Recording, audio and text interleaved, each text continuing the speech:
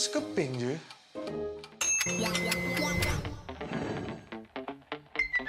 Mesti shopping pun boleh.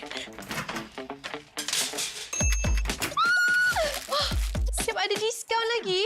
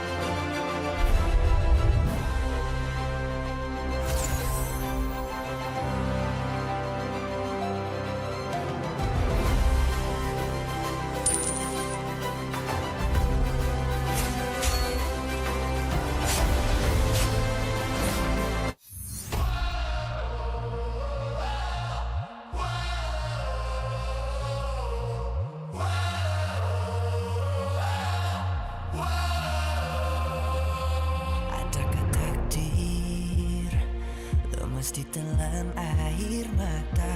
Selamanya ku takkan di bawah perjalananku sampai ke puncak. Dalam perjuangan, bila hati terang menyala, setiap luka jadi kekuatan, pengorbanan yang jauh ujungnya. Sudah tiba masanya melangkah takdir, jalan yang gendir ku tempuh. Bangkit bersama kita juara, membanggakan negara. Kita kawan pentas dunia, Wira Arena. Bangkit bersama kita juara, membanggakan negara.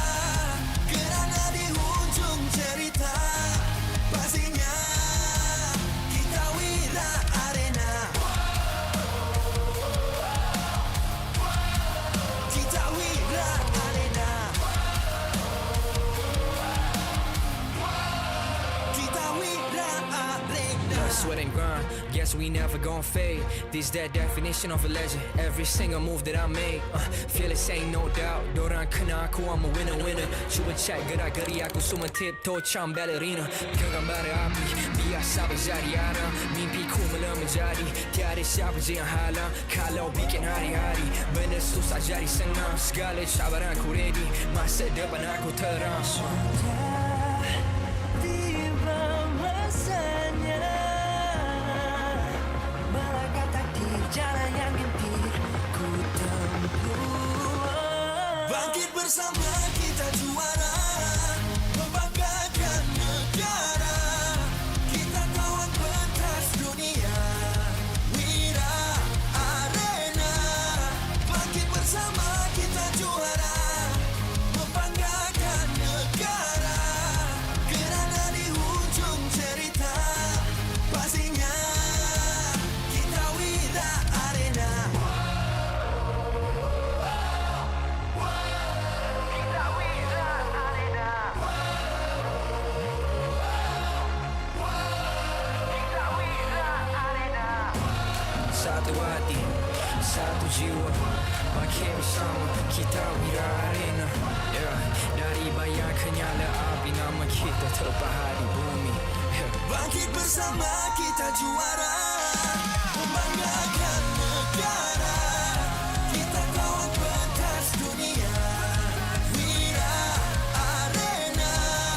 Bangkit bersama kita juara, membanggakan negara. Kerana di hujung cerita pastinya kita Wira Arena. Kita Wira Arena. Kita Wira Arena.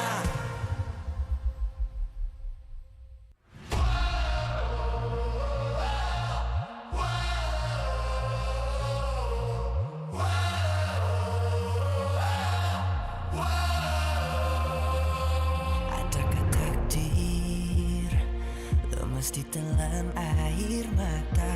Selamanya ku takkan di bawah perjalananku sampai ke puncak. Dalam perjuangan, bila hati terang menyala, setiap luka jadi kekuatan, pengorbanan yang jauh ujungnya. Sudah tiba masanya melangkah takdir, jalan yang gendir ku tempuh. Bangkit bersama kita juara, membanggakan negara. Kita kawan pentas dunia, Wira Arena. Bangkit bersama kita juara, membanggakan negara. Kerana di hujung cerita pastinya kita Wira Arena.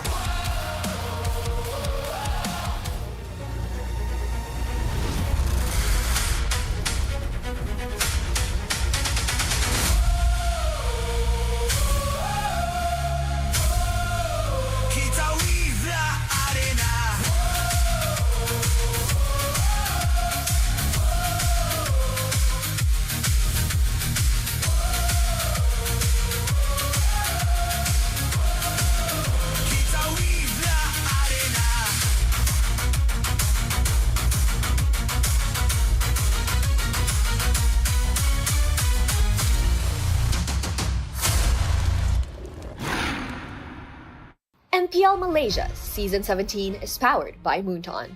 Presented by Celcom DG. Power up now with Celcom DG Prepaid 5G. Climb to mythical immortal with unlimited 5G power, uncapped hyperspeed and endless entertainment. Celcom DG Prepaid 5G.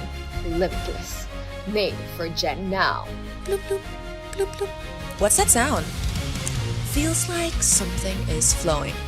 It's the Infinix GT50 Pro, powered by HydroFlow liquid cooling. No lag, just smooth gameplay. 144 FPS, pressure sense GT trigger, fast and responsive. For MLBB players, this one's for you. Get it now at Infinix official store and TikTok shop, Infinix Malaysia. So food delivery, Grab.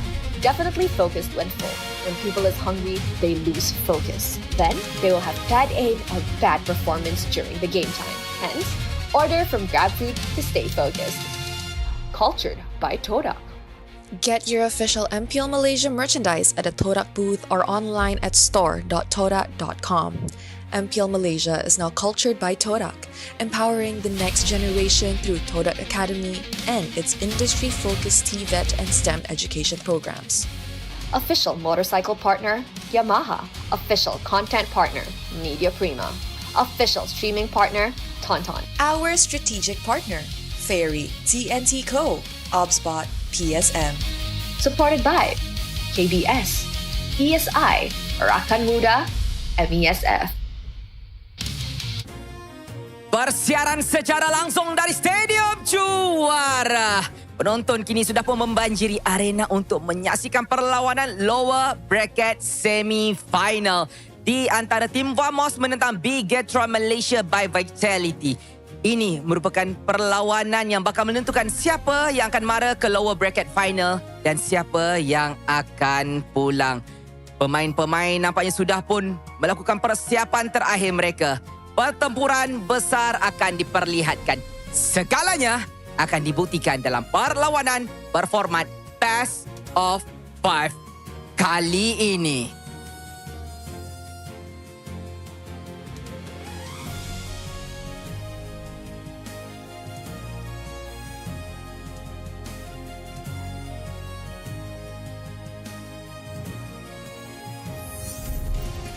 Selamat datang ke MPL Malaysia musim ke-17 playoffs hari ketiga. Nama saya Rose, host anda sepanjang musim playoffs ini.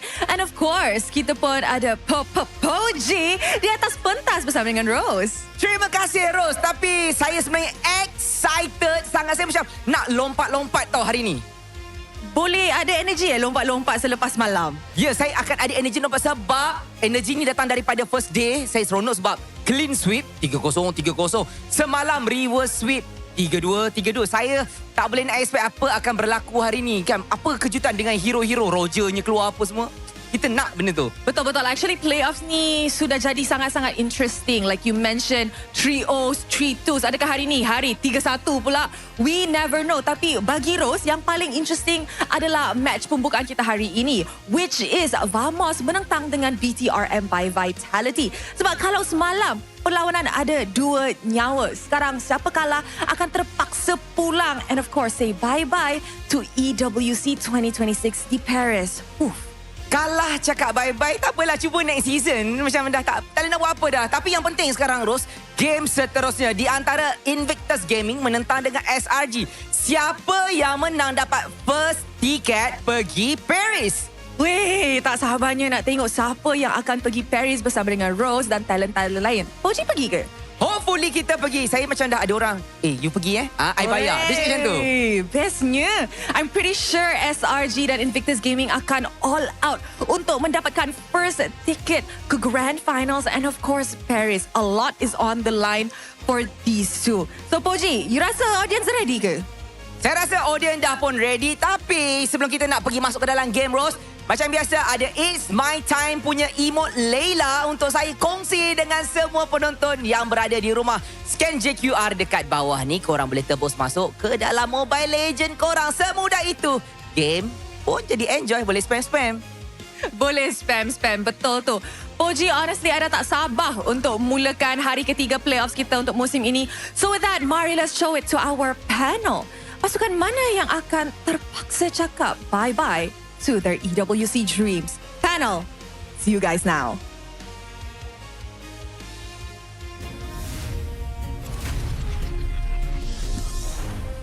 Thank you so much, Rose, and as well as Poji, for opening up the show here at the playoffs of the MPL MY Season 17. Of course, my name is Gideon Q. Here we have Husky alongside with LaFell here today to keep you guys entertained. As day number 3 continues, I think Pochi put it the best. Day 1 was clean sweeps. Day 2 was reverse sweeps. Today, are we expecting a 50-50 or maybe a repeat of day 1?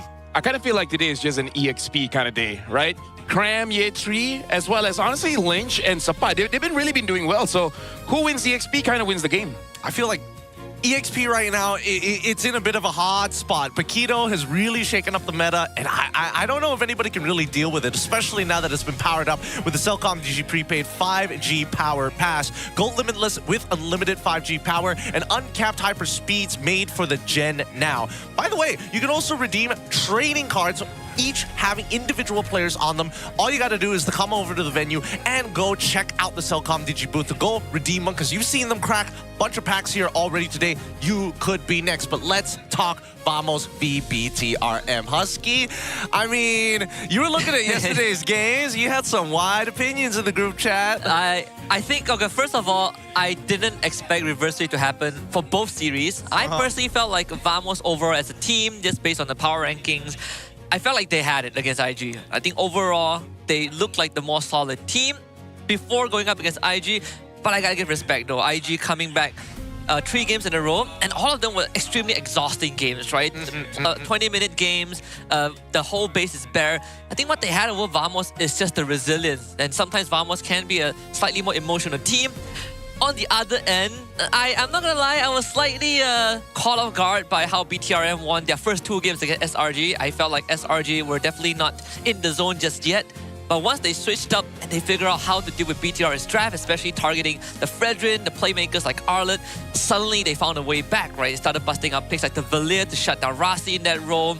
Something that I feel like is going to be a challenge for BTR today. Do they have an alternative in that draft? I mean, it's all or nothing here today, right? There's not a lot of second chances, unfortunately, for Vamos alongside with BTRM. And let me really double down on this, because if we look at the overall playoff brackets, you're noticing almost straight away, we're already at the lower bracket semifinals here. With the conclusion of the upper bracket semifinals, and now one step away of IG or SRG booking that first ticket over into Paris, all eyes are looking at that lower bracket. We're assuming if everything goes according to plan, SRG moves on to the grand finals.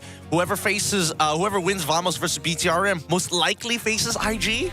Yeah, most probably, because again, IG did win yesterday, but it wasn't as clean as SRG, because SRG, once they get back their momentum, it was very apparent that they have gone back to like the S tier kind of team, whereas IG, it was still pretty close, right? Especially in the last game. If it wasn't for the Zushin being able to catch out Nako on that Moskov, Vamos could have won that game. Would you say that yesterday was more towards the draft, or more specifically the discipline in the game? Because I've heard multiple different opinions, right? Especially those who are coming off watching the grand finals of MPL PH. They look at this and they're like, whoa, we are fighting for the sake of fighting sometimes. SRG, BTR, draft, IG, Vamos is a discipline one.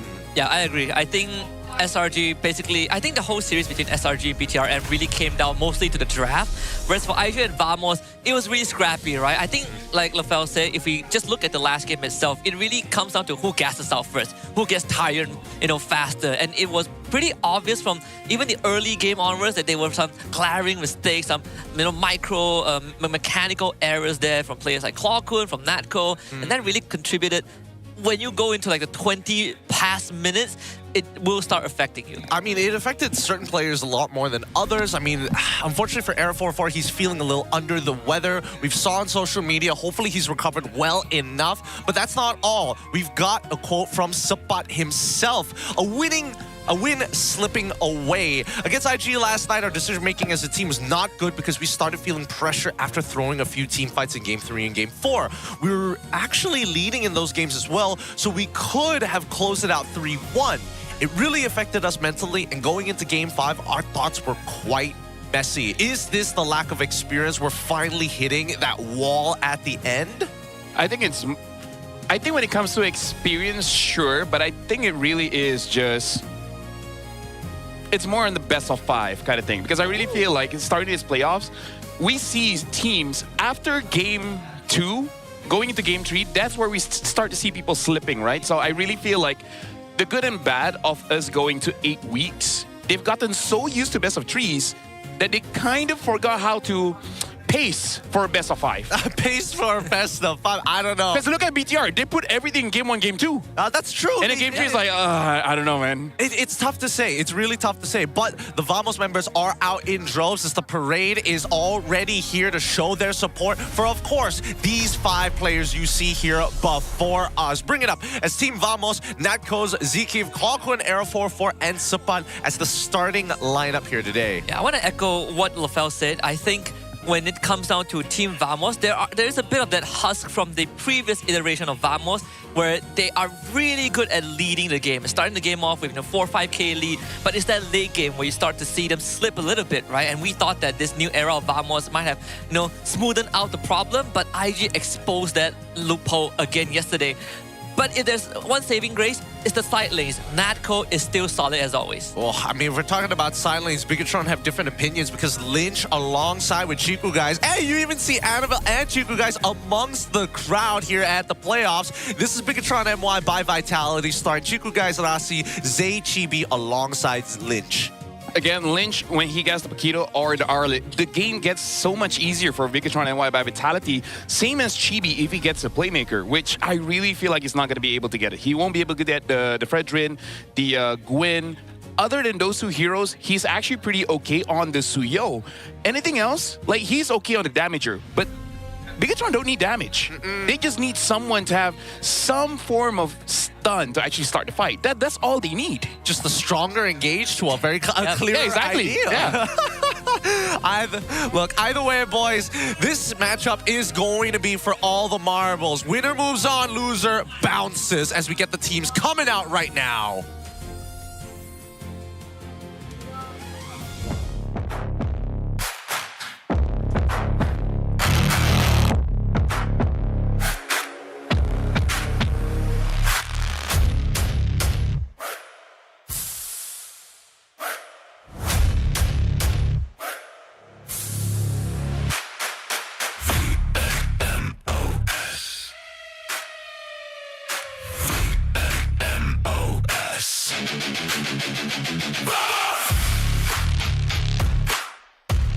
Victory looked them in the eye, but was ripped away by a devastating reverse sweep.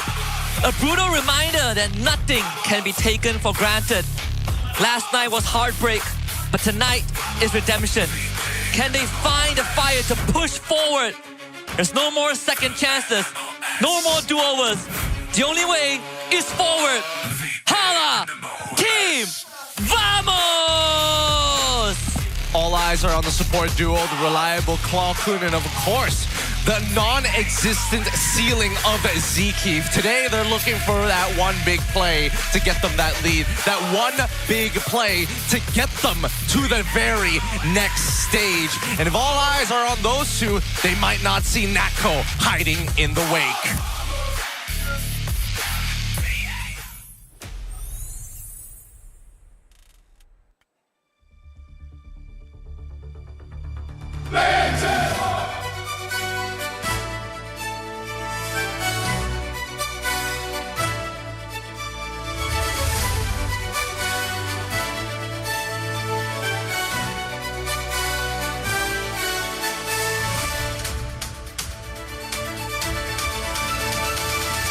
Stood head-to-head with giants, pushing them to the limit. For one brief moment, they made us believe that an upset was coming. But in the end, the robots fell. Today, they get another chance to prove that it wasn't a fluke. Can Chico guys and Chibi pilot the red robots to victory? All systems go for Bigatron Malaysia by Vitality! like Zay and Lynch overcome the pressure and play even better in a do-or-die situation. With veterans at their side, this team has finally been pushed into the corner. No more chances, no more opportunities. Next, we welcome the coaching staff of both the teams, the masterminds behind every match, joined by, of course, our head Marshall Rees, who ensures that every game runs fairly and smoothly. The masterminds behind every single games, the brains behind the brawn. From the side of Vamos, we have head coach Valdo and Pakmet as assistant coach. From BTRM by Vitality, we have Kenji as head coach and Annabelle as assistant coach. But let's keep it going with the fist bumps between the teams. A true sign of professionalism and the last point of contact as we head on over into war. Suit up as both our teams head on to their battle stations. Good luck to either side. When I look at these two teams, there are certain similarities that is pretty, obvious. One is that both teams are actually big risk takers with how aggressive Vamos likes to play in the early game and with how BTRM likes to also focus on getting these early leads to very proactive movements. That defined a big part of how they played yesterday in that upper bracket. But the biggest contrast is how BTR focuses a lot on that presidential convoy to protect Chico guys, whereas Vamos is about all gas, no brakes, and sometimes they run out of gas because of that. Actually, I gotta feel like because of yesterday, even that difference is now a similarity, right? Because even when it comes to the heroes, now both Z and Kwakun, they both want to contest for Valentina. Both EXP won the Paquito and the Arlet. And then when it comes to Chico as well as Nako, especially yesterday, he was definitely the main carry, right? So honestly, the similarities are piling and piling. Even Chibi as well as Era 44, before it is same team, master and student, and now even honestly same heroes. I feel like both of these teams are currently in a position where there are glaring problems that they can't fix right now. And I think, unfortunately, either they don't want to take the risk of finding a secondary win condition when what currently works, it works. They just need to add a little bit of polish, and I think they've got some shine on it. And we're looking at the map trackers so far, and I think this starts to show us a bigger picture, right? Expanding River, 62% win rate coming in from BTRM specifically, but then we start looking at Dangerous Grass. Honestly, both teams have been doing very well. Broken Walls, only one game won by Bigatron. They've lost every other game in Broken Walls. I think the biggest standout, at least for Vamos on that map tracker, is their Flying Cloud, right? They played 10 games, and I think they won 8 of them. 8 of them. Sorry, I got distracted by this new one. Picking your side left or right, I don't know. This one's a tough choice. Because again, Chibi and Arrow 44 have been put in the same category for a decent amount of time. A lot of comparisons between the two. Yeah, the past year has been quite the competitive one, right? When Arrow 44 first joined Vamos, he started over Chibi, but they got eliminated in play-ins. And then the season after that, Chibi started all the way and Arrow 44 got loaned out to Team Ray. And now they finally get to start in their own separate teams. The thing is, Chibi yesterday with the Fredrin, he basically looks like one of the best junglers in the world.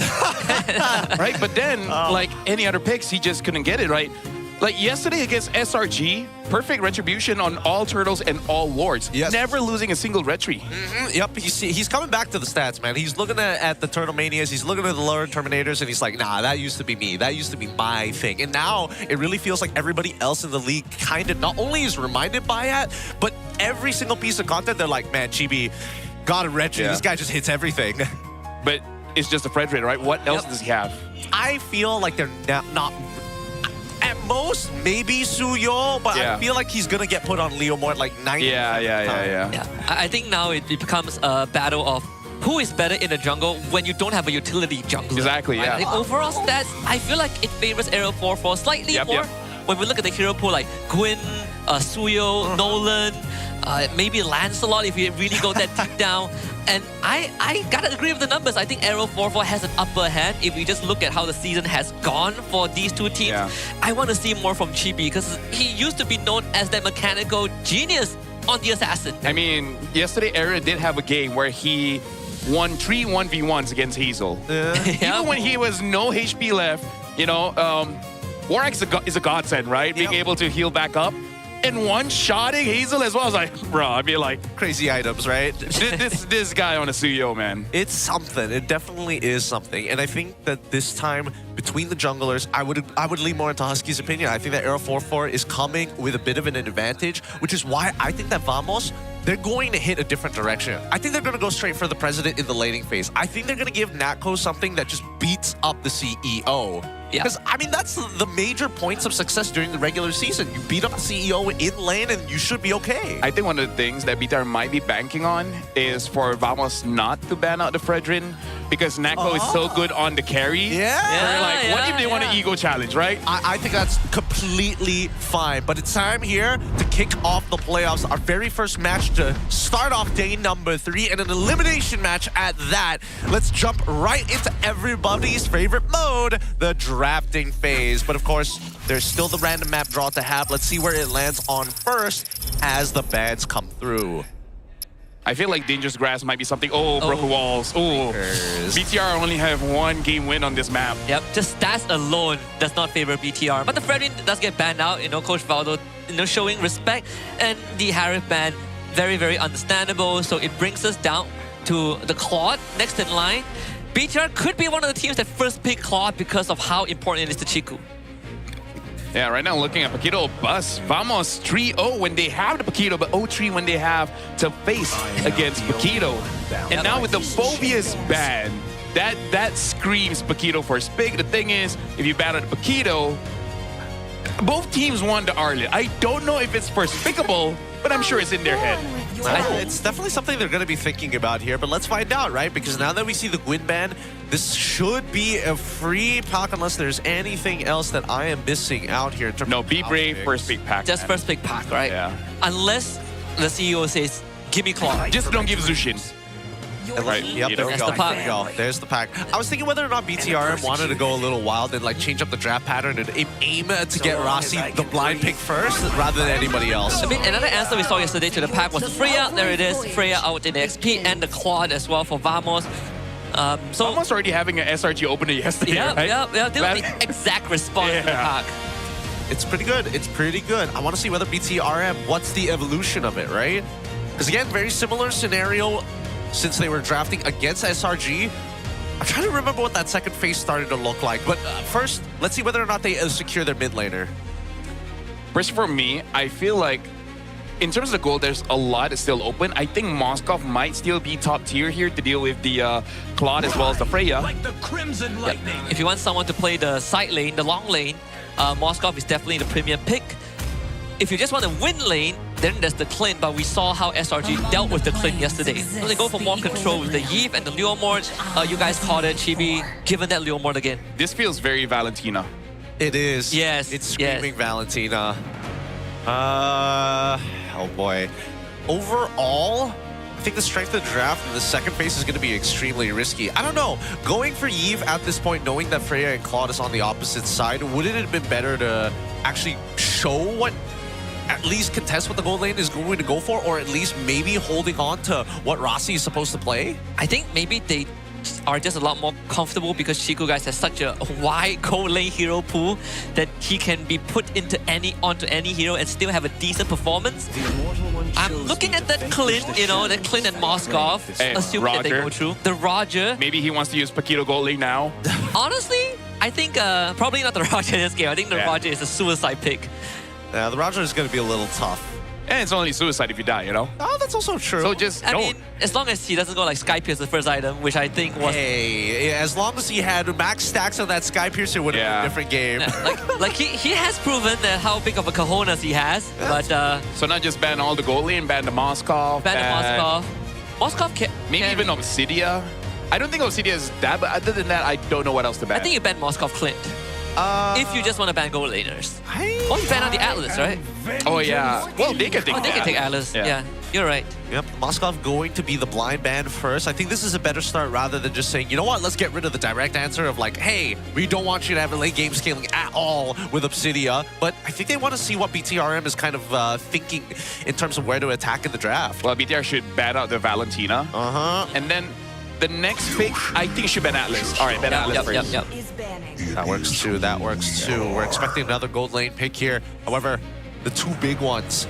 Clint, still a big question mark. Is it even worth banning out? I mean, you've got Freya on your side. I feel like you can handle him. I feel like if you want to ban Rome, something like a Cho would be good. Something like a Khalid as well. The glue, I think. Glue, yeah. You know, Oh yeah, glue. Yeah. unless they want to take glue.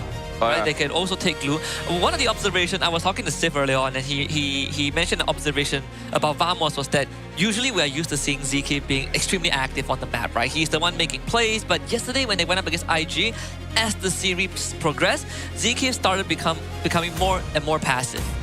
I think it's just lack of direction, right? Especially with such high risks as well. To call for a play at this level, we heard it from Sapat, right? It gets messy. It gets really, really messy, and you lose a lot of confidence after making 1 or 2 bad plays. Hopefully, they're still not feeling that level of mental fatigue now that carry is gone. We are really running out of a lot of options in that gold lane. Eventually, we're going to need to see something here. This could be a glue angle just because of the carry ban, right? It reinforces the fact that you want someone that is incredibly tanky and that BTRM have very little solution to deal with. They have the V, which is pretty good against tanks, but better off without the carry. I think at this stage, now that the majority of the Trinity... Oh, a majority of the Trinity is still out of the pool. Now there's still left Obsidia. Now, I feel like because of the Kalia ban, it really is between Clint as well as Irithel. Yeah, you don't want anyone that is able to crowd control them. Right? Those are the heroes that don't want Purify. Like, Chiku actually takes sprint on Claw, so... Yeah. Like, if anything, he wants to have the freedom to move in the team fight. Yeah, he can do no wrong. He can't do no wrong. With 23 seconds left, still on the clock here. I am curious. Vamos, I feel like it's pretty free to go glue, but at the same time, is glue the only answer? Cho? There's a Cho open. Yeah. Either way, I feel like it roam first. Yeah. Got thought. There we go. No, directly into the Eve. It's okay.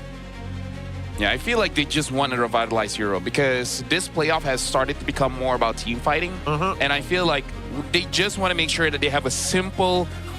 We understand how we're going to win the first 3 minutes of the game. I just hope they Heroes with Revitalize helps. I just hope Rasti doesn't get high lows here. I think they need someone a little bit more active. Yeah, I think they're definitely going to need something a little bit more active. I personally think that right now, Glue, probably their best bet, does really well into the Suyo, does really well into Freya. Maybe not so much against the Gato Gacha, but I think your main concern is eventually I'm going to have to deal with this Freya, whether I like it or not. At least we can displace him in the meantime. If you want to get even more active, the Khalid is sort of an option for you to go fast. They pick the Glue and the Clint, which we have, been predicting. So I just want to hard win the lane against Nako, or at least give Chiku guys a lane that he knows that he has control over. So I feel like this is Valentina, or do they really want to counter this Glue? Then what about Zetian? I think it doesn't serve a specific purpose here. It's not bad, of course, but I think haven't seen Clockwood on that hero for a while. Yeah, I think there needs to be, unless if they do go Zetian, I feel like this entire composition suddenly becomes a dive composition, right?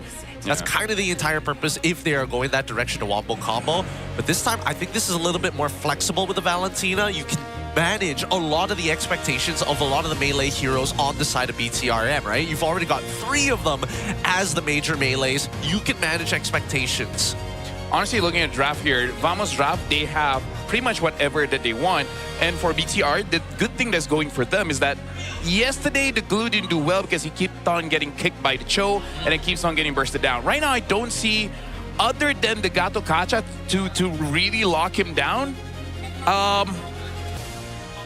I'm still feeling Vamos for this one. You're still feeling Vamos. What about you, Husky? What are you feeling? BTRM or Vamos? I think just by ease of execution, I'm leaning more towards Vamos' draft. Interesting. Okay, so we've got 2 for Vamos here. I'm gonna say I like Paquito a lot, but at the same time, the Freya is a little scary. But let's jump on into this. Let's see whether or not BTRM can prove that their concepts against SRG aren't just a fluke. And Vamos, hopefully, they've got the stamina to go all the way. It's going to be broken walls for game 1 with BTRM on the blue side and Vamos on red side.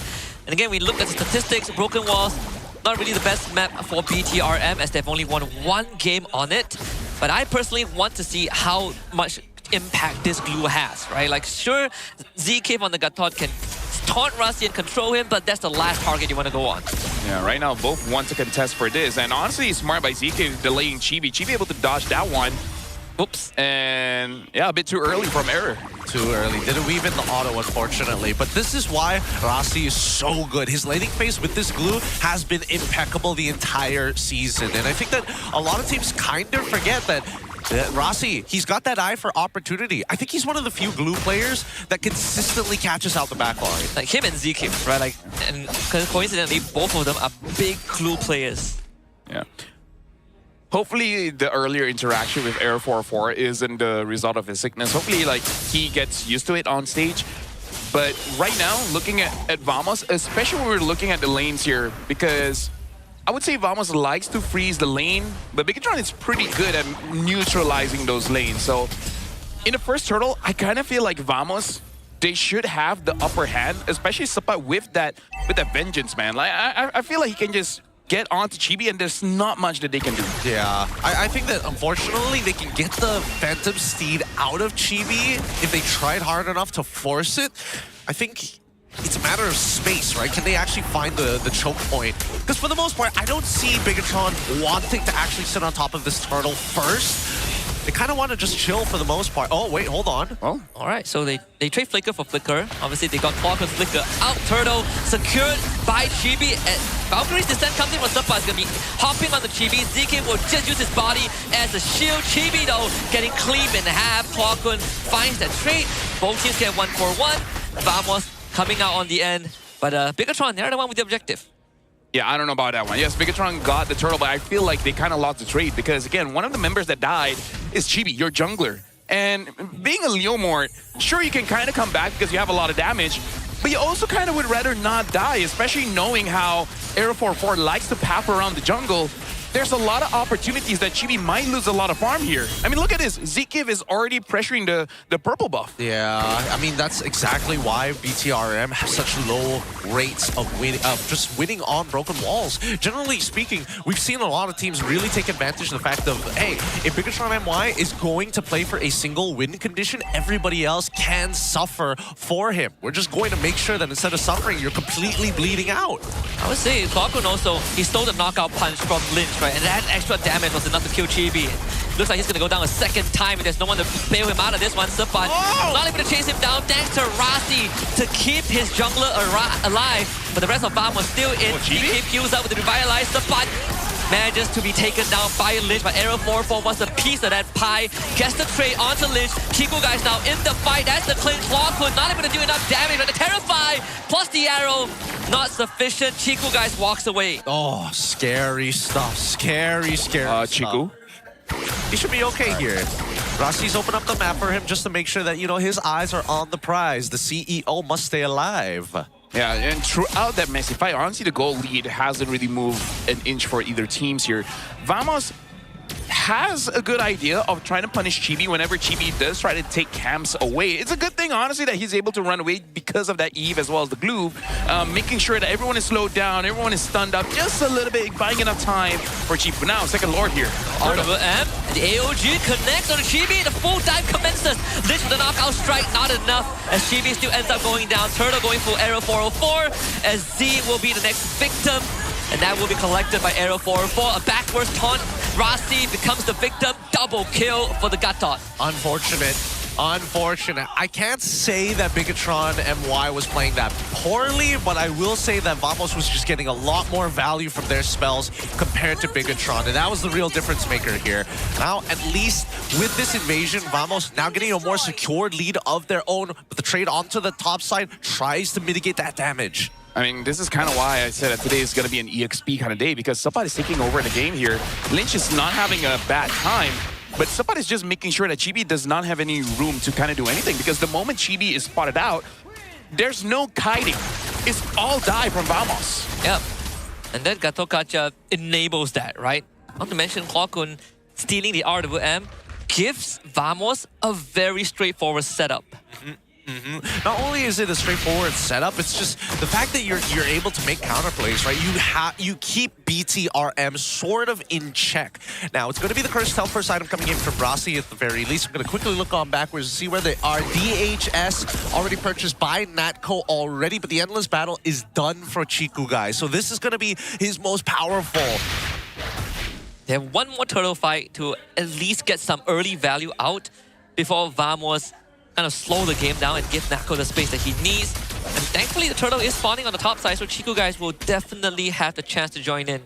Yeah, right now for Bigatron MY by Vitality, it really is just about how Chiku guys and Zeke kind of set it up, right? Because I feel like at this point, Chibi kind of cannot show his face. Oh, the AOG sidestep by both Lynch and Chibi, but at the cost of a flicker. I mean, you said it, LaFell, like he cannot show his face, and that's exactly why. Vamos are kind of conditioning him, right? You are not safe wherever you go. Like at this point, it looks like a hate crime. They're targeting him for sure. Yeah. Making sure that it's personal, maybe, but do it for the kid. Do it for the kid. Yeah. Oh, man. They're trying to give at least Aerofor for a chance, despite him being a little sick today. But with Turtle up, we see that this is going to be a tough contention for either side. Yep, Stolen Phantom Steed, Clockwood's hands. Bigatron still have the intention to try and jostle for some space here, but it's only going to get harder with the items building up on Natco, on Aerofor both side. Even Rossi will find it difficult to hold space. Here comes the butt in with the dive. Pops the vengeance to soak up the damage. Fantasy was used. Rossi will try to flicker onto Natco to keep him in place. And Natco is still alive. And the rest of Vamos dies for Chibi. Chibi makes it up with his life, but Chiku guy's not so lucky as Clockwood tramples him. And Rossi will be abandoned as well. BTRM forced to scatter into the wind as Clockwood zones Chibi away. And Rossi, it's only a matter of time before they get him. Yo, Clockwood's the better Leomord here. Yup. He's getting his buttons more effectively down. And now the final kill should come through for Aerofor 4. Sky Piercer in hand. Gonna double check when he purchased that, and it looks like second item. So that's only his first stack. Something I do want to say, it was smart by Bigatron MY.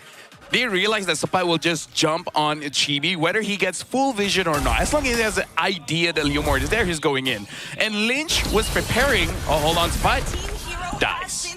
Yeah, I really feel like they know that Sapai is going to jump on Chibis. Are like, okay, I show face, y'all immediately jump in. It's like Lynch is there. It's like, I'm readying my ult. I'm going to knock out this guy, and then you just deal a lot of damage, and then hopefully he dies. At least there's a certain level of self-awareness coming in from Chibi. He knows he's getting targeted right now, and we need to see adjustments for BTRM. If not, they're never going to get another neutral objective, right? The CEO, he's already 0-1 and 2 compared to Natco, who's, well, actually, how much gold apart are they? They are, about 800 difference, with the advantage leading actually into Natco.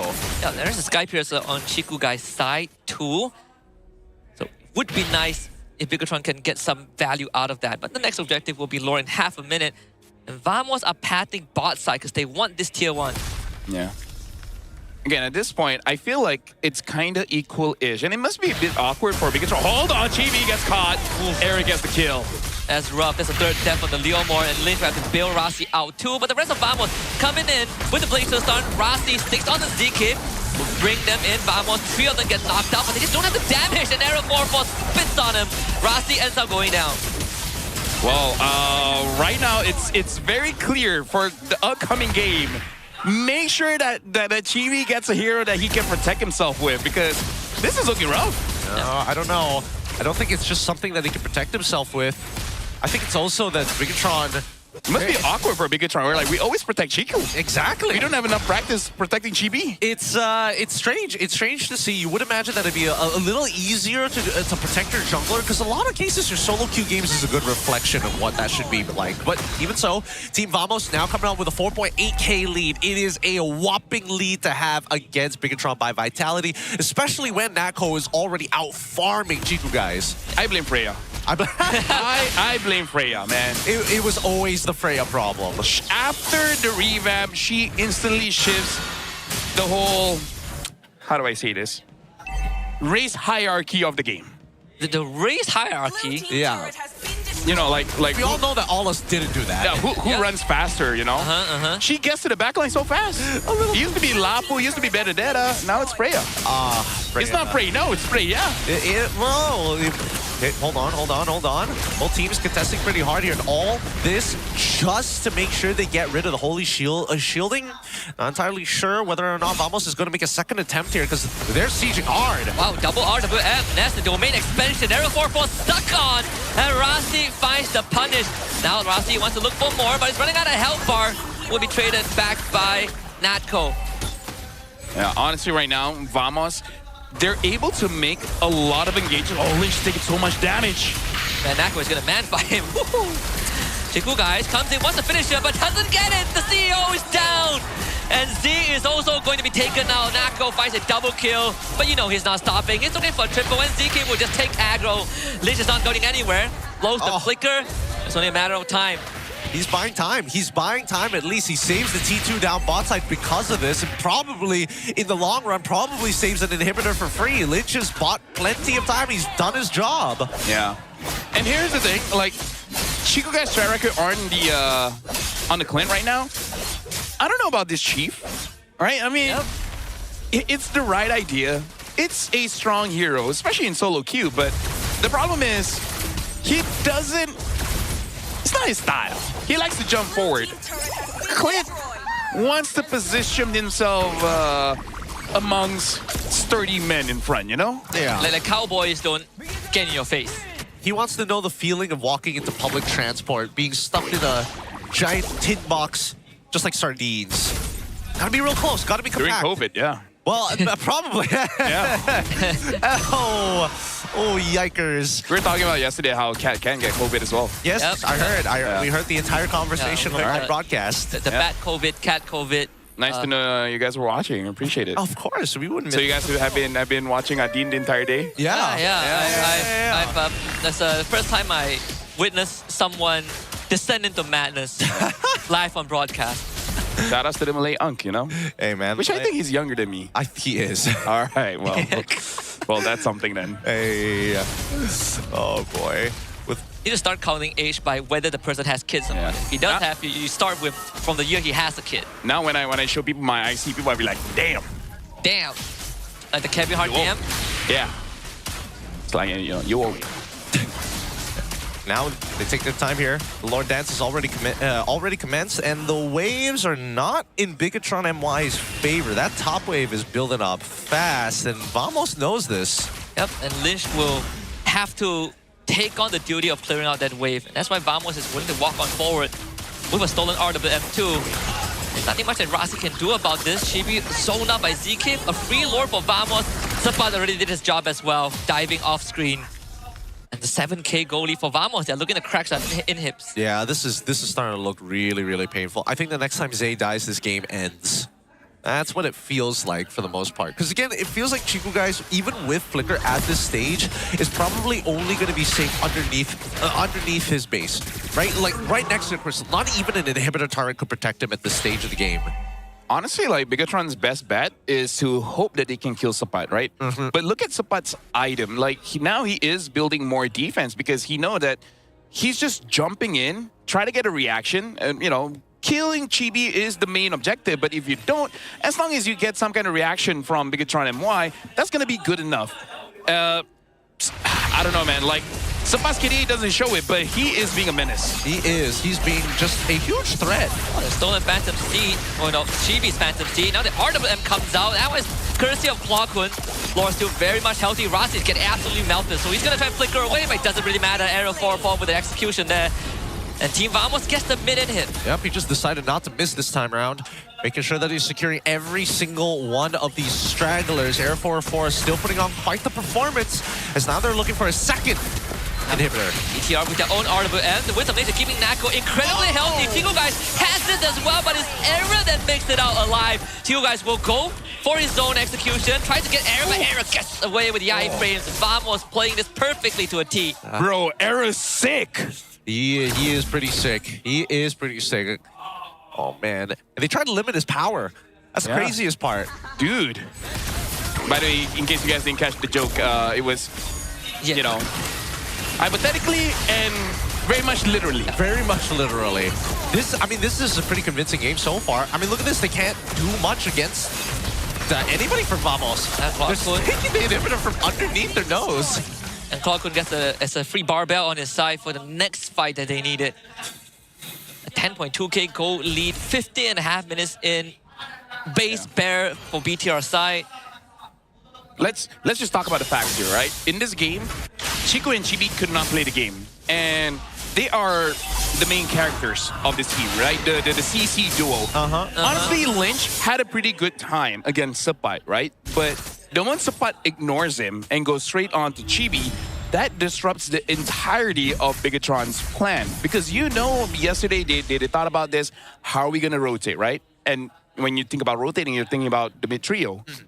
If one of the main guys in your mid-trio is having a hard time, that shuts down your entire game plan. So I think Bigatron has to reconsider, because I feel like the mid-duo is pretty strong already. They're not a problem, right?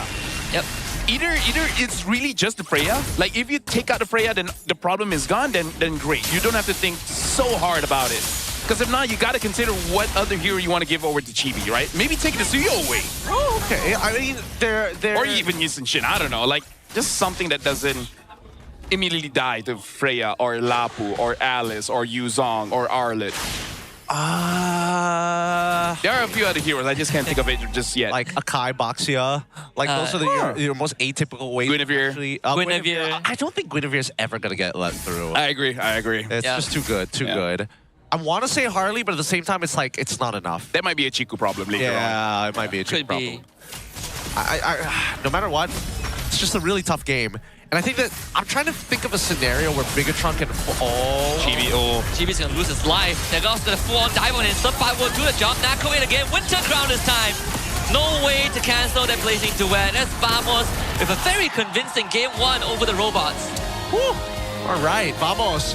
Pulling that game quite close to the chest, and they made sure that they made that first turtle count and snowball heavily immediately after, maintaining leads on pretty much all fronts here for the side of the Red Robots.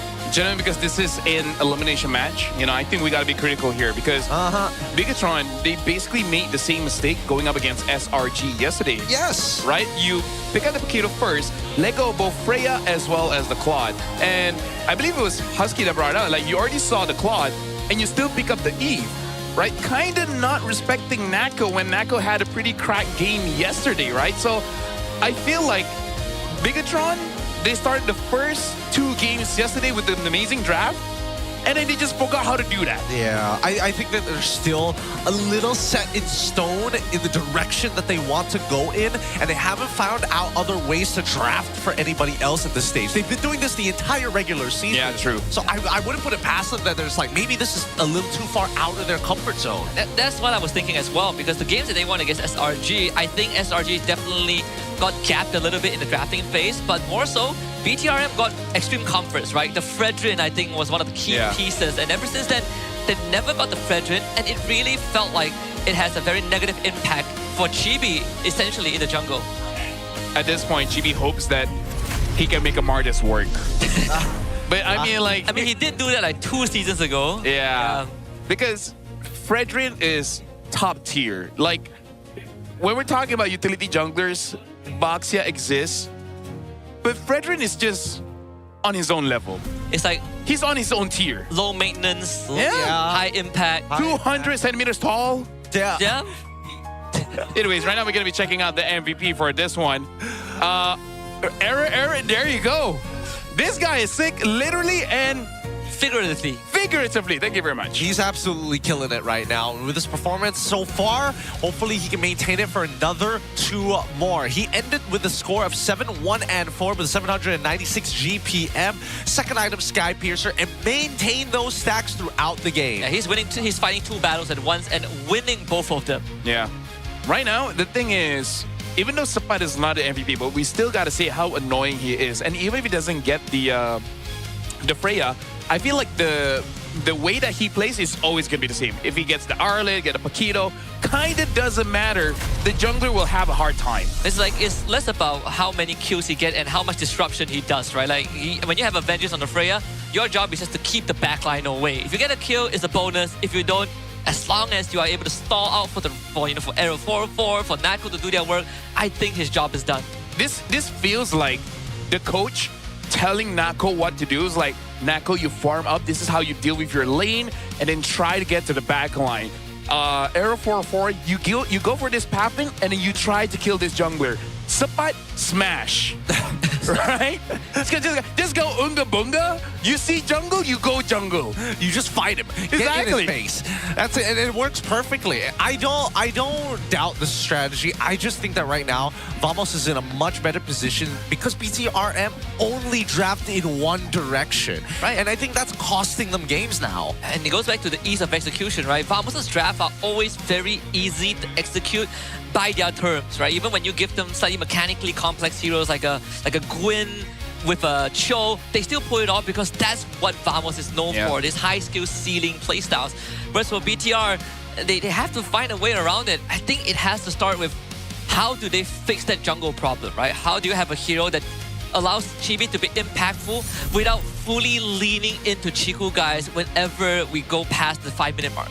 Yeah, let's look at the pathing here from Arrow 4-4 from the start of the game to the 8 minutes of the game. And looking at his pathing here, he's actually moving more towards the orange side of the map for BTRM. And looks like that's the plan of Invade, because if I remember correctly, Zekiv is mostly visiting the purple buff.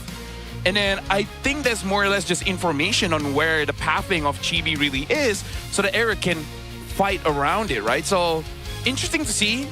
He farms on his own orange side of the map, but he invades the orange side for BTR. Yeah. Yep. It's interesting to see because usually most of the time you would see junglers actually invading on the strong side of the map that you want to end up towards. And I thought maybe it would be closer towards the gold side, but unfortunately it wasn't. Actually finding money on the opposite side worked out for him. Yeah. Who knew? Playing around Freya is good. It just so happened that the first two turtle also spawned bottom side. So convenient when things start to line up. Overall, I thought that maybe Conklin was able to create a little bit more impact on this Valentina, but I think unfortunately when he started to have to figure out how to steal the ults, it became very clear it was either Zay or Chibi, and I don't think Lynch was able to peel enough people off. I feel like Z had a rank problem. Me and Husky, we feel this. What do you do when your EXP is losing, and your goal is losing, and your jungler is losing? You just start praying. You're like, where do I go? Like as a mid laner, you're just like, man, I have the tools. It's like, if I come to you and you die before I arrive, then I go to the other guy and he dies before I arrive. Now, and then you miss your minions. Yep. Now I'm stuck trying to defend mid, and then they dive me. Yeah. Then my game ends. But I would say for an Eve in this position, it's pretty tough because you, like at one point you have to start thinking, at what point do I have to just book it, press out until I die? You know, like do I have to full send it? Do I have to like out early? There was no winning play, I think, for Z in this spot. Yeah, not a lot of winning plays overall. I think he wished he was a Valir in that game. He does, right? He does. I will protect one guy, but I will do it so well. I think a Lilia wouldn't have been too bad as well, right? Like I guess what Vamos has. It's not optimal, but gives you certain ways to peel for Chiku, to peel for Chibi. But unfortunately, it's pretty tough when you're stationary and you have a Gatot and no Natko coming at you. I don't know, because again, when we saw the initial picks in the draft, right, eventually, I mean, they already knew where Claude was, and they already knew that he was going to make sure that Yves was going to be a little hard to play no matter what, and yet they still picked into it, right? So at this stage, they knew what they were playing against. I think if they want to stand a chance, it's either they start playing for a different style of early game, right? They had Lynch on Paquito already. They could have gone for a gank onto the Freya lane early on, like pre-level 4. That could be one of the options. Secondly, they should probably look at these neutral objectives a little bit differently, right? Chibi cannot just go for these mega steals if he's going to be the main focus and target of every turtle fight. Yeah, I think if you want to play for the CO, maybe you prioritize the CO's pick first. Given the strongest possible gold laner, you know, Harith, Claude, Moskov, either one of them, maybe the carry, and then you go back to drafting around him, right? Like yesterday when they play SRG, Chiku gets priority over what he gets. In the regular season, they do the exact same thing. Right now, honestly, I kind of want to see if coaches follows Arcadia's style, because when his back is against the wall, he will always pick mid last. Think of all the history of MPL MY, where Stormy is picked last, and somehow he always gets the counter. Joy is strong, you pick up Odette, right?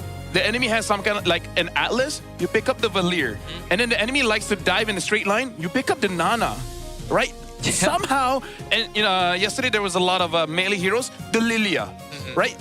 If you have a player like Stormy, like maybe that's like the defining thing, right? But I want to start seeing some coaches let this one person be the final pick, because no matter what, he will have that counter. I mean, they do that with Chiku guys, but in gold lane, you don't have the much impact with the heroes you're given. Yeah, because right? I feel like it's more of a win condition and encounter, Exactly. Yeah. Like, I just think gold lane heroes are just not it, you don't really define the game until you get your items. And it's very easy to ban out second phase. Yeah. Like, oh, you don't have a goal laner.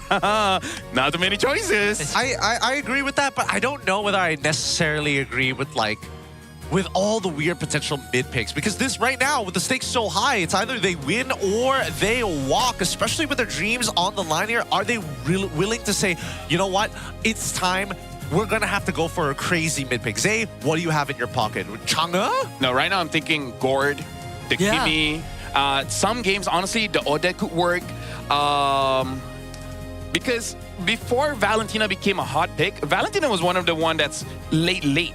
BTR even did this thing where they pick up Valentina first and then they just put it in the EXP, right? So, I don't know. Personally, for me, I feel like mid, whoever, it's the Zushin problem. Yep. You pick up the Zushin, you're locked in the draft. Yep. Because your mid kind of determines your draft. But if you forgo it and you let it be the last one, all of a sudden your draft is much more flexible. And that's what SRG showed us yesterday, right? Like certain teams, you sort of forget about the Juicy in the second phase. I mean, most people forget, but some things people remember. And one thing that we remember for sure is that you guys should check out Acecraft, the STG, a game you don't want to miss. The random skills, bullet deflections, and a retro cartoon art style that brings back childhood memories. Jump into Acecraft now and start your aerial adventure today. And hey, there's 2 people co-op, shoot 'em up games, get them on, get your friends, and hopefully that makes your relationship a little bit better. Either ways, coming into game number 2, right? We're hoping that things are going to start changing, and I think one of them is swapping sides, right? BTRM yesterday, there were And maybe no broken walls. Yeah, don't get broken walls. I honestly, I don't think the broken walls is like the worst. But hopefully with the side switch, it should be enough. By the way, most people have been asking me about the festival esports con. What do you guys personally think about it? I think it's There's great, a huge right? Yuzong there. It's a huge Yuzong there. One thing, plenty of food stalls. I've heard a variety of food, like fish and chips, for example. I'm looking for that. Takoyaki. There's a watch party going on from today until Sunday. Big giant screens, plenty of seats. Look, that's not the only thing that they have. They also stand a chance for anybody who's going over to Esports Con right now to win an Ozbot camera and plenty of in-game diamonds through lucky draws. And this year, of course, the MPL Grand Final ceremony gets a huge upgrade with the Stream Stage. It's bigger, bolder, and built for champions. So you can't afford to miss it right now. Because again, people are coming out. Luckily, majority of people are in the arena checking out those games, but those who are still bumming around outside, hey, they're going to be coming back in real shortly. You know what's the problem with MPL MY? What's the problem? When we go to playoff, all of a sudden we want to make the stage like international. That causes the problem for the internationals later on. You think we're doing too much? Yes. I wonder if that's like a There's some seasons we had to tone it down. If you remember, we had to tone it down because we're like, guys, the next one is coming in just 2 weeks. Guys, this is domestic playoffs, not M series. Yeah. What are we doing? Look, all this is building up into EWC Paris. I'm pretty sure it's going to be a good time there, and I'm sure they're going to have a 6th stage, all right? Yeah. It's pretty hard to one-up Paris. I got to tell you that. I've been disappointed in my life, so you know. With that being said, though, let's look at our MPL MY Insider by Cellcom Digi. We talked to Lynch. We asked him, what can you say about the reverse sweep last night? And he said, I felt like SRG had a read on us after game 2. Our movement, our playstyle, and team fights, it was very shocking for me. He was surprised that SRG read them. He was like, how do they know we keep ganking EXP? That's crazy. That's wild. Yeah. Maybe how do they know Chico keeps joining the turtle? It's like It's like we did this 6 different times in 2 games. It doesn't help that they are sort of still doing that in the previous game where I'm okay. I mean, turtle fights, very normal, right? You get 4 members there, but it's how they move. Like Chibi just nose dives into the pit, try and make those heroic steals. And I think, like you guys said, they should start changing how they approach these early situations. You can't just sacrifice your jungle when the whole enemy team is gunning for him. Actually, now I have an epiphany. No wonder Chiku used Hayabusa before. Because they were talking about what hero is like a Claude in case Claude gets banned. Hayabusa. What hero is kind of like Harif, where even if it looks bad, you can outplay it. Hayabusa. Imagine having a Zaman Force going at maximum going completely insane, resetting it. Wait a minute. What was on the... is it MIL Dark System? Did he read it wrongly? Like Mother-in-law Dark System? I had to do a double take. Hey, I don't know. I don't know about that one. But let's see, because if Phoveus got let through, Guinevere gets let through. And they banned the claw, that is. No, here's the thing, right? Now that you see the mid already being picked up, now I want to see if Bigatron is going to switch up their mid laner here. Because now you see a Phoveus. The Gort kind of looks good. The Valir kind of looks good. There are a few counters to the Phoveus. And then, of course, we also want to see whether Lynch is like, fine, I'll use the Alice just to make sure this Phoveus is not that big of a problem. Or do you want Atlas Gord here? I would take Atlas Gord, honestly. I would take Atlas Gord. Right, like second, third, right? I think there's less incentive to keep the Guinevere hidden. Go for the more BTR-centric draft. But BTR, they keep doing this, huh? They keep ego challenging. It's like, I know your hero beat me, but I'm gonna beat you. I'll just be better. Yeah. I mean, well, Coach Aeon did say that their micro is on a good level. And they are. They are mechanically good. It's more on the macro side. It really is like playing, I don't know, Slay the Spire. And you're pretty good at Ascension 10, where you're like, you know what? Give me your account and play Ascension 20. But you're a one-trick. I only play Shift. Yeah. And then you meet someone. Why do I keep getting poisoned? And you meet someone with Reflect. Yeah. And you're fighting against the time guy. Yes. Oh, that's too real. Shout out to anyone who actually plays Slay the Spire. You can only do fixed damage to this boss every turn. Oh, I'm reliving some PTSD all as we speak. But BTRM, still, they do this all the time. I wonder sometimes, who makes the call? Is it Kenji who looks at Lynch, or is Lynch looking at Kenji? Or they both look at Chiku. It's like, boss, hey. Boss. It's like, boss, I think I should pick Alice. No, I think you should pick Arlen. Does Alice have a crowd control? Yes, she does, but not like Arlen. There was an interview where Coach Kenji said after one of their losses that they felt like majority of the time, he has a winning draft, but the team couldn't carry it out. So you just get a losing draft so the players can win it. Yeah. They have to actually try hard. Hey. Reverse psychology. Thinking in 2026. Thinking in 2026. That's the best way of putting it. Ah, yes. Thank God they get rid of the Gatot at this point.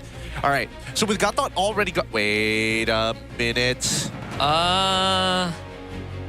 Wait a minute. Actually, honestly, BTRM, they're mid. They have a lot of mid picks that make this Arlen feel more juicy. Even like a Zushin, right? It gives a lot of stacks for the Arlen to play around. Gives a lot of, stacks for the Gwyn to play around. And carry's just free. Yeah, Zushin, Zetian, Core. Basically anything. And maybe not Lilia. Lilia doesn't have much CC, but she's still good. Yeah, she's still good. She does. She's not bad. Forced to ban Atlas, sadly, because they're on blue side. Oh, he's broken walls again, so... Well, I think it's Badang, right? Honestly, quite a lot of fighter roamers are good, right? It's Badangable. Right? Even Khalid is okay. Khalid, I think Hilda is not... Okay, maybe Hilda's slightly harder. I think because of carry, yeah. Actually, anything is hard when there's a carry. But I feel like... Oh my god. Thank goodness say good luck. Yep. That L looked like a C. It was hard to read. Hard to pick up on that one. That was a moment. Look, it depends on the result, okay? It does. If they get like... No, I think it may... Like, I was thinking he was talking about himself because he's watching the game. Oh, here we go. So he's a cheater and a supporter. Well, Obsidia gets picked up. They're hiding the roam here. I mean, Glue is open if BTR wants to pick it up. Like, Glue Court looks pretty good. Honestly, I think this is a game that Zitian is pretty okay too. Yeah, Zitian... Blue Zushin is also just good, just maybe not enough damage. I feel like Zushin only if Guinevere ended up being support or something like that. Or they had like an early support pick later, early on into the draft. I think the moment they take Zusin, it becomes very clear that it's a Chiku game. Yeah. Well, when is it ever not? I mean, It's like how hard you lean into it, right? I feel like at this point you might as well fully commit. It's the Lilia and the Glue. Yeah. I'm not so sure about the Lilia here. In theory, incredibly sticky with a Glue on your side. Right, you could technically blow up someone. I think that pick is kind of just to make sure that Sapa has a bad time. Like, this is one of those drafts that is like, even if we lose, we want you to go 0-10. Yeah, but then you've already got the carry in the first place to make the Phoveus life difficult, right? Just in case.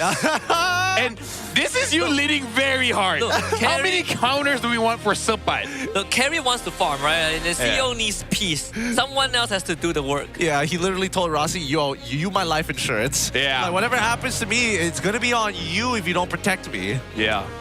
Look, remember, our HQ is actually in France. Yeah. You want to go? Right now, Z is like, you're the country manager, so make sure you go all around and create trouble. Go around and create trouble is a wild way of putting it. But let's jump right into this, right? Bigotron and MY by Vitality on blue side facing off against Team Vamos with compositions designed to out-mechanic the other.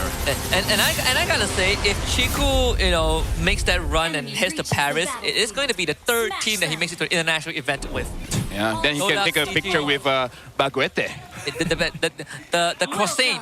Yeah, the croissant, the Baguete. You can take the photo with the Effie Tower. The Effie Tower, dude. The Effie Tower is so dope. Yeah, the Moni Lina. Oh.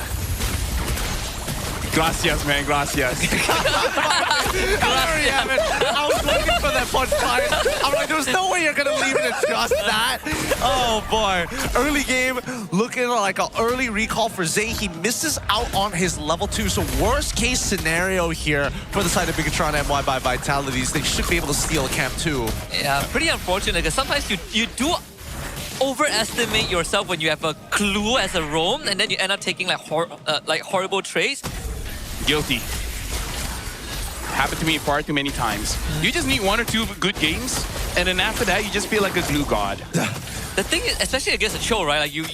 Like he got some quality of life buff, so weaving in the attacks are easier. Makes these early, and he takes the adaptive damage early on, so the poke is actually quite painful. I think there's also an argument here that. Oh, interesting here. Obsidia from Nako is taking Inspire, so making sure more mana regeneration as well as cooldown. Honestly, I'm starting to see Chiku guys using Inspire on Claude as well. I wonder if that's going to be a new thing, especially like a few patches ago. The marksman has a lot been changed in terms of the mana. Maybe this is just a good way to like balance it out. Don't know if it's good. Yeah, that's the thing. I don't know if it's good, which is the big problem. I don't play gold lane, so I have no idea. I think the attack speed is kind of okay. It helps you kind of like trade just, I say mildly better because the base stat of just raw attack still is a little more effective. Uh-oh, he's 4 though. Yeah, he just hit 4 and that's the window closed. Yeah.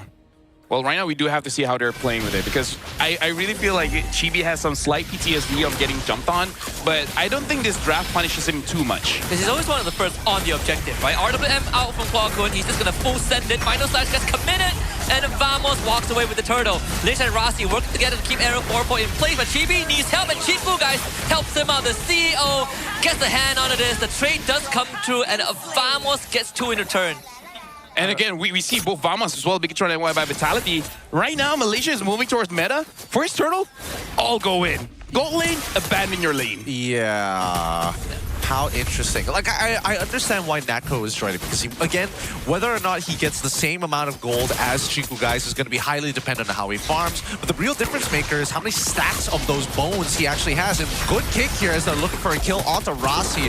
Just another free pick for Nako. Yep. Rossi hit 4 in time, but sadly is too far away from home. He's dead again, right in front of Chiku guys' eyes. Yep, and didn't even lose a minion.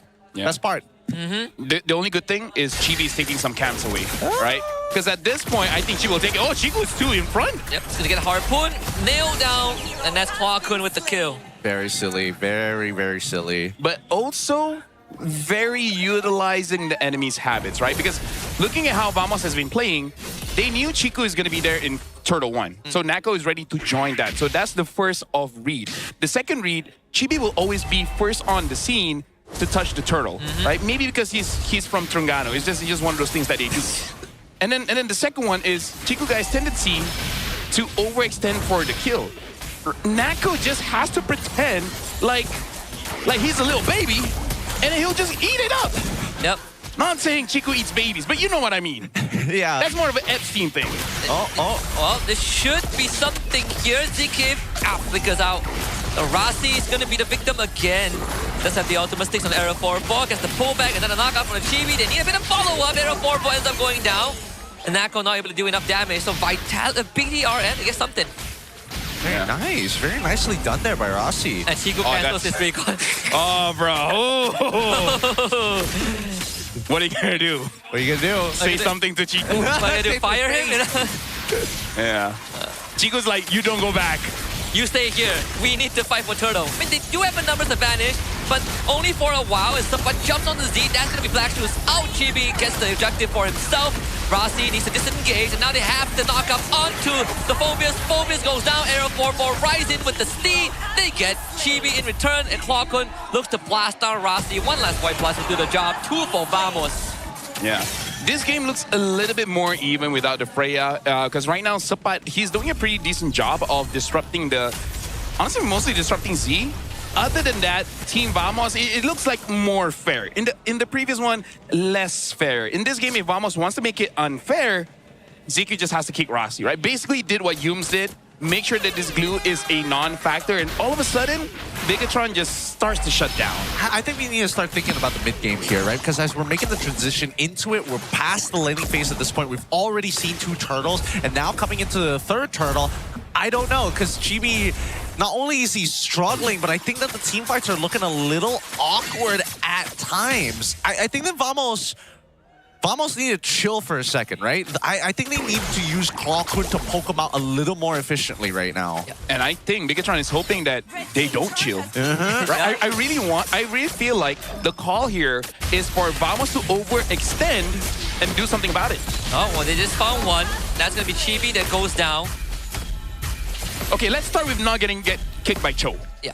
I think you know, like BTR's trap compared to game 1, this one a lot better, right? You have more answers, like snap answers to Vamos' aggression, but more importantly, shout out to Coach Snap. Coach Snap, shout out to him. You have a lot more skills that you can layer to keep Vamos under control, like the glue route into the Quinn knockup, the final slash as well. Plenty of setups to really punish Vamos if they overstep. But like Lefel said, right, just don't get kicked by the show. And again, like you would say, like easier said than done. Sir, elimination match. This is one of those things that you don't have a choice. It's not easy, but they gotta do it. ZK finds a kick, but wrong direction. Lish easily goes back in. They're still holding on to the final slash. They want ZK down, but they need a bit more damage, which they don't have. Chico guys arriving. Now they do. ZK will go down. Turtle for Arrow 404. I don't think Vamos wants to fight this. Neither does BTR. Was that... Hold on, we got to look at the items here because Nako has 2 items. One being the Sky Piercer. Looking at Chico guys, he only has the Corrosion Scythe. So it's good and bad that the gold laners keep on joining the fight, but because of that, we do see the items slowing down just a little bit. Yep. And the network is still the same, right? Despite Chico guys having 3 kills, although one of the deaths was from the gank earlier on in the bottom lane. Nako will now take about tier 1. BTRM trade the top 1 for themselves. Still trying to keep relevance here on the map, but we know how this is always going to... Oh, the Hunter Bunker next. That's Purify. Out Nako. His Harpoon needs to release it early. Now they call him Barbial Z. Getting plummeted, but he does go for the Black Shoes. And unfortunately for Rasi, he's alone once more. Trying to call for help. Trying to punch Nako down as well. Chibi goes and gets pulled back by Subban and cancel, but there's damage from Z. And they take down Nako. Now Chico guys unleashes his ult. And BTRM finds 2 kills. And this is where we see BTR shifting the job scope. Rasi is more of the one hunting down, and Lynch is the one that's peeling for the team. This is this is good coming in from team because it's basically saying that Lynch, you're taking care of the CEO, and Rossi's just going to be the problem. Yeah, I think they know for a fact that Lynch has to be the one that gets the Purify out of Natco, or Rossi has to do it. One or the other, right? They have interchangeable roles, but it's a lot easier for Rossi to do it because they're already trying to make sure that they're targeting these lead foots that are being thrown out by Bigatron, who are probing for a response from Team Vamos. And I feel like what Rossi really needs is for basically, honestly, it doesn't matter who, get the attention of Zikif. Because Zikif is hunting for Rossi. As long as they're playing like opposite sides, eventually Rossi will get onto someone. Okay. If that's the case, right? The setup for the Lord is probably where we need to see it. And Rossi immediately trying to make sure that he has those eyes onto Zikif now. Nako also needs to be a bit more careful with his hunt of bone, right? Like, sure, it keeps someone from running away, but it also limits you to a certain radius. And that's essentially what got him killed in the previous fight. Yeah. Chico, guys, is going to be the one controlling the Lord. And I think if you are BTRM, you feel a lot more comfortable holding that Lord. I feel like Rossi is also letting the team know that he's just waiting for the glowing one. Once the glowing one is there, honestly, he can get onto anyone and they'll die. Even if they don't die, they're out of the fight. Unless there's some form of sustain or something to hit. Oh, Zikif. Is he looking for to open up the mid? Yes, he does. And now he's looking for an angle. Hunter Bone connects onto Lynch. Lynch is going to get locked down the RWM. A bit overstepped. And now lead given over to Team Vamos. Lord is very low. They turn to Zikif, but it's going to be Z that steals the Lord away.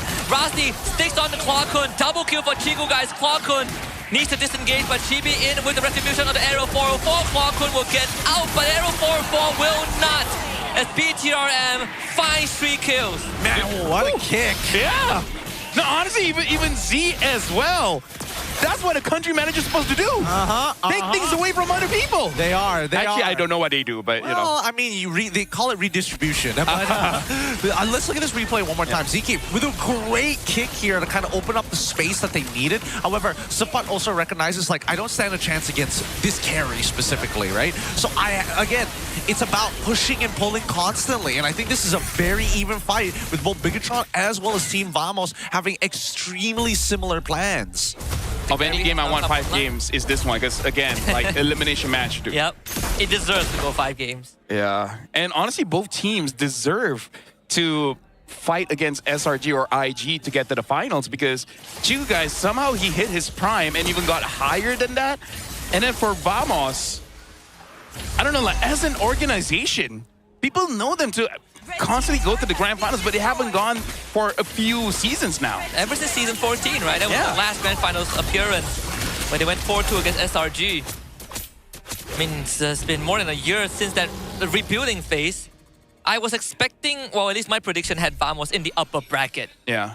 Clearly, that's not the case. It's quite a shocker. But I feel like this is a good problem because BTR showed up. Yes. This is giving me almost like DX Soul vibes. And Rossi was there too. Rossi was there too, right? Yep. I mean, he did take down Siska yesterday. Well, 2 days ago. Yeah. So showing who's the problem. It was Siska this whole time. Which, funnily enough, was what Siska said to Rossi in the regular season. And then Storm is just in the audience saying that, hey, I like those 2 guys. Especially Siska, he's my team. Well, especially since there are 2 more teammates compared to the one on the opposite end. It's 2 against 1 and the 1 is winning. And the 1 is winning. Unfortunate. Until we start seeing, like, I don't know, Zay being replaced by Storm in BTR. It's probably the only time we're going to see a potential transfer. I don't know. I think that a lot of partner teams right now are probably not only looking at their roster, but they're trying to figure out a lot of other stuff here in MY. But in the meantime, Vamos and Bigatron, MY by Vitality, have refused to make contact with each other. Yeah, I mean, vision control is easier for BTRM just because you have the Gloom. It gives you a vision of basically the entire bush, right? You just drop one Gloom in and then you see the whole bush.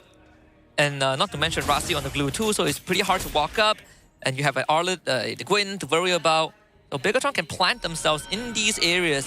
And if Vamos walks up, there's always a lingering threat. Even for Chico, guys, I think he's maxed out in items. Yeah, he's almost maxed out in items, just missing a Malefic gun. You walk up to him, he melts you. He's melting the Lord. Sapa sees this, but there's no way in there, just too late. And that's Lord for BTRM. What a fast steal here, Vamos. Oh, wow, what a kick. Rossi still able to get back. And that might have bought him some precious time. Rossi escapes. I've never seen that interaction.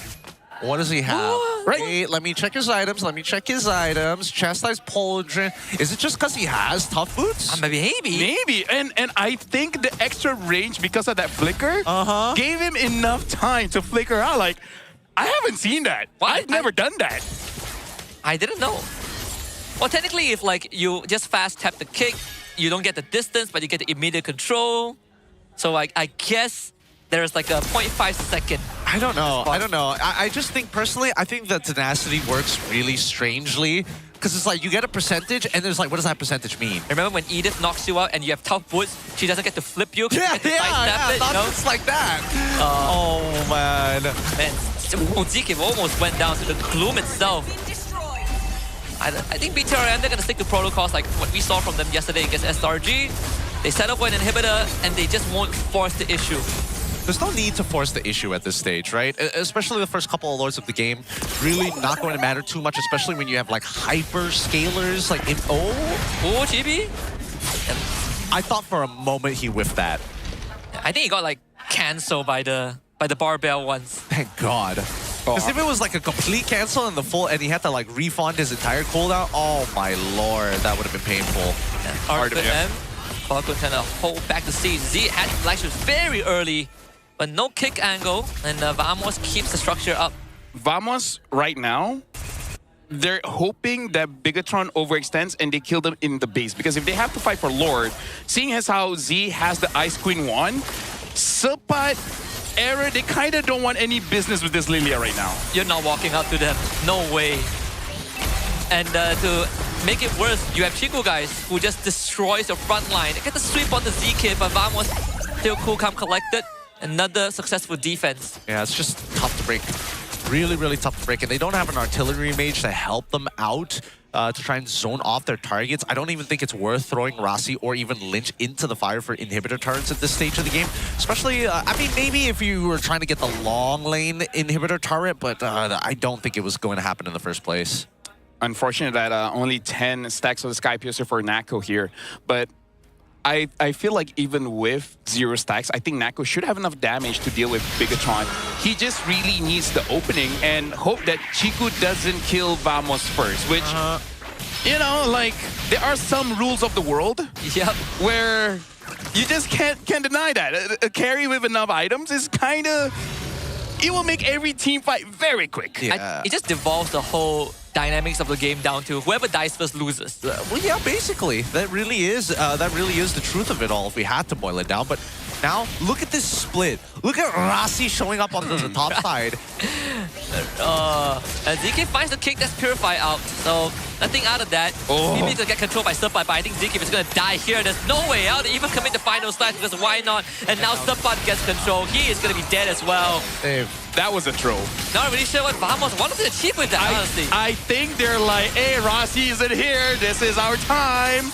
But we my time, my era. But we kicked the person with Purify. Yeah, why? but, you know, like, in the heat of the moment, you know? He would have a better chance if Natko was there with the Hand of Bone. Then, sure, I would understand. Or he asked his team, like, he doesn't have Purify, right? No, he doesn't. But even then, you would need the Purify to be used first. And now it's a 3v5 defense. They have minion way to work with. Artifact gets used. Arrow 4 will sacrifice himself, and the CEO will claim it. That's BTRM with the equalizer. All right, there we go. The equalizer 1-1. I don't know. I think like if Zkeep wanted to go for that kick, he honestly could have set up the kick earlier. Way of the Dragon Lilia underneath his inhibitor, mid-inhibitor, to get the Purify away early and then do it again later by the Lord Pit. But no. Shout outs to Midnight. I understand the logic of VTR's draft not being the greatest, but you can't argue with results. Hey. This is the CEO. You know, he makes the big bucks. He makes the big bucks for a reason. He's the man willing to cut deep into the business. Oh, man. And Midnight just witnessed Charizard beating Blastoise. Yeah. Oh, no. Isn't this what you look into when you're watching anime? I can't. How do you punch a cosmic being and win? One Punch Man. Right? This is why you watch BTR, because you just love anime. They make me believe that my Chikorita can beat a Torchic. Okay? They made us feel like they could have beaten SRG. Hey, have you heard? I mean, they almost did. They almost did. They almost did.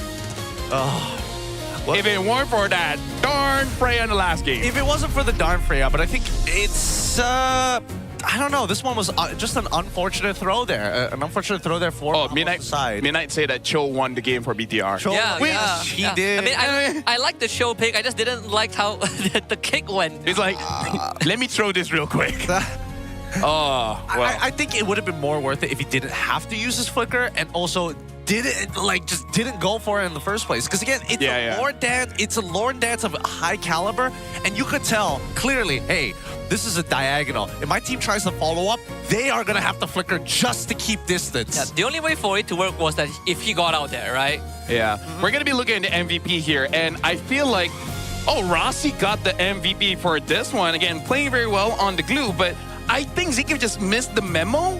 When we're having a Lord dance, it should be more of a tango, but he just break dance. Yeah, I think it also... He tried to style on the guy. It's quite peculiar because Vamos has this, MO, right? Whenever there's an objective coming up, what we first do is that we try to get map control, and then we force resources out of the enemy team. That's what they've been doing the entire season. But that last Lord dance, they did none of that. Yep. Which was pretty weird considering that's what they always do to win them the game. Maybe Mirko is actually voting for Vamos. Could be. Was he wearing Vamos jersey? Is he wearing Vamos? Or DJY just got into a call and he said Vamos is going to smash BTR. Oh my goodness. It's either or. Either or. DJY, stop watching. So yesterday, Mirko wore the SRG jersey and Bigotron got reverse swept. Okay, so I think Mirko, if you haven't heeded my advice just yet, wear BTR jersey. Oh, you know what? Wear what you wear on cast. Just cast as well. Wear a suit. Just no pants. Start casting, Yeah, just start casting. That's probably the best way he can get away with his restream at this point. Man, I'm looking at the items here, and it's just like, man, what can you really say about the 17-minute game, right? It was slow, grueling, painful, but Vamos. It just felt so weird how they would just leave Sabat to die. They're like, he's not on Paquito anymore. He's on Fove, but like, nah, you just hold him there. One thing that I do have to say for Vamos, very easy fix. Sure, Zeke, we already talked about that. Sabat needs to dive. But Phobius is an amazing hero. We all know that Phobius is an amazing hero. But Sabat is a Lapu kind of guy, a Paquito kind of guy, an Arlet kind of guy. He's not the... He doesn't flicker backwards, he flickers forwards. Yes. Okay. But sadly, he's also not the flicker dark wave kind of guy, Yeah, no, he is. He did it just now. He dark wave, but then he flickered backwards. Yeah. I don't know what happened there. I mean, maybe it's style points because he's still connected to Dark Wave. But besides that, there's just a lot of weird moments where it's like, yeah, I'm going to quote-unquote dive, and then just get blasted by everybody. Like, it is such a rough draft for the Phobius. You have carry to deal with. You have not only the glue, it's just constant peel. And the Lilia, I also just want to claim picking mid last worked out. And I also want to claim that collectively agreeing on picking Chico's heroes first was the right choice. It almost looks like we know about this game or something, etc. I think we just know a lot about these teams in particular. These guys. We even know how Chico would die here, No, it's crazy because, again, they follow these same patterns. If we can pick out these patterns, I'm pretty sure other teams are going to be able to pick out these patterns, which is my only conclusion, is that there are problems that they cannot fix on the day itself, if not the regular season, and this is their best iteration for a consistent style of game. Yeah. Or it's just their way of conserving their stamina as well, because legit I feel like yesterday was kind of a wake-up call of like going 5 games is very tiring, because remember day 1 it was 3-0 and let's be real, it was a very easy 3-0. You could not break a sweat on that series, right? Yesterday everyone broke a sweat a bit, right? So I really feel like they want to make sure we want to pace ourselves well enough. Interesting. Because really, like, that 8 weeks just got them too used to best of 3s. I mean, okay. If you're looking for a team or like players who have played on average the most games, the most series, you have Chiku, guys.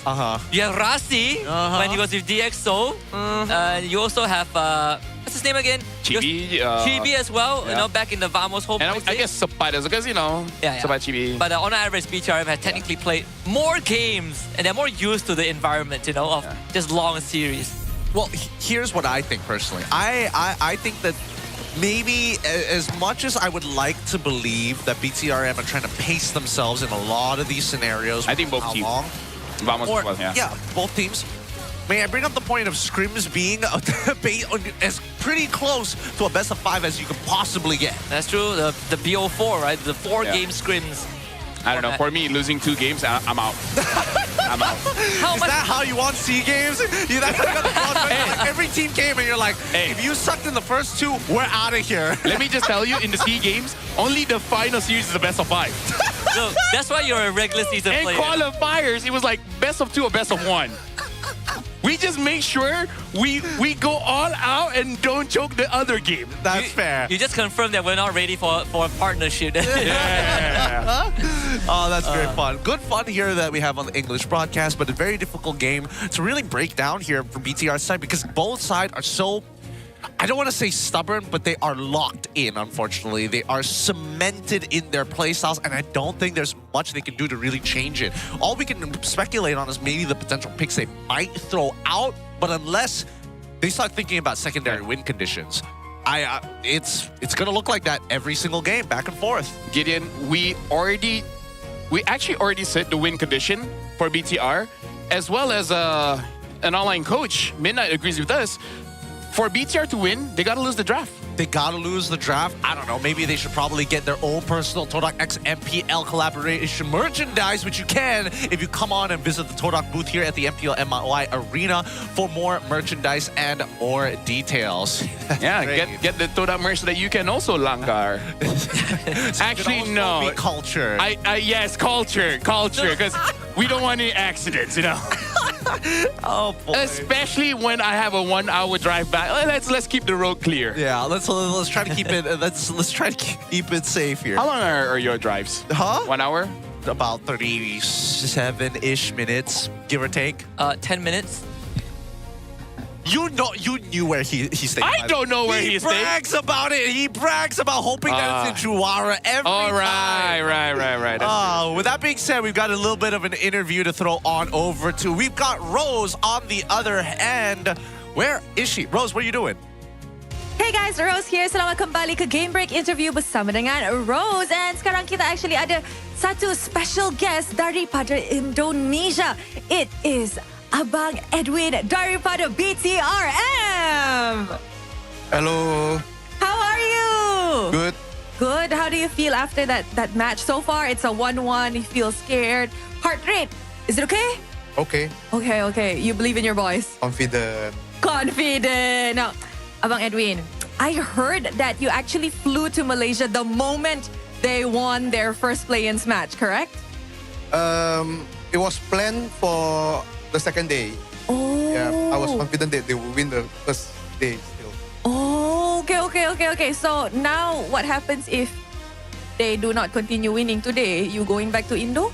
I'll still be around. You'll still be around until they when? won't go back today. They're not going back today? Yeah.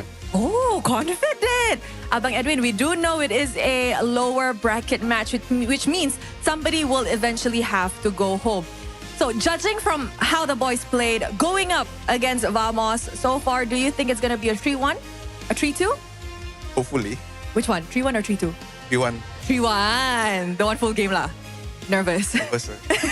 Not good for the heart. Not good for the heart.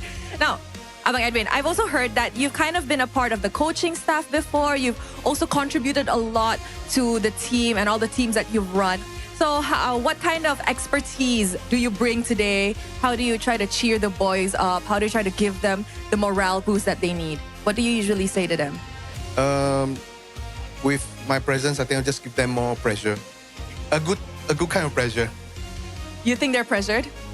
No, but I think that mentality-wise, like Chibi, Chiku, these boys, they are mentally very strong. So I believe in them.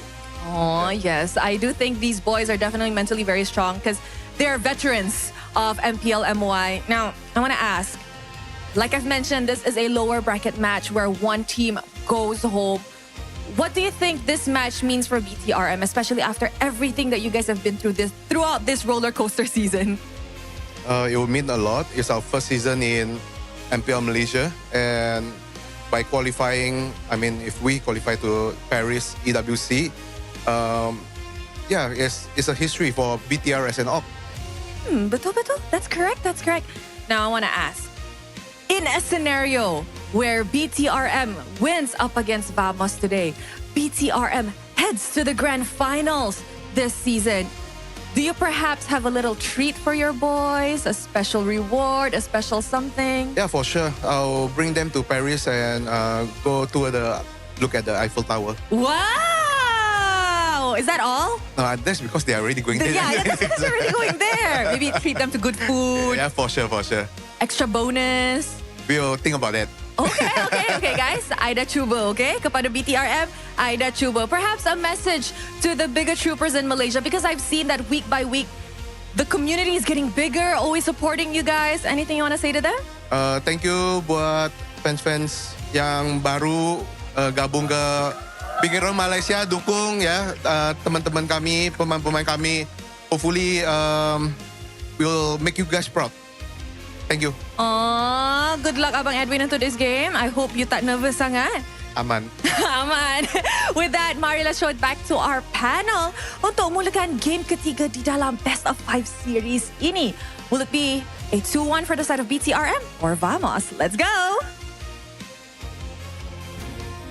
Thank you so much, Rose. And there you have it, the actual CEO of Bigatron by Vitality here to watch the games live. And his prediction is a 3-1, which is totally understandable. I can imagine being a team owner, being that nervous, moving on. You have two divisions, and one of them, unfortunately, has already lost their chance to Paris, right? So BTRM is his last hope. And it's great to have him here. I'm used to seeing him crashing out on his live streams whenever BTR is playing. But I like the confidence. I think, BTR has what it takes.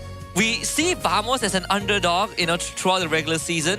But I feel like BTRM is also an underdog. Who is the more underdog? I feel like crashing out is part of the experience, no? It is. Right? Like, what's the best thing about watching a movie? Like, don't you hate when you watch a movie and it's predictable when someone spoils it for you? Okay. You always want this misdirection. And that's what MPL MY gives. Misdirection, huh? We are thriller/horror/comedy. Emphasis on the comedy part. So this is something I think Gideon will agree with me, because we studied the same subjects. Emma has 20% win rate on Neomar, but other than that, go on. So ever since I took film studies, yeah, watching movies has been a horrible experience for me. Same with me. Mass communication. I can never watch movies the same ever again. Exactly. You always nitpick the lighting, the script, the camera angle. The poor acting. Like, I can see the cameraman here. Come on. It's like, I know what is going to happen before it happens. Oh, this character's name is Connor, right? Like, I know 10 other Connors. You watch a horror movie and everyone has the same complexion except for one guy? And the guy always dies? First. And then you always have that dumb blonde. And I know my people will never get hurt like that, because we see a haunted house and we're like, okay, let's move on. Yeah, exactly. We don't go, knock, knock, who's there? Right? Casper. You guys play mahjong or something? We do. We sometimes we play a 21. Yeah, for us, we play chongka or something. Gassing? Sure. Now people go for Beyblades. Yeah. Modernized, No, it's a fun modern little toy that people. Well, I say modern, like us haven't been here since the day we were born. If only there was a Gassing Beyblade X anime. I wonder if Beta Man will ever make a comeback. Nah. Remember Beta Man? I remember Beta Man. But like Beyblade used to have an anime like way back. The anime. Oh yeah, yes. They still have, yeah. White Tiger. Yeah. The Blue Phoenix kind of thing. I don't think anybody remembers what the plot of it was, because there was a plot. Yeah, there was a government conspiracy, and that's why they were in helicopters and they were launching Beyblades from helicopters. Yeah, that's why it's wild. I remember the Phoenix guy has to use his Beyblade to scale like this. Yes, go up the wall. Go up the wall and like. I mean, there's multiple ways to do that. Not using your Beyblade, but okay. I can only imagine how hazardous those plastic Beyblades were. and they were cheering on the turtle Beyblade, so that just stay in the middle, not moving. It's like, You have the best defense. All right, fun facts here. Vamos lead the league in first in turret rates at 65 and ranks second in the first Lord rates at 60, just behind SRG 66. BTRM ranks second in first turret rates at 60% and boasts the deepest hero pool among the remaining playoff teams, having fielded 49 unique heroes so far. Yeah, Roger made it 49. Yeah. It's cheap. 49 seems pretty awkward. We hope we see one more. Yeah, just make it 50, right? Yeah. Like when I adjust the volume on my PC system, 49 is unacceptable. Yeah. It has to be 50. Yeah. Only whole numbers. Only whole numbers, you know, like... It's like when you fill your gas. Right? You want to make sure that either what you pay has no sense in it, or the liter is exactly that number. Yeah. You're filling up your gas, and it's like 99 ringgit 80 cents. But you're like, I'm gonna make 100. I'm gonna make 100, and it goes 102. You boys know that I don't drive, but that's the one fine thing I enjoy about cars: filling up gas. A little mini game. All right, let's look at this draft so far. The first 3 bans are already through. The Marcel, the Fredrin alongside with the Claude has been banned out for blue. Red side, BTRM. Oh, that's a card where you have whole team? SRG? Yeah. Oh. You pick Carry here? I know you're talking about this. I don't think it's first pickable just yet. But Keto is open. Freya is open. Fove is open. Yeah, but then I Fove think is Freya. open too. I'm not the only one. So they take Fove. So do you take Carry here, BTR? I think Carry Freya is valid because Vamos can still use Freya. Nako used it yesterday. What if Carry build? Carry Glue. It's Glue open, right? Glue is open. Yeah, Glue is open as well. They're not bad. They're definitely not bad. But they instead go Yves. This has been pretty consistent from Zay every single time. No, it's consistent for second pick. Oh, so yes, consistent for second pick. But I think that... Is there... they not have a direct answer for this. I'm pretty sure they just want to kind of influence the gold lane to lean more into Claude. I want to see Freya picked here, and then maybe a roam. Freya, and then yeah. That makes sense. That makes sense. Oh, you should. Okay. Do they pick that gold lane here? Oh, yeah, they pick Freya. Freya. No, makes sense because you want to play double fighters. Yep. Double fighters. This makes a lot of sense. Okay. BTR really wants to lose the draft. I don't think it's necessarily because they've already. If Vamos is banning out Claude, I understand wanting to pick up the Yves, but then it comes at a cost, right? You only get one of these power picks. Getting 2 of them wouldn't make as much sense. I wonder if they want to pick up either a Harley or a Suyil here. Yeah. I think it... Because you need to deal with the Yi Sun Shin. Yep, you need someone to do with it. Oh, that's Atlas. I'm actually not entirely sure about that, actually. I can see the application. I mean, so far the heroes on Vamos side want to be up close and personal, right? So that's one, you can like disrupt them with the frigid breath. But that means you're putting emphasis on big ticket combos. Yeah, but then you have to ban out the Valentina and maybe even the Valir. Yeah, I think that both of those options are kind of playing into themselves. I'm not gonna lie, but we'll see whether it implodes or not, right? Because there's a certain degree of self-awareness, I'm assuming, from BTRM's side. I'm guessing that they want to make a prediction that Vamos is going to lean into something like Zhu Xin for a double fighter composition, so they have a strong anchor on their side to make sure that Yi Shin has somebody to kind of walk around. Something interesting that me and Husky noticed is that Zhu Xin, if you're channeling the Lantern Flare on the Atlas. Oh, yes! I was talking about this yesterday, yes. Perfect match, and it disappears. Yes, it resets. So apparently it's a separate body. I hope they don't pick up the Zhu Xin. They shouldn't. They shouldn't. And then we were exchanging theories. My theory is that when Atlas splits into 2, it's considered as a different unit. Yeah. My theory is that God just allowed it to happen. Like, Munton tried to buff him, but God is like, that's not enough. I will add a little bit more. Our religion does not permit this buff. Yeah. But that's my theory. I could be wrong. They were like, which religion? All of them. All of them. They all agree. They all. Even Satanism. They all collectively. I asked Buddha and he's like, nah. I asked Buddha, he called up Jesus, and Jesus was like, no fam. Nah, fam, it's all good. Leomord gets banned out. Leomord was already having a hard time against Freya before. I don't know about this. And now he also has to deal with freaking Phoveus as well. Yeah. It's not a good look. It's definitely not a good look, but Dude, we need something. If Vamos have Valir, I think you pick Valir here, right? Valir. No! No! All right, wait. Bro, we can't have a perfect game, you know? Look. I think Vamos realized that BTRM's win condition is to lose the draft, and they're like, we will lose harder. So we win. Yeah. You can't get in my head, SA. I get in my own. The reason we don't talk about the glue is that's a carry. I am the true loco here. And the Eve, so... Dude, that's so weird. That's Who is this? Is this Lapu? Yeah. No choice but to go Lapu. Man. This one, it's going to be interesting. Vamos should have had the better draft. They honestly were one step from it. You know what? It is what is it. You know, it is what is it. It is what is it. But I think as long as they don't get hit by that fat wombo combo, because that's the big thing that we're looking for. Yep. 4-man or 5-man Fatal Links, no matter how bad the situation, can honestly change the entire game. And that's probably what we're going to have to wait for as we look at our versus screen. Before we start heading on into this game, let's wrap this up. Overall, team fights are looking like they want to go for just general overall power. Team Vamos need to get in deep into enemy lines. If they can take out Chiku, guys, they've got a chance. Let's head into game number 3 between Team Vamos and Bigatron Malaysia by Vitality.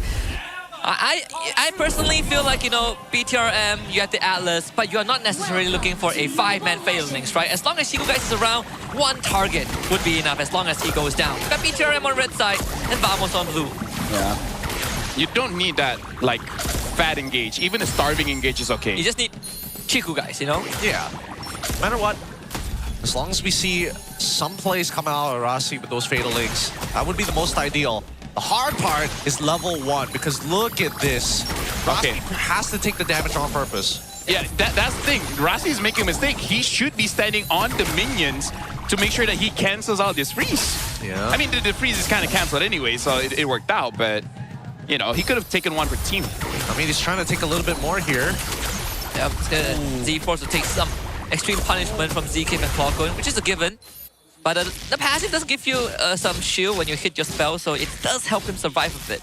It just makes it slightly more sustainable, but you can see what this always turns out, right? Early recalls from supports or even mid laners net your enemy jungler a free invade in one of the smaller side camps, including Lethal Wanderer. So we know for a fact that unfortunately for Chibi, he's not gonna hit level 4 at the traditional jungle times. Nako with the Weapon Master too, so he's really looking to go ham on that damage. Yeah, thrill for the Phoveus as well as the Festival of Blood. So I wonder if Sapat, if it looks like War Axable, will he actually go for it? It doesn't hurt to do so. Nako will be forced to take some punishment as Rasi shows up with Chiku guys. They use the Mountain Shocker, solo Q angle there, arrow 4-4, just completely slices Chibi in half. Chiku guys forced to flicker away, Nako not able to get the finisher, but Rasi also has the flick. Can't do much about that. Now they walk away. Resources have already been spent here, and I think that maintaining the freeze would be the most ideal scenario. Ooh, I I gotta say, I'm just slightly bit upset. Hold on, Chiku guys. And he outplayed this. Nako drawing aggro. Chiku guys playing on the edge, gets the kill onto Nako, and outplay for the CEO. You were saying, LaFell? If the CEO was watching, he'd be like, you know what? Take it. The thing that I said I wanted to be upset with is that Chibi, like, can you stop having a bad Leomord game? I don't know. It doesn't seem to end. You're kind of my boy. I don't want to see my boy keep on getting appled around, you know? Yep, well, Rasi is dead here. Oh, man, that's unfortunate. Couldn't have used the mechanics enough. And honestly, really well played by Zkeef. Looking for a natural invasive, but keeps them in place. Arrow 4-4 has the bolt ready and waiting. He's gonna unleash it onto Lynch, but Z's gonna get chased down by Sapat. He's resetting the Infernal Pursuit, but Lynch bails him out. Sapat goes down, Lynch might go down as well. The RWM gets dropped. Z with the box.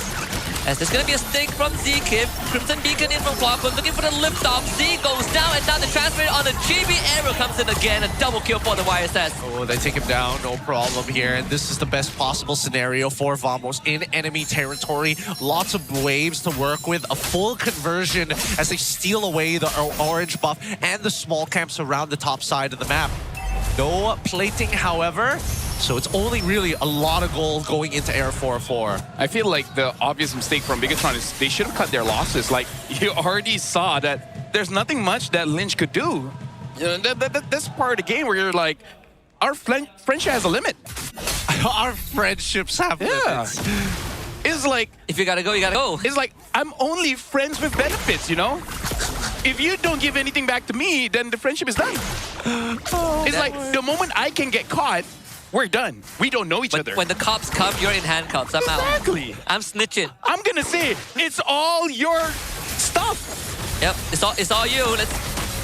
Let's see, again, keeping Chico guys alive is imperative for BTRM.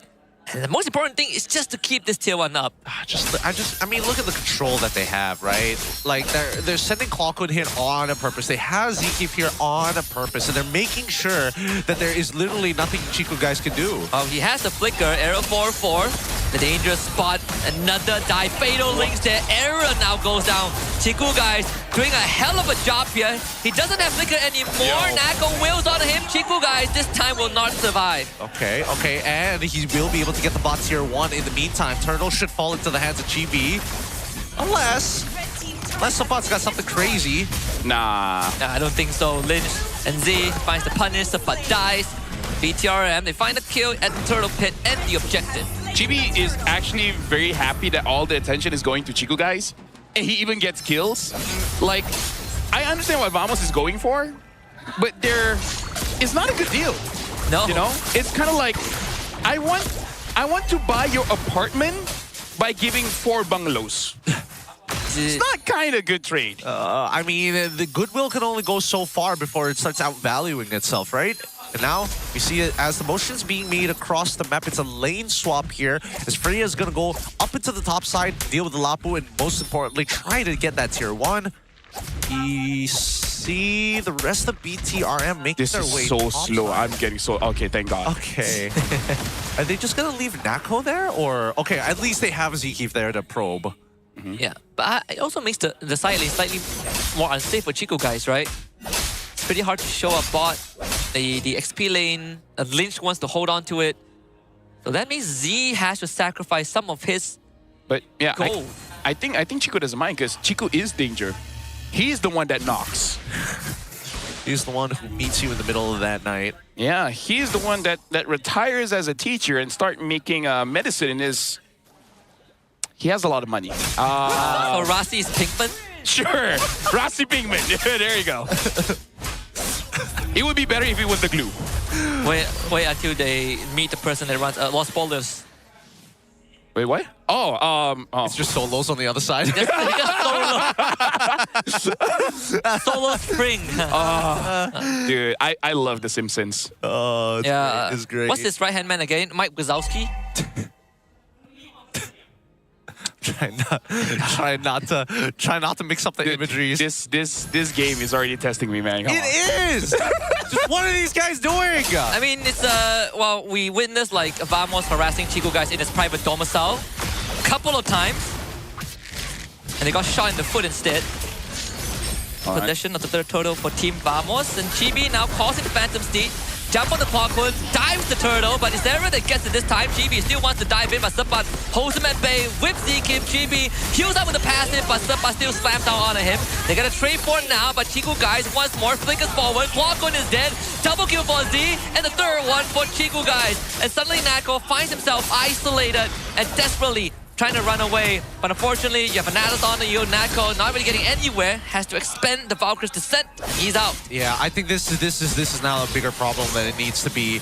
It honestly shouldn't, but for Vamos, I think it's clear. They've been playing these simple style of compositions for a reason. Something that's a little bit more complicated. You can see that there are cracks starting to show across the formation of Vamos. Finding a solo kill, at least for Arrow 404, he gets one back. Yeah, like the main carries, yeah. honestly, right now, Nako taking a bit of damage, and I think that's gonna be the next primary focus of Vamos. Just making sure that Chiku dies. Like, make it like Chiku owes them something, you know? Be the debt collector. Like, he's late on 3 payments. He's like... You owe us a win. You Yeah. owe us win in interest. Yeah. He came in, asked for 2 barrels, hasn't paid for it yet. Yes, we can still go back to that reference. Every single time. Yeah, this is a slow game. It's a very slow game, but at the same time, it's like painful to watch as Bigatron tries their best to try and claw their way back out of this, and Vamos at the same time making weird plays. Yep, another punish. Seems like Vamos has tested that with a machine gun at the back. Like, dude, what? What even? Are we really not going to follow fundamentals? Well, it seems like Vamos' fundamentals is go. They did have the Valkyrie's descent. They slammed the boat into Rossi. Now it's Rossi's dead. And now they get the pullback on the Chibi. Chibi able to get out with the Phantom Steed, but Bigatron is losing a lot of ground here. Not the worst, but neither is it the best. I think they need a little bit more than this, but the snowball is starting to show itself. Bigatron MY are picking and choosing their fights very well, but I think that Vamos has got to be careful, right? It could be a false positive. There are moments where maybe Clawkun just needs to not pick up the guy and wait half a second just to cancel out abilities instead of just picking up people for the sake of picking them up. Gentlemen, Aero 44 is level 14, Chibi is 11. Like, I love this kid, but oh, he's not having a good day. And Aero's the one that's sick. Yep. I mean, they on the bright side, they have good ways of dealing with the Lord, especially just the first Lord of the game. Now, Purify is just a very useful spell here in this series. I suppose for BTR, they don't need to really do anything too fancy, right? Like, this entire lineup is revolved around setting up for Chiku guys, but somehow, at least in the past 2-minute sequence, they have been omitting that fact. Yeah, they've caught him out in some weird spaces. Again, at least one out of those 2 deaths probably shouldn't have happened. The others was a forceful dive, so really, what can you really do? Chibi's gold was less than Rossi just now. Oh. Good lord, he's so far behind. Yeah, he was 4.7k when Rossi was 4.8. He literally cannot play, and he can't also... And the worst part is that he can't even, like, redistribute the gold from the other lanes because they themselves need gold. And now they just pray. They just have to pray. The worst thing is now he can't blame Sapat on the Freya. Like, there is a Freya here, but they didn't do much to him. They just went 100% on Chiku. Yeah, I don't know, man. Like, this guy needs a second Fredrin. A second Fredrin? What does his name be? Hold on. It needs to sound like someone that's 6'5". Joseph Morningstar. Well, Clawkun gonna be brought in, but could purify Sapat. Gets a 2-man dark wave. Chibi gets jumped on again. But Sapat will have to flicker backwards. And they find a kill onto Rossi. The boat connects on the Lynch. That should be the end of it. Okay, Johnson Smith. Oh wait, we already have a Johnson. Yeah. Tyrell. Tyrell. You know what? Just Tyrell. Yeah. Just Tyrell. Just Tyrell. He's 6'2", plays basketball. Yep. Or and loves Los Motors. Or just switch it around. He plays bowling. He plays. No one plays bowling. You know. He plays golf. He's actually the best golf player in the world. Yeah. He is what do you call it? A sea lion. What's his name again? Tyrell the sea lion? No, because we have Tiger Woods. So now we have sea lion. Tyrell sea lion. Oh, my brains. Oh my god. Come on, you gotta admit that's pretty clever, you know? Tiger Woods, sea lion. Oh man. Sea lion is an actual creature that exists. This guy works. But then the hero model is just another tiger. No, it's a lion. It's a woolly mammoth called sea lion. Or just make him a dog. Make a dog? Look, Singapore needs some representation in the game, all right? All right. Yeah, exactly. So it's Merlion. Sea lion with a Merlion skin. So the one representing Singapore is Tyrell. Yeah, Tyrell. Tyrell the Singaporean. Tyrell the sea lion. All right, his full name is Damien Dyrell. Damien Dyrell. That's as Singaporean as it gets. Super Singaporean. Yeah, everybody knows that. Stinks of SGD. Oh, he must love the Thai fun a lot. Eats a lot of chicken rice. No. Eats a lot of roti prata. They eat that a lot in Singapore? Well, they call it Chennai roti prata here. Oh. Chicken rice, yes. Pepper soup, bak kut teh. And then just less sugar and salt and everything. We cannot forget the signature dish, the Singapore chili crab. What is their national sport? The national sport? Is it football? Oh, no. Is it high rocks? Public protest. Oh, that is so Singaporean. I don't even know what that is. Don't worry. You guys still remember Joe Kim? He still runs a lot, man. He does. He Shout does. outs to Joe Kim, man. Hey, he's gotten a lot better at MLBB from the last time we saw. Yeah? The man couldn't break into like legend. Now he's consistently hitting mythic. Oh, He's doing pretty well. he's better than Karakuri. Hey, Not a high bar to Not a high bar to clear. not the fact that there's a high bar. It's just you gotta hit Zan in the right spots. Like there's gotta be a reason for him to play the game. Yep, like a tight siege, for example. or the skin, free Gara skin. The guaranteed inhibitor bot lane. Let's see if Vamos can do more damage, because they're looking at a 10k gold lead. As long as Chiku guys doesn't get to deal damage, they have had a good chance. RWM is gonna try and punish this dive. They take care of Chiku guys as Arrow 4-4 completes the job. Clawkun finds the second as well. BTRM falling at the seam. Chibi just cannot play the game. Clawkun goes in. Killing spree for Arrow 4-4. This kid is going above and beyond to bring Vamos to the second win, and they will get it here. Vamos one step closer to Paris. Really nicely played. At the very least, for the Vamos fans, they can be happy in the performance of Error 404 because he is not broken just yet. And I don't think they should fix him. Like, that was a great Yishin Shin game. Yeah. How do you get 4 levels upon your enemy jungler, still maintain a whopping lead, and have the most resources in the game? The game just went all the way for Vamos the moment he got that solo kill. Yeah. But after that, everything went wrong for BTR. I mean, like, it was already not going great. Like, in that entire game, Chico was the only one playing, man. I don't even remember the draft. Well, okay, to be fair, at least Rossi had a couple of like pretty good counter engages, but that's the adjustment from Vamos. Like, hey guys, maybe we should not run it down every single time. Maybe we can probe and get their ults out, and then it'll be so much easier. Just give Chibi a different hero. Yep. Give him a different hero. I would rather see him use, like, I don't know, Cho Jungle. Like, maybe Suyo, right? Like, maybe Suyo, maybe Nolan. I would go for Suyo. Nolan used to be one of his best heroes, but I don't know. I feel like if you want to fight this early, just take Suyo. You know what? Screw it. I'm gonna reach to see which possible tank jungle he can use. Akai. 0% win rate, by the way. I have no more for you. I want more Baraz. Baraz. I would take Baraz over his Leo Mort just now. You would take Baraz over his Leo Mort? Oh, I don't know. His goal was lesser than Rossi. Well, yeah, but I think if he was on Baraz, it would have been way worse. I think after he dies the first time, he never comes back into the game after that. From like a 4-level difference to probably a 6-level difference. There's actually not much tank jungler, sadly. Uranus. Ah, yes. Right? Or you follow what the MSL Myanmar did, the Alice jungle. Would you rather Alice jungle or Uranus? Now tell me. Is the Uranus. Just say, as we're seeing the MVP right here, the MVP is going to go over against Arrow 404. Yeah, at this point, don't get better, you know? Yep, he's doing fine. He's doing... Is that an okay thing to say on broadcast? Don't get better? Don't get better? Get better after the finals. Get better after the finals? Who are you rooting for here? That's what I think people are going to be confused about. Whether this man's support is in Arrow 404, he's still looking at his boy.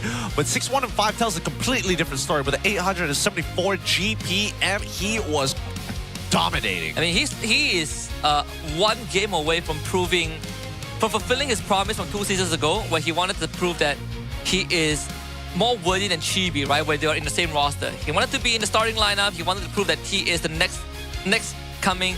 If he beats BTRM here, I think he would have proven his point. He's getting one step closer to it, especially since Chibi is now, again, we're seeing all the holes, right? The limitation on hero pool, the overall style costing them the direction, and even drafts. I can only imagine Coach Kenji is trying to figure out, like, you've given me such tight constraints, what more can I give you in this draft? It's just unfortunate. They have more holes than SpongeBob. I know. Sub Annabelle in. Sub Annabelle. He plays a better Leo more.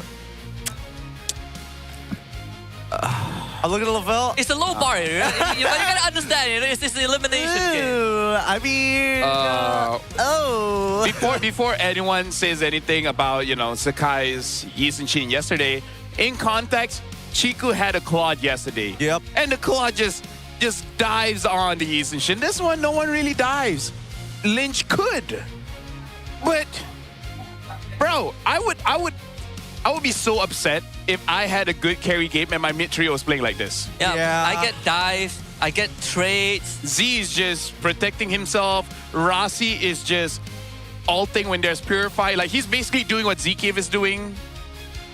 And then Chibi, yeah, bro. It's a lot. It's a lot of stuff right now that BTRM need to kind of sort out in their heads, because I think this was by far one of their worst games that we see here in the playoffs, right? I mean, there's obviously moments where it's not clean, but the idea is there. Here, I don't see the idea yet. Yeah, this is one of the few games where you could all check jungle gap, and it's true. 9, oh, dude, look at the stats here. 9 orange to 9 purples to 3 to 6 in comparison to Chibi. Oh, my goodness. At least we know that Vamos has a consistent way to shut down Chibi. Just make sure he doesn't get anything from the orange side. And it works out.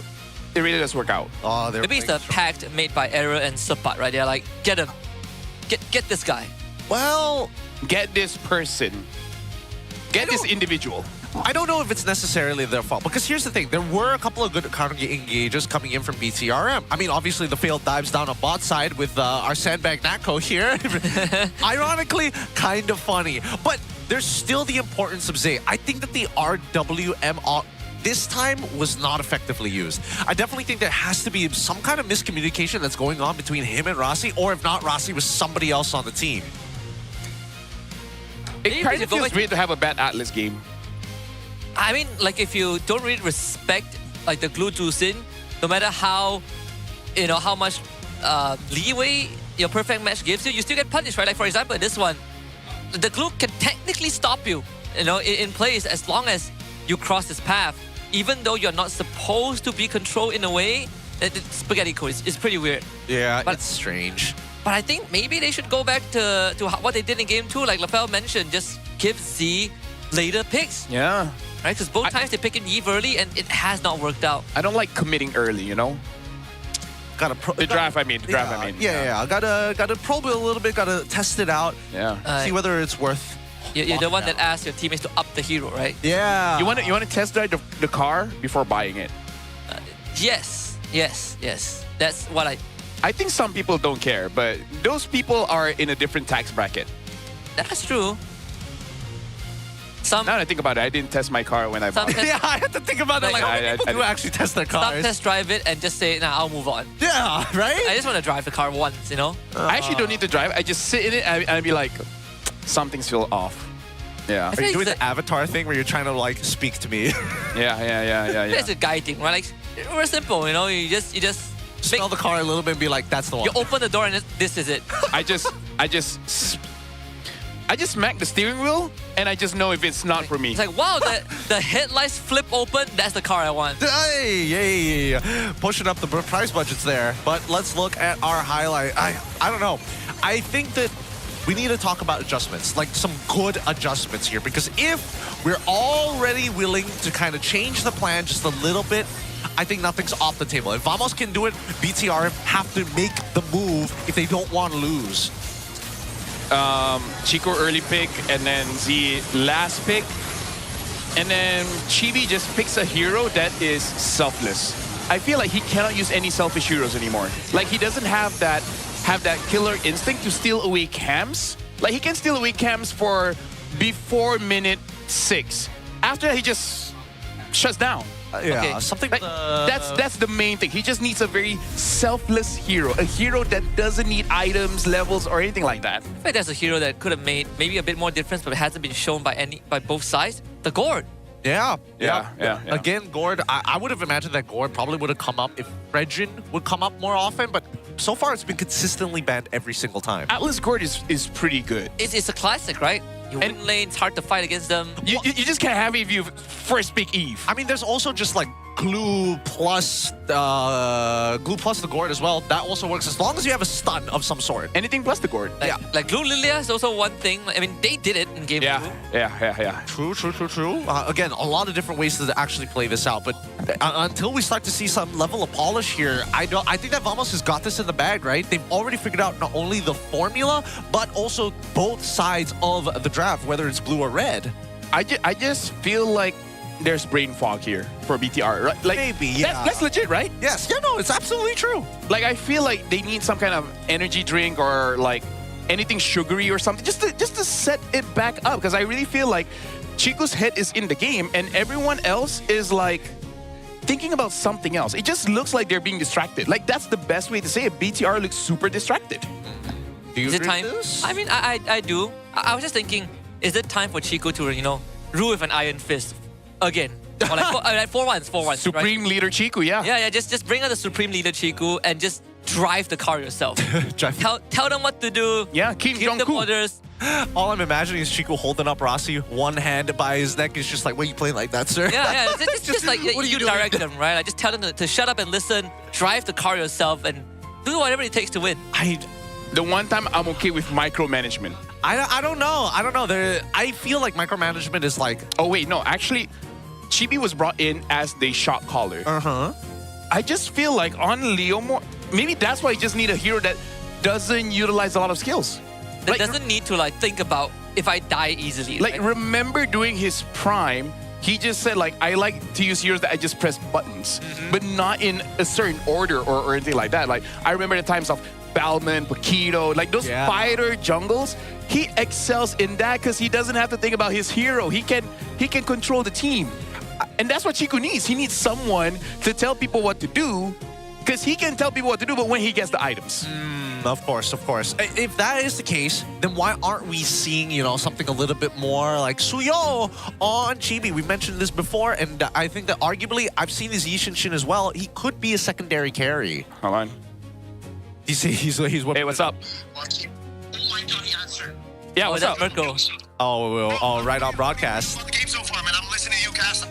Hey, look, while they're sorting this out, let me quickly throw up the composure over. I am on broadcast. From Coach Aeon. You talk for yourself. Yeah, don't worry. Go ahead. BTRM's micro place is actually very strong against Vamos. I think that their comfort draft should be the key. They shouldn't go for all or nothing drafts unless there is no other choice. They also need better composure. Man, that's a lot. Yeah. Shout outs to Coach Aeon. And Mirko is asking our opinions. I feel like if you've been watching the cast, you kind of have an idea of our opinion. Right now, this game is... Husky wants to say something. Here you go, sir. Yo, Mirko, are you wearing the BTR jersey? That's all I want to know. You still wearing SRG jersey? Come on, man. It's not even that time yet. Wear BTR. They need you, all right? They need you.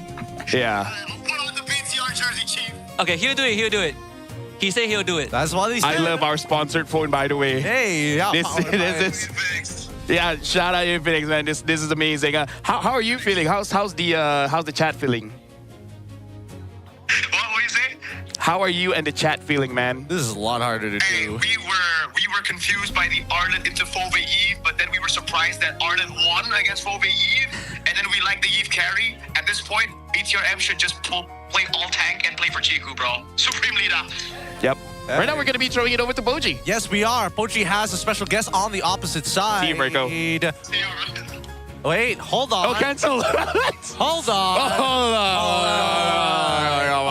Poor guy. You made me cancel the call. It's okay. Forget about it. Forget about it. We'll eventually go over to see what Boji is doing at some point. Is the Godfather from Paris? Is the Godfather from Paris? Sorry, what? You know, the movie Godfather. The guy's like, on my daughter's wedding. Oh, my is daughter's he from wedding. Paris, you mean? Yeah. Is he from Paris? I have no idea. You don't know? I mean, he's not. I'm saying that as a joke. He's Italian. Like, really Italian. That's why I was like, wait a minute, isn't that... He's so Italian, he's like New York. I was trying to imagine him speaking in a French accent. I can't. I'm not even going to try. I too. The most French thing I know is baguette. Bonbon. Huh? What? It's like bonjour, but like Gen Z. Bonbon. Oh. Really? You can say whatever you want, Yeah. man. I don't know. What are you learning from? Cyberpunk or something? I don't know. I'll just say yeah. Panna cotta. I actually learned it from Sesame Street things. All right. Oh, wow. Sesame Street French version. French Gen Z Sesame French Street. Gen Z Sesame Street. I get it. Did you see like this show, this Spanish television channel that aired Teletubbies, I think, but they put the subtitles of like The Godfather or something. So they actually aired with the wrong subtitles, and it was hilarious. How do you mess that I up? met your mother in the slums. Except it's just Teletubbies.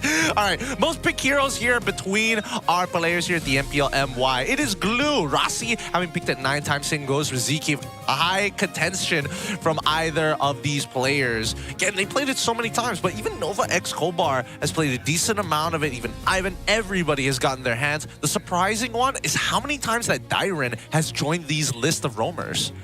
Funny enough, like Dyren's first few glue picks were actually some of the better glue games we've seen.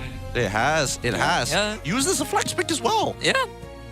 Yeah, this is the 5th time this guy came over to the venue. It will not be the last time. Depends on the ticket. Depends on the ticket, yes. Yeah. Oh, we have a watch party outside. They can, Oh, yeah, they can true. technically come Yeah. and still watch outside. There's 3 Carmen's streamers over as well. there, by the way. What? There's Carmen. Hi, Carmen. What's up, Carmen? Oh, boy. Carmen's a lovely person. Dude, again, this is why everybody comes down to the MPL arena here, right? See your friends, see some buckos. There's esports con. 3 streamers outside. Like, I think it's Moon and Saifu today, right? I think so as well. I think if Repo was supposed to come, he might have canceled. Is no more hair to lose? No, because of his hair. He's not willing to lose the last bit of it? I mean, personally, for me, he should. you really don't have nothing. You don't have anything to lose if you have nothing to begin with. Claude first pick BTR, by the way. I think they just need to go blue side and first pick Chico's hero. Yeah. And then pick up Z0 just a little bit later. Shows me to vanquish the Yep. shadows. Oh, but There goes Suyo. oh, Erosio is kind of scary, man. Yeah. Kind of scary. It's very scary. Actually, at this point, I don't mind an Akai. You don't mind an Akai? I kind of want Uranus jungle because I just need Chibi a hero that he doesn't have to think. He's strongest when he doesn't think, just like me. Play on sheer instinct and you go Uranus. Let's see what this first. AE did it. I agree. But I think we need to know what that mid lane is first. Whether it's mid or support, either or. I'll take one or the other. Take blue now, and then Alice maybe. I think they go Yi blue here again. They don't change. They don't change. I was hoping for Z to get his hero in the second phase. But what if Vamos just pick up Valen or Lilia here? I'm against the high-lows. I think it's a horrible idea, but this is like a Bigatron default, right? Yeah, they just need a revitalized hero. Yeah, a Bigatron default. They need a revitalized hero that can speed up Chico. Like, this draft is just for Chico. Chico needs speed up. He needs some kind of stoppage, if that's a word. I mean, they could have gone for Angela mid again. I mean, good luck dealing with the glue now.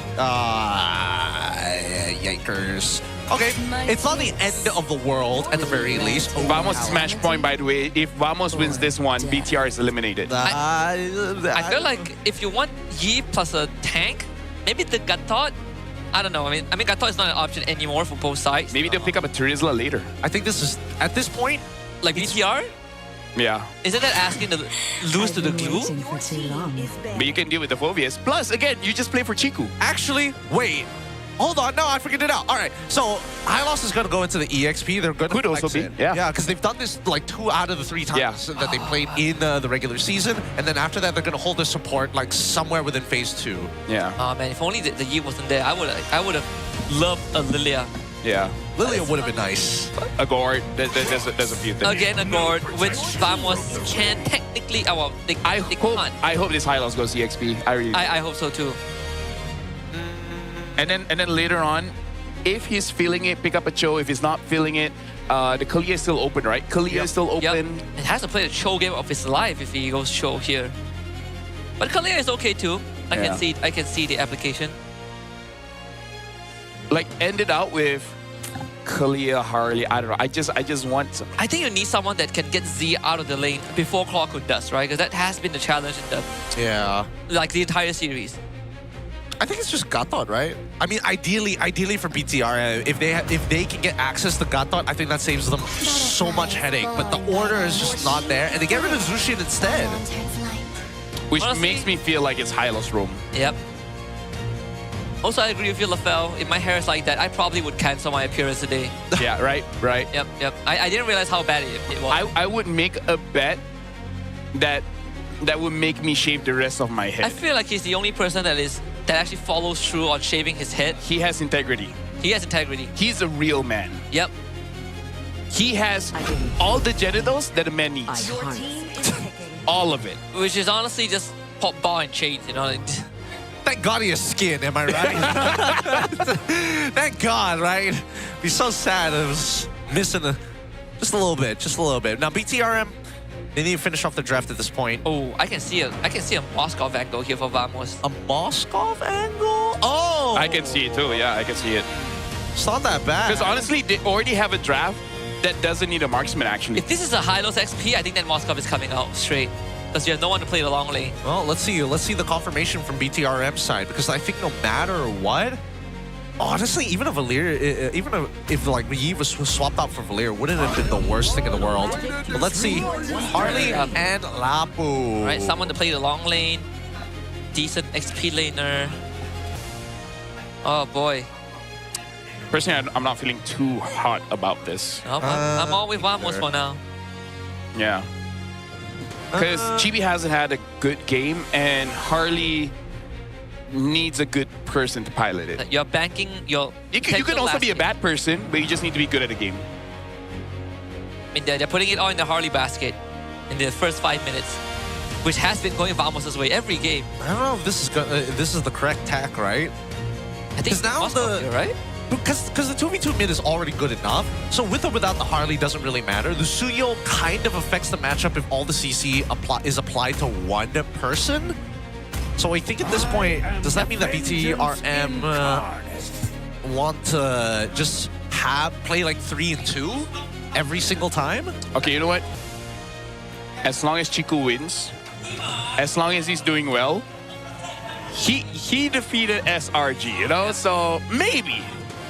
Look, if there's any consolation, is that if Chico can find those windows like yesterday, where he recognized that no one can stop him and he just starts the fight with his ult, there's a chance. Yeah. A lot of different opportunities, a lot of different ways to play this particular game. But currently, at match point, already, there's not a lot of opportunities left for BTRM. They need to win this game if they want to equalize and turn it 2-2. But it's all on the line right here, right now. Vamos with a lineup that has some heavy dive and great ways to peel for themselves. Let's see whether Bigatron by Vitality can crack it open. And the odds are stacked against the Red Robots. We hit the game number 4 on Flying Clouds. Team Vamos' best map. 8 out of 10 games won. They'll be on red side for game 4 with BTRM back on blue side. I personally like Vamos' draft a lot more. I think, you know, that Moskov, we saw it coming from a mile away. And this is all the Chico basket. And hopefully Chibi gets a game where he gets to play. Yeah, I would say like that's the popular consensus here. I just want to see how Bigatron readjusts, knowing that the orange side of the map is not great for Chibi, right? Because if you solve that problem, maybe Chibi can make something out of it. Because let's be real here. How can you really win a game when your jungler is not having a good time? Look at Carl Cheesy, right? He's so good, they keep on winning. I mean, even in a bad game where his Lancelot was 0-4, he still makes plays. Right. But that's Carl. The good jungler really changed things around. It's very relevant. It's very, very relevant, especially in today's meta. Not to mention how many kind of gaps the jungle has to fulfill in the timings of a lot of compositions, just to kind of complete the entire round. With level 4 about to connect here, is Chibi going to find that first blood, that single isolation? That is so greedy for Chico, guys. He might die here, actually. Yeah, what? That is first blood. What is that? But what was that BMI? What? Yeah. No. I think that BMI is to what you call it, like to break their ankles. Because personally for me as well, I saw Glue slamming down, and I think he was slamming towards where the BMI was supposed to go. So Chiku went the other way around, especially because he has flicker, right? So he was trying to avoid that. But again, the cooldown of a Glue is so short, you're going to get caught anyways. I mean, or you could just BMI towards the turret and then flicker further into the turret. But again, he was trying to be cheeky with it, you know? He is. Cheeky guys. Or something like that. Yeah. They try and blow up ZK with the deadly magic. RWM committed. All for ZK. They will get the kill. But now you have Sapat on top of you, just swinging away. Sapat does end up getting traded back. Now Clockwood next on the chopping block. Chibi. Oh, good nice. footwork there. Gets a couple of poker cards in Clockwood's face. Finds that kill. Gets out of there. And Chibi salvages the fight. Okay, that's good. Yep. Unlucky, but very nicely played by Chibi, right? Played it as best as he possibly could. Now Nako, very clear lead in his hands, but we'll see whether or not Chibi is able to turn that one kill into a convincing snowball. Yep, hitting duet out. ZK gonna stick on to him. But this fight, it's okay. Chiku guys gets the help of Rasi. Yeah, because you know that when Chiku died, it was Rasi's fault. He wasn't there. Yeah. Stolen RWM. Z gets jumped on. Good law and order. Arrow 4 forced to disengage. They drop the carpet. And no follow-up from Bigatron.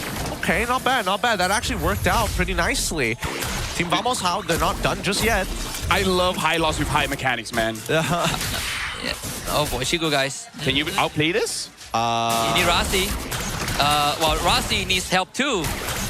He's fine. He's dead. It's okay. Long live the CEO. Right, as long as Chiku lives. Okay. All right. I don't know how much I can take of this. How many times Rasi has to go down? I can't. This is just it's like watching your brothers in arms getting gunned down. Rasi, it's in his contract. It's in his contract. He gets a bonus every time he dies for Chiku. Yeah, when Boss Edwin signed Rasi, Chiku made him include that clause. Exactly. You have to die for Chiku. Every time he dies for Chiku, he gets a new shirt. Wait, that's not too good of a deal. I thought this like. Hey, they gotta work on the budget, you know? It's the first season. Yeah. And what else are they gonna do with the extra CG shirts? Oh man, I don't know when that's gonna die. Next turtle is gonna come out here. All right, get onto the Nimbus. Wait a minute. A late turn on Lapu. Hold on, Chiku is gonna join this one. Yep, trying to blow up Zkif, but Arrow 4 gets the turtle, and now Zkif sticks onto the Rasi. RWM is committed there. Lynch trying to swing on the Nako. Nako flickers to safety, and Rasi will get cut down again by Arrow 4. Clockwood, Stolen Braver Spider comes in, and he's his turn to swing away. SOD follow-up. Nako finds the kill, and Arrow 4 gets a double 3 down for BTR. That was good from Vamos, but also from Bigatron, there was a lot of hesitation there. It looked like they were waiting for something, but that something never came true. We're going to be looking at an instant replay here. I think they were really caught off guard by Sapat getting that double knock-up. But then as the fight goes on, it was clear that they were waiting for the Blazing Duet to come back off of cooldown. But I don't know, they could have just calculated and be like, it's not going to come up in time. Yep, I don't think they realize how quickly and how much of a snowball Arrow 4 is actually developing, right? A lot of their damage is going to be tough to deal with. Ooh. No, Lynch is dead. Rasi can soak up all the aggro. Could not outplay it. Could not outplay it. Clockwood's the better Lapu now. Yep. Clockwood has been the better a lot this one. Better Leomore, better Lapu. Unironically, maybe he's also like Uni, where he has like a different account just to play the other different role. Yeah, true. Yeah. Because, screw mid, I guess. I don't know. That's what most mid laners say, don't worry. Yeah. When you start losing the game. Oh, no. You guys need some help. Gonna commit the Blazing Duet. The rest of Vamos is showing up. And Rasi forced to just keep Vamos at bay. Okay, all right. Not as bad as I thought it was about to be. Because if Phoveus got past Rasi there, I think this all of a sudden becomes a potential dive. Yeah. I just appreciate when Chiku has the clear win condition, like Bigatron starts playing fundamentals back again. It's like, what do? Protect our damage dealer? Oh, they do catch error there. Big shutdown for Chibi. And a stolen Braver Spider. Just in time for the turtle fight. Yeah. And actually Lynch is getting a bit of damage onto Sapat. Right now with Chibi and Chiku guys not having their ults, they kind of just have to play around this for a while. Oh, Chiku guys. He's dead. Oh, sidestep the SOD. Goes back and what was that? Why would you do that? Oh my God. Oh my. Allahu Akbar. Kabira. Astaghfirullah. Astaghfirullahalazim. Oh boy. Oh my God. Hey. It's like watching MPL India. Oh, I don't know, dude. I don't know. That one was pretty bold. That's a head scratcher. Yeah. Please tell me that's a misclick. Even Rossi can't save him. But then it's Rossi's fault. Yeah, it is. He should have been there. He should have waited at the BMI. Rossi's probably thinking to myself, "Drats, I don't get another shirt." Rossi's like, oh, I'm gonna lose my job at this point. And my goal laner is feeding, dude. Oh man, this is. Oh my God, 0-3 and oh. Did he think that, like, by going back in with the Blazing Duet, it gives him enough shield? It doesn't make sense. He'll still die. I think he was hoping for getting some lifesteal from the minions. Oh, yeah. But still, that's a bit greedy, though. It's quite greedy, especially for a guy who's like 2-0-5 currently. Like, it's not like we can't pretend the fact that Moskov right now has some decent items on him at this point. But that's why he's the CEO. Someone has to be greedy. Somebody has to do it. Someone has to do it. Someone needs to be the Mr. Krabs. All right, money. Arr, I love money. My daughter's will. Kind of relevant to the story, but you know. How does a lobster have a whale as a daughter? Have you ever thought of that? No, a crab. A crab with a whale. Lobster is the bodyguard guy. Larry. Bodybuilding lobster. Yep.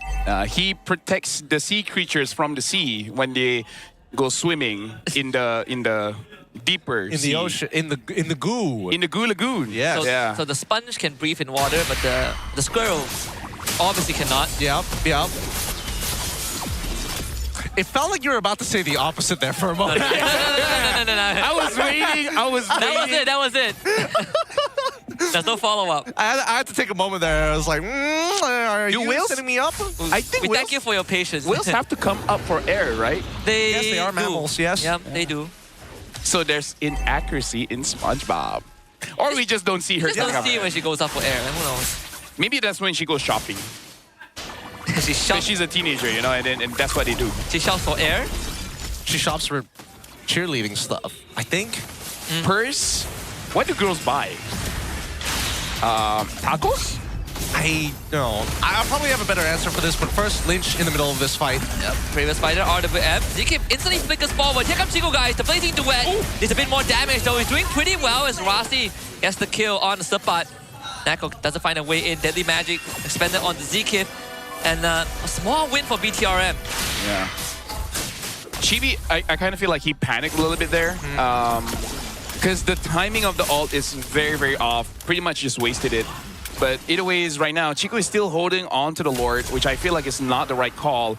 Bigatron, they shouldn't be confident. I feel like they need to wait for the ults, but more importantly, take care of the lanes. Yep. It's looking good now, but you know, keep it mindful. Dude, Chibi is getting low. Yeah, especially this is fighting clouds.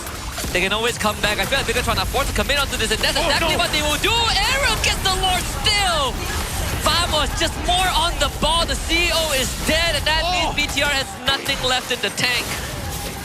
Dude, Sapai, he knocked up Chiku the moment he came in. Oh, yeah. Instant cancel the Blazing Duet. That's beautiful from Sapai, man. That's what you need from your EXP laners, especially when you have crowd control. Getting the value abilities is going to win you games. Man, a couple of moments that were slightly weird, but got recovered very quickly. The fact that how did they not notice Air 404 run through that mid? And why did Chibi take so much damage? That one is unacceptable. There's so many questions. Like, it's flying cloud. You could deal with the wave and fly back. Yes! Why are we holding the Lord like that? As a Harley. They forgot. They forgot about it. They forgot, but it's okay. It's not the end of the world. Assuming they don't lose their bottom inhibitor, they should be okay. Yeah. Thankfully, just the first Lord. They shouldn't lose any inhib, if anything. Yeah. It's a recoverable mistake, but clubbing 0-4-1 does not give confidence. I mean, the fact that he died so early. RWM. That's a stolen one from Plawku, just to soften up the members of BTRM, but Chibi's gonna get stuck on by Zkip. Needs some help. Error is in. That's Chibi dead. RWM now from Z. And we look for both Zkip and Error 4-4. Double kill for Z. A successful defense for the robots. Z is doing his very best. He's doing all he can to the point that Klakun keeps taking his ult Right now, Chico does have the 3 items that he needs. Nako has a little bit more. He has 4, if I'm not mistaken. Right now, we're looking at an instant replay here, and Chibi is panicking a bit because I don't think he's utilizing his spells well to deal with this glue when he gets on top of him. You guys dealt the most amount of damage, but again, Z was the one that could finish it up.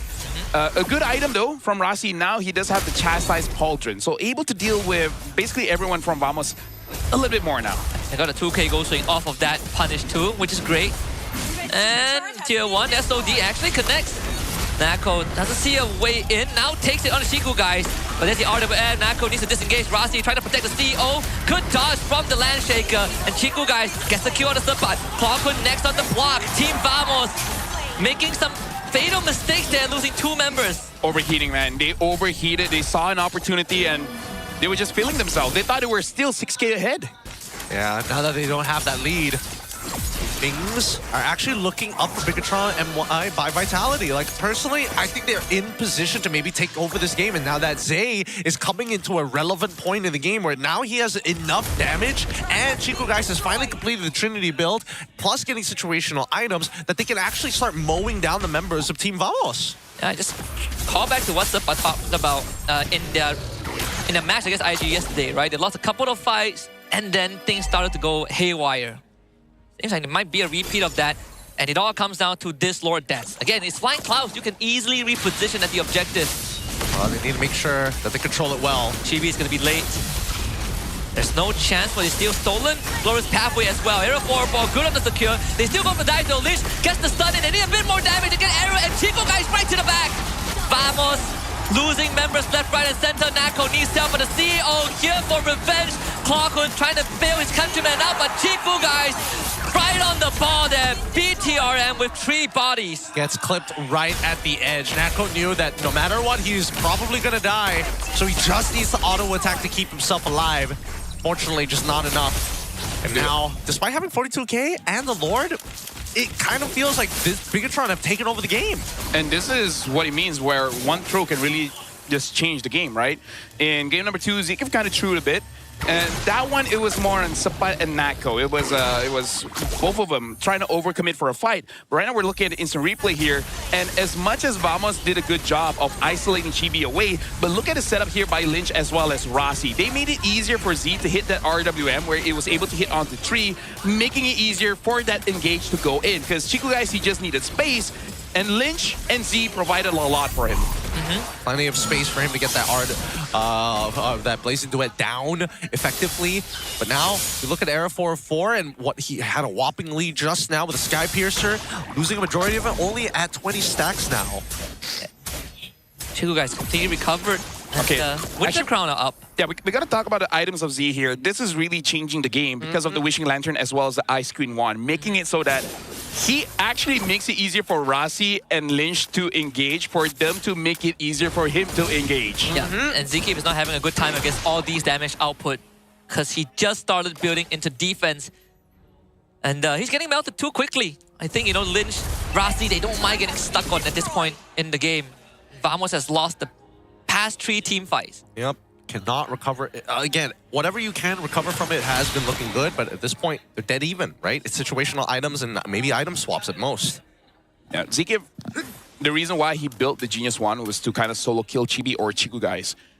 The moment he can't do it, maybe they got to consider whether swapping the items for something else. The real question is, I actually don't know what. Does he go for more defense or just double down and do more damage? Like, just trust your mechanics that you're able to catch one. I mean, even for Lynch, right? Like, he's going into the right items. The Chastise Pauldron, Queen's Wings, just got the Blade Armor.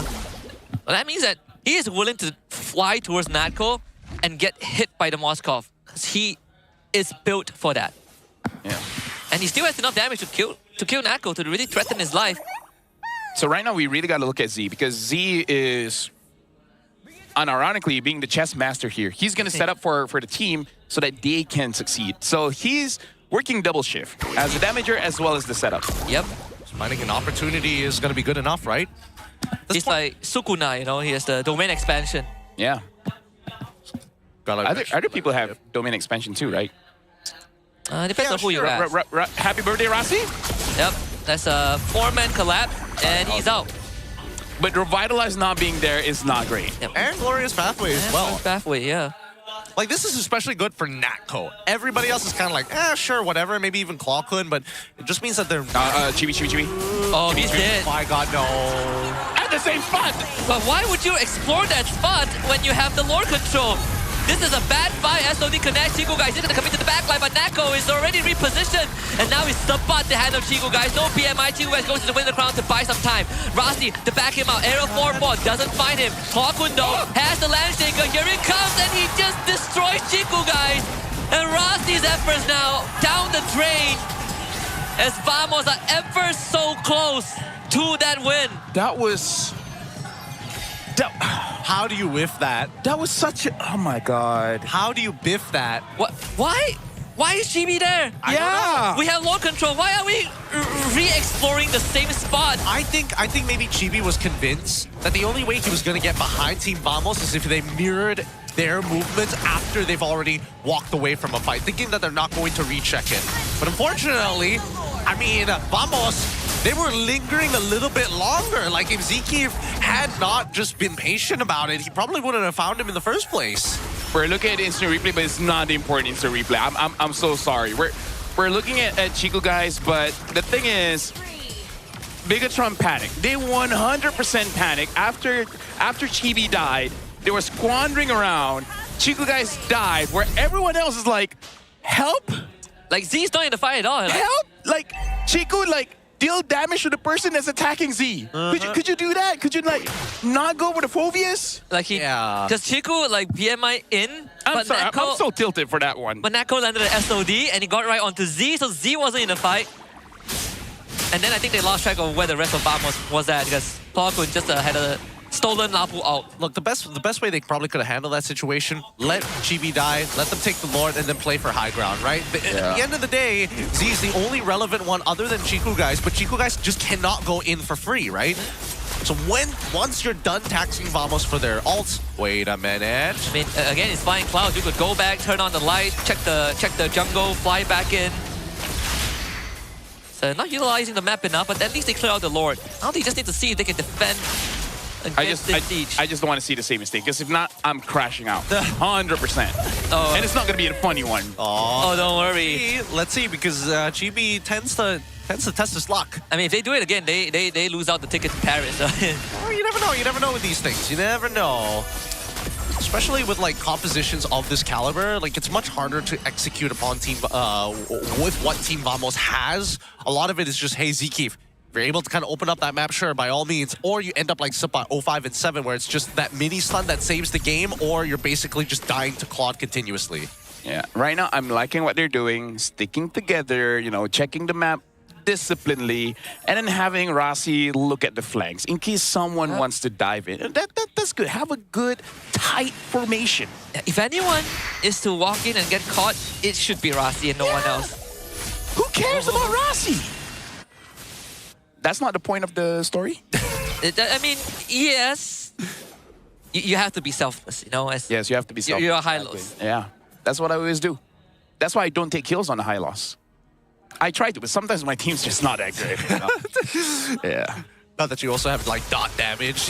Yeah. You could turn it off, but he's 1 HP, am I right? Yeah, I mean, what, you're not gonna get the kill? Come on.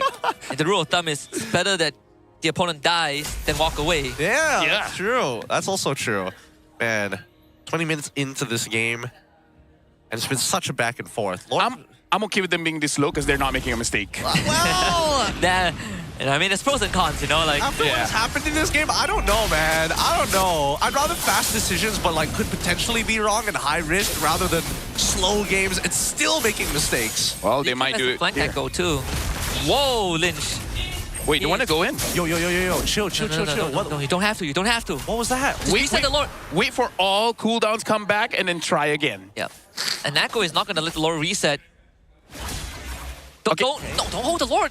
Back off. Bad Rossi, yes. Good Rossi. I think they just want to bait something out. They see error down there, but they're really thinking should they go for the fight or not here. And they don't know where Zkif is, right? Oh, Sapat in, 2-man Dark Wave. Instant flicker from Z to disengage. The SOD does connect as Sapat is burning down. So Winter Crown keep himself alive. Here comes Zkif though. He's looking for an angle in. Ninja's going to swing away. Arrow 4-4 is the target and take out the spot. And Arrow at the same time. Good stuff from the robots. And now Zkif is left all alone. Winter Crown out from Z, and Zkif will have nowhere to go. And that's more like it from the robots. Zkif still surviving for now. Chibi's on the cheese. Zkif still survives. And now it looks like Bigatron will go back to the Lord here. But Nako, Clockwood, as well as Zkif, they should not contest. And it looks like they're not gonna to. Okay, good decision coming in from Bigatron. And clutch item, Winter Crown. Yeah. Shuts down the glue. Suck it. He can't do much about it. At least now, they're really starting to abuse certain mechanics and realizing that, hey, certain things can be countered quite easily at a click of a button. Oh, man. This is sort of what they did yesterday against SRG jungler, I guess the guys. Yeah. Kill a jungler, you have the tools. They're good when they're locked in. RWM, Bravest Fighter. What else do you need? Okay, Z, you don't have Flicker, Z. Coach Aeon say you guys have good mechanics. Use it. That's so much damage on one Void Blast. And Zkif, he's going to expire. So this should be a 4v5 for the rest of the push as the bigger troopers start to roar to life. RWM used Clockwood, had to expand and stolen Bravest Fighter to get out. Lord crashes. And of all teams, it's Bigatron that takes the first inhib, and they still have some left in the tank. Nako will try to clear out the Lord Stump is in, but he disappears. The Chico guy stances away. Blazing Duet does the job. Lock onto the Crystal. Lord taken care of. Nako repositioned with the SOD to the backline. Arrow 4-4 comes back with the Immortality, and they have the damage, they have the mechanics, and Nako has what it takes to bring Vamos back in this game with a defense of a lifetime. 4 dead for BTR. I'm gonna say more on Vamos outplaying that. Bigatron made some mistakes, sure, yes. But it was still on Vamos being able to counter that. But now Nako pushing mid, Clockwood not letting Lynch go back, might even kill him. Yep. This is an end angle. They want it, and they want it bad. Here we go, here we go. Bravest Fighter is gonna it has already come back up, so there's one more opportunity for okay, to clear the way. Yep, one more opportunity. You can't end this one. There's a stolen Bravest Fighter here. The robots, they have one more chance. Leave that wave out. He's going for Nako, and he got to clear the wave. There's not enough time. And Nako will deliver it again and again and again. It's always Nako that brings Vamos to the next level. Bigatron, Malaysia by Vitality are officially out of contention to Paris, whereas Team Vamos, they're one step closer. Congratulations to Vamos. They can fight another game. Now they just have to see the next match to see whether they're going up against IG or SRG. But with that, this is the final game of BTR MY by Vitality.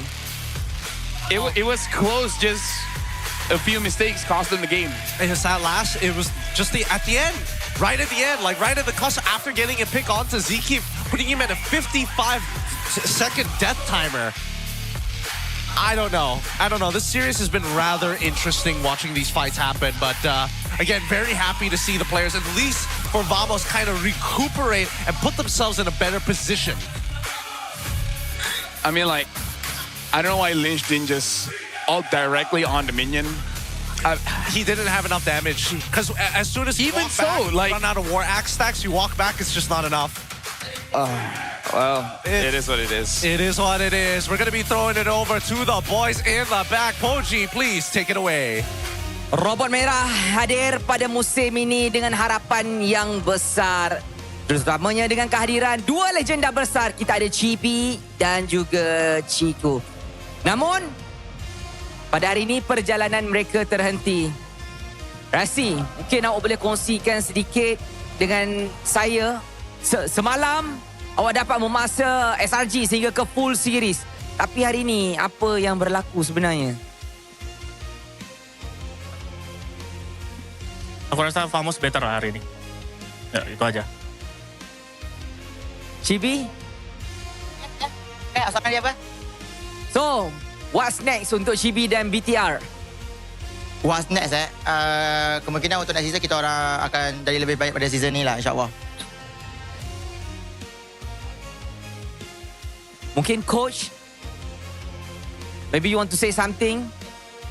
Thank you to all the fans who supported us. We will bounce back next season. Chico, sebagai kapten pasukan, CEO dan segalanya, apa yang Ciku nak cakap kepada semua penyokong, peminat, ahli keluarga yang hadir pada hari ini? Kata-kata terakhir sebelum kita tamatkan. Ya, first kali saya nak ucapkan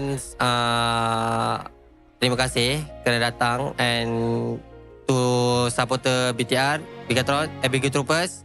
Sorry sebab kita orang tak boleh bagi result yang memuaskan hari ini. And untuk Vamos, do the best untuk next match. Diorang lagi better untuk hari ini and ya, kita kena terima kenyataan yang diorang lebih better hari ini. Ya. Terima kasih banyak-banyak. Bigetron telah banyak menghadiahkan kepada kita momen-momen yang epic, momen-momen yang boleh kita ingat sampai bila-bila sepanjang musim ini.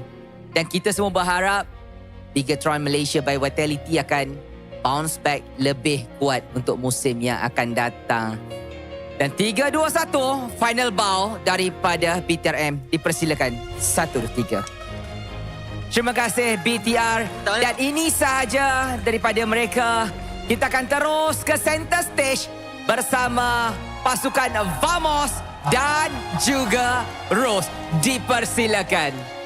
Terima kasih kepada Poji dan juga BTRM by Vitality. Tapi Stadium Juara, Team Vamos secara rasminya melayakan diri ke lower bracket finals pada esok. Wow, boys, congratulations. An amazing ride untuk musim ini. Of course, kita nak tanya Klokun. Ya. Macam mana, apa perasaan lepas menang selepas kena reverse sweep semalam? Perasaannya enak banget. Ya, enak. Karena kemarin kalah ke comeback terus kan. Tadi juga hampir ke comeback. Tapi alhamdulillah lah, rezeki menang. Now, Klokun, Rose nak tanya soalan ni. Sebab kalau kita ingat balik pada musim lepas, Team Vamos ada dalam situasi yang lebih kurang sama. Yeah. Tetapi the result was the opposite, di mana Team Vamos tersingkir di posisi ini. Apa yang lessons yang Klokun dapat pada musim lepas yang berjaya apply ke musim ni untuk pastikan benda sama takkan berlaku? Ya, yang aku pelajari dari musim lepas kan, ya aku pelajarin semuanya lah. Dari main yang gak sabaran, mau buru-buru gitu. Jadi yang di season ini gak aku bawa lah. Aku lebih sama tim, lebih kompak sama tim yang sekarang ya. Sama roster yang sekarang lebih klop aja sih.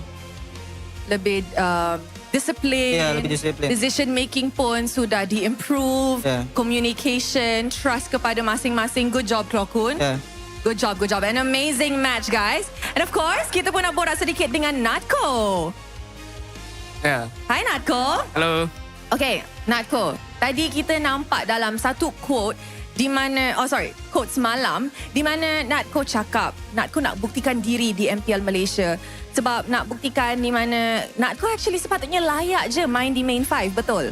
Betul. Adakah you rasa dengan kemenangan ini, you sudah pun selesai your mission untuk buktikan kepada orang lain, orang di luar sana? Belum lagi. Masih banyak yang harus dibuktikan. Masih banyak. Apa lagi yang you nak buktikan? Champion, international. Wow!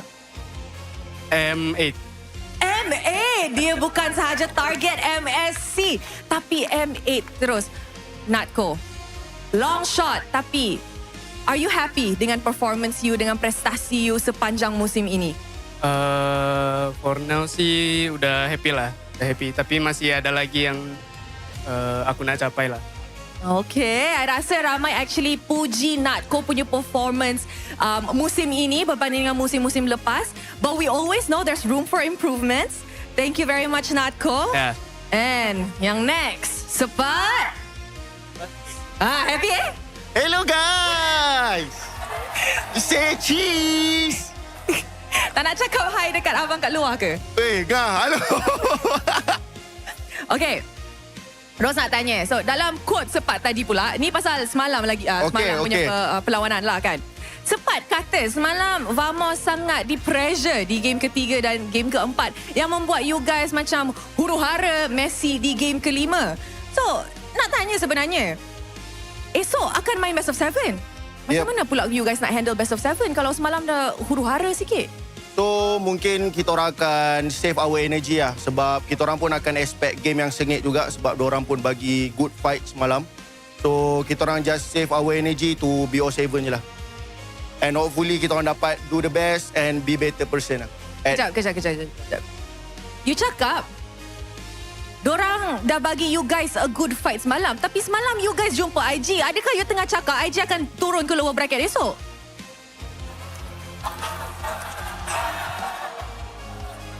Kalau dari personal saya, ya, kita orang nak IG turun dan kita orang nak Tak nak. Bukan kita orang nak jumpa IG je, nak jumpa IG. Misi membalas dendam. Yep.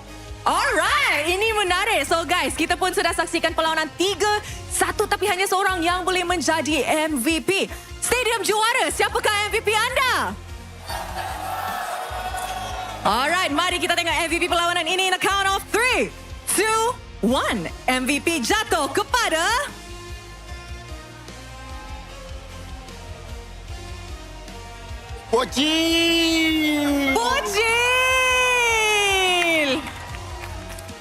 Bocil. Yeah. How are you? Sebab masa opening tadi nampak Bocil pakai mask tapi bila MVP dah banyak gaya dah. So, Bocil punya keadaan sekarang macam mana? Better lah dari semalam. Better dari semalam. So, Bocil, Rose nak tanya. Sekarang, we know lah, ni bukan Vamos 100% sebab Bocil kan kurang sihat. Betul. Tapi, pada esok, are you sure you boleh bounce back and of course buat yang terbaik di dalam format best of 7? How many percent confident are you untuk perlawanan itu? Untuk esok 100% lah. Sebab tiket MNC kan. So kita memang akan buat betul-betul lah. Memang akan climb daripada lower bracket untuk ambil satu lagi slot EWC itulah. Betul. Betul. Alright, Bocil. Rose nampak yang ramai orang actually bagi wishes dekat Bocil untuk get well soon. Mungkin Bocil nak cakap something kepada dorang? Thank you pada yang dah wish untuk untuk lebih sihat hari ni. Thank you buat dah doakan and thank you pada semua fans yang dah datang hari ni, especially Forza Vamos. Thank you sebab dah support kita orang setiap match and untuk Ripo, sorry Ripo, memang sorry. Kita tak boleh buat apa-apa pasal tu. Boys, congratulations. Thank you very much. And Bocil, get some rest, okay? You need all the rest untuk perlawanan lower bracket finals esok. With that, mari let's throw it back to the panel to break down apa yang terjadi dalam perlawanan 3-1 menentang dengan BTRM by Vitality Panel. Throwing it back, see you guys.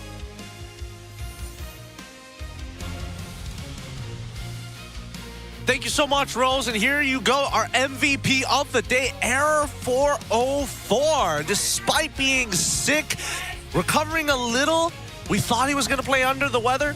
He's the most valuable player out of everybody. That's why he's the top 3 jungler in the regular season. Like, on his best days, he's better than Hazel, he's better than Sakai, he's better than Uni. I think on his best day, he is the best jungler we have in the league. Yeah, not to mention he also took marksman emblems. Yeah. He actually took it the entire series. Yeah, for the faster clear in the early game. Yeah, faster jungler clear. Honestly, both use a lot of marksman emblem for this one. You know, Leomore with the marksman emblem and so for this one, it really is just more on the analysis of the mistakes that happen later on. If we want to criticize the items here, I feel like BTR should have invested in early Winter Crowns, right? Just to make sure that Zekiv doesn't get that much value, because even though Zekiv's KD is just 3, 3, and 8, he got a lot of value. Yeah, I think the easiest way to call an apple is a bigger choke last fight, right? Just the lack of respect towards the Moskov and the Suyo really costed them. Like the way that Chiku guys and Chibi, the Chick B, they threw their bodies in front of a Suyo and a Moskov. Not a wise choice. Yeah, it was not a wise choice. But the outplay was good enough, and that's all they wrote, right? Rich guy coming here, of course, Arrow 4-4, making sure that he's making his stats, padding his stats really, really well. Damage taken, damage dealt. Something that we can say that Arrow is the future. He is. I mean, he's getting more gold from the minions than the jungle creeps, even though he had like pretty much full access to enemy jungle for like a large majority of the game. Yeah. I mean, locally we need we have a lot of holes in the field, right, for the local roles. But I think jungler is in good hand. Yeah. L4-4, it's taken him almost 2 years but this is his best season so far. Yeah, looking at how the game really progressed, Vamos controlled basically the entire game, right? Yep. Only 1 or 2 mistakes from Vamos gave an opportunity for BTR to scale back up. But there's a dip around, I believe it was 12 minutes of the game, and I think that was when BTR made a mistake around the Lord, right? That's the big blunder, and then Vamos completely capitalized. But yeah, BTR, you know what's sad about this loss? We heard from the interview they're like, Vamos was the better team. But after that game, I can guarantee they will keep rewinding that game in their heads, and they have a lot of what ifs. Yeah. You know, for Chibi, like, what if I didn't path that way, right? For Chibi, like, and for Chico is like, what if I just hold my blazing duet when I'm ending the game? Yeah. What if I just hit the crystal? Yep. It's like, yeah, I think like in that perspective, it's pretty easy to say that because they lost. Obviously, the enemy team is the better team. But I personally felt like, for BTR, they were handed 2 golden opportunities to win the game. The first one was when Vamos, overdove. They got Punisher, and then like 2 fights after that. And then even after, Chibi got caught at the river, they still managed to recover, right? That game was clearly BTR's game by all accounts, just because of the draft that they had and the way that they had been adjusting to these team fights. But I personally felt like in the heat of the moment, when they thought that they had a game 5 on the board, they just autopiloted. Everyone pressed their ults at the same time. It got messy. I think they just lost direction for a fraction of a second. You're absolutely right about that, because again, as we see these teams play, I think they need to fall back and remember what the shape of the fight looks like, right? And the big problem is that Zay, he is in the right positions. It's just that everybody else keeps on diving and doesn't give him that moment of, hey, I can set this all up for you with the RWM.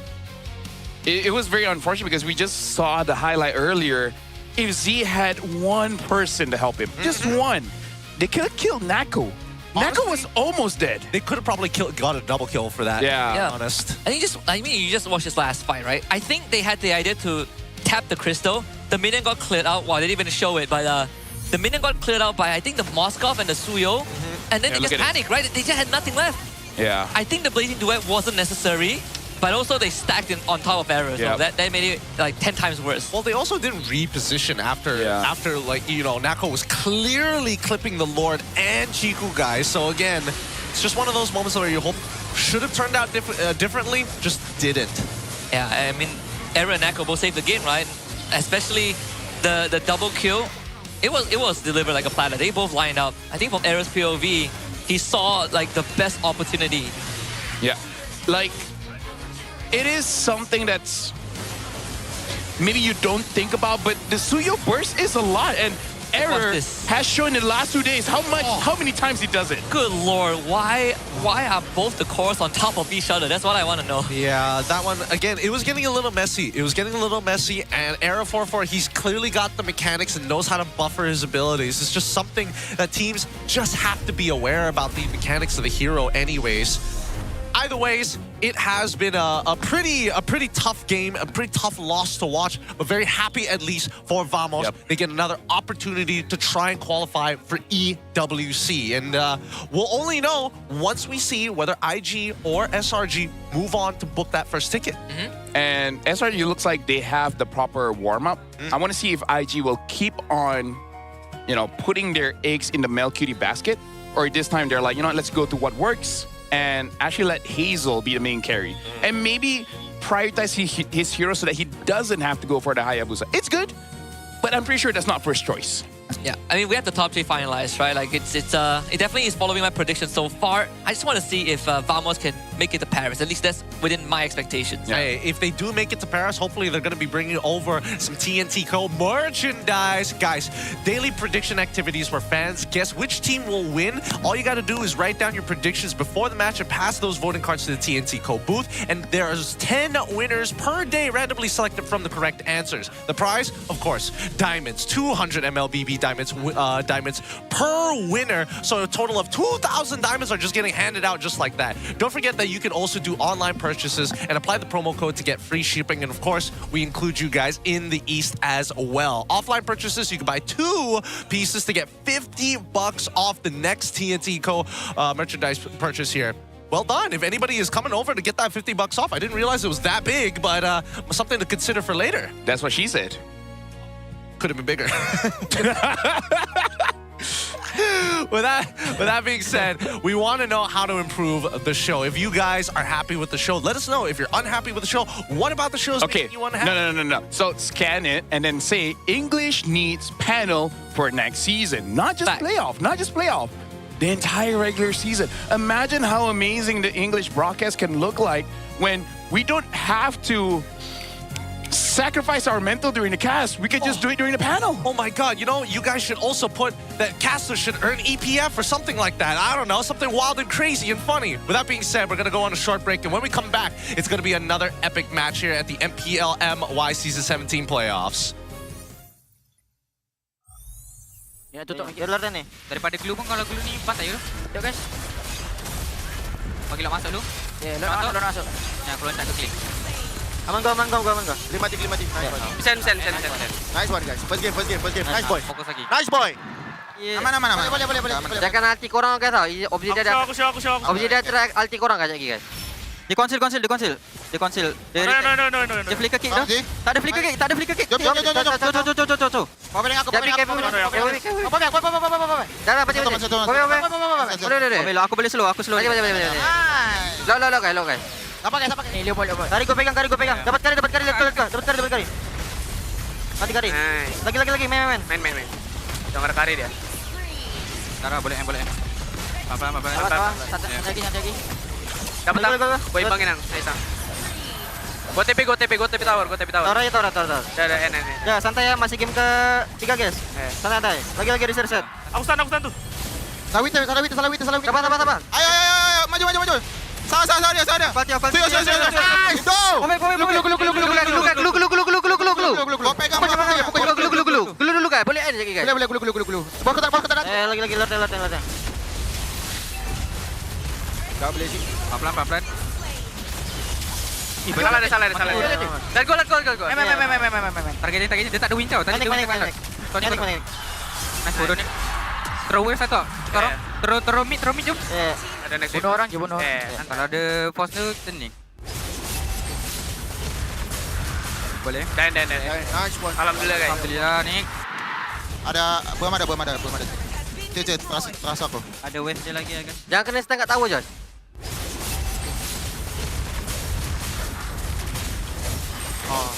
Kamu kau bagi masuk. Pulang aja. Ada tu.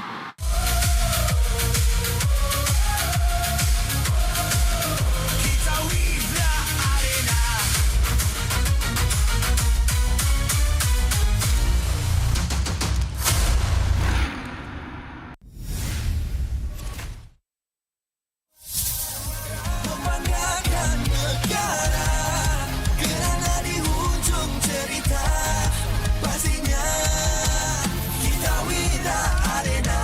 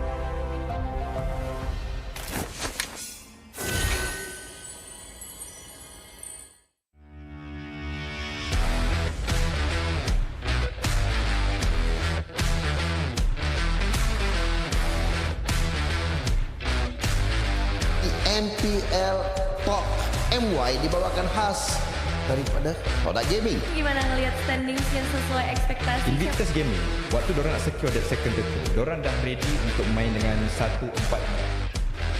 Cultured by Toda.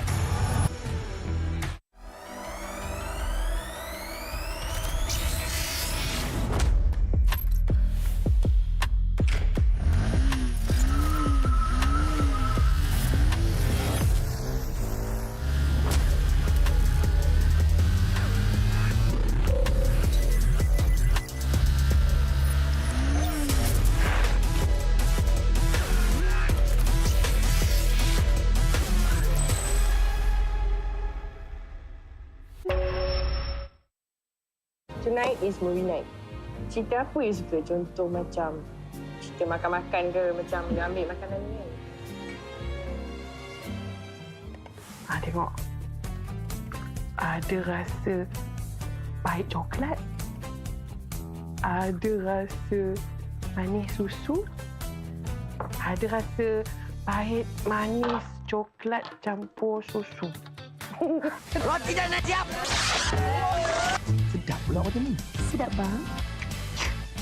Inilah masanya. RM2 satu gelas. RM2? Kau dah tahu kau allergic dengan tapai tu, kenapa kau belasah lagi? Sedap, cute. Zon. Sabar, Zon. Aku pun lapar, Zon. Kami faham, Cik. Kami sahut sabaran Cik Man tu untuk menuju ke wawasan tu. Ayuh, kawan.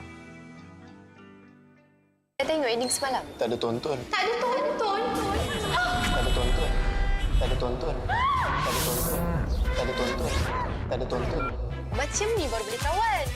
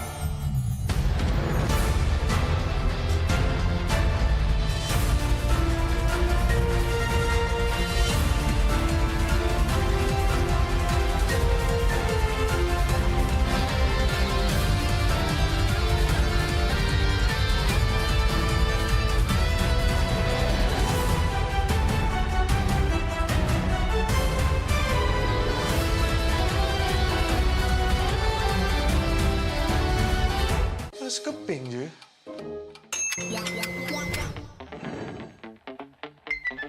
Mesti shopping pun boleh. Siap ada diskaun lagi.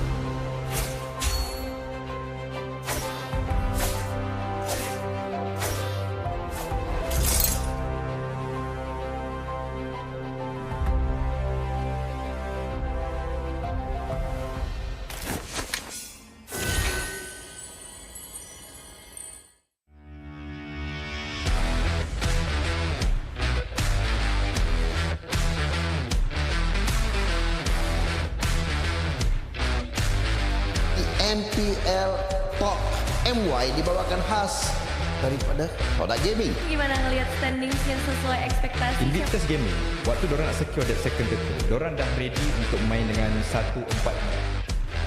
Cultured by Toda.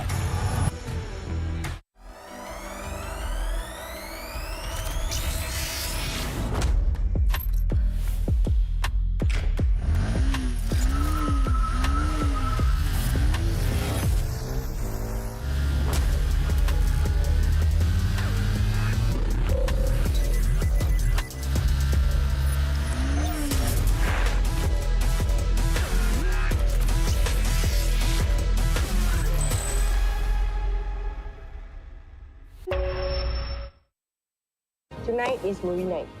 Cerita apa you suka? Contoh macam cerita makan-makan ke, macam dia ambil makanan ni kan? Tengok. Ada rasa pahit coklat. Ada rasa manis susu. Ada rasa pahit manis coklat campur susu. Roti dah nak siap. Sedap pula macam ni. Sedap bang. Inilah masanya. RM2 satu gelas. RM2? Kau dah tahu kau allergic dengan tapai tu, kenapa kau belasah lagi? Sedap, cute. Zon. Sabar, Zon. Aku pun lapar, Zon. Kami faham, Zon. Kami sahut sabaran segmen tu untuk menuju ke wawasan tu. Ayuh, kawan-kawan. Saya tengok innings semalam. Tak ada tonton. Tak ada tonton. Tak ada tonton. Tak ada tonton. Tak ada tonton. Tak ada tonton. Tak ada tonton. Macam ni baru boleh kawan.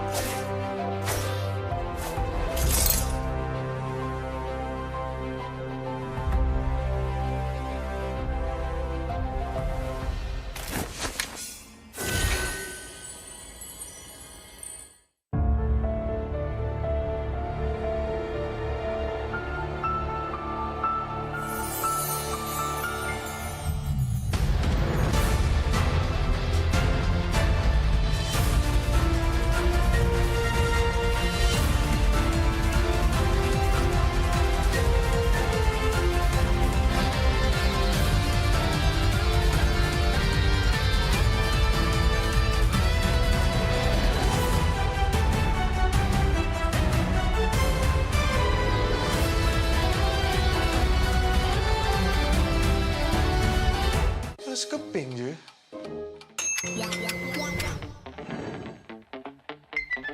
Mesti shopping pun boleh. Siap ada diskaun lagi.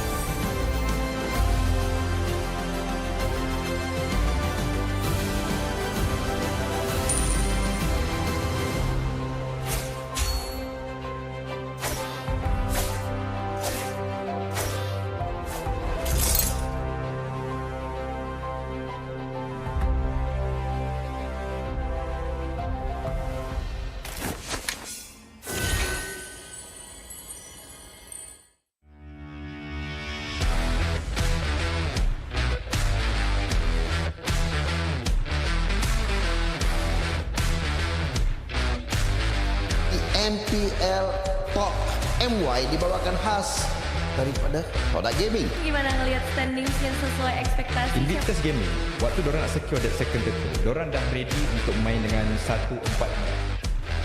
Cultured by Toda.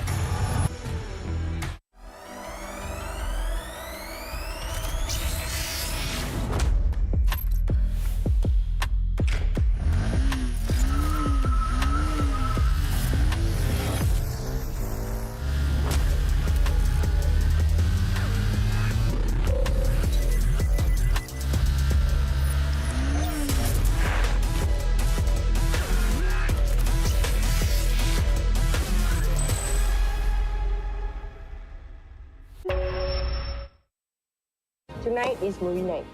Cerita apa you suka? Contoh macam cerita makan-makan ke, macam dia ambil makanan ni kan? Tengok. Ada rasa pahit coklat. Ada rasa manis susu. Ada rasa pahit manis coklat campur susu. Roti dah nak siap. Sedap pula macam ni. Sedap bang. Inilah masanya. RM2 satu gelas. RM2? Kau dah tahu kau allergic dengan tapai tu, kenapa kau belasah lagi? Sedap, cute. Zon. Sabar, Zon. Aku pun lapar, Zon. Kami faham, Zon. Kami sahut sabaran segmen tu untuk menuju ke wawasan tu. Ayuh, kawan-kawan. Dah tengok ending semalam? Tak ada tonton. Tak ada tonton. Tak ada tonton. Tak ada tonton. Tak ada tonton. Tak ada tonton. Tak ada tonton. Macam ni baru boleh kawan.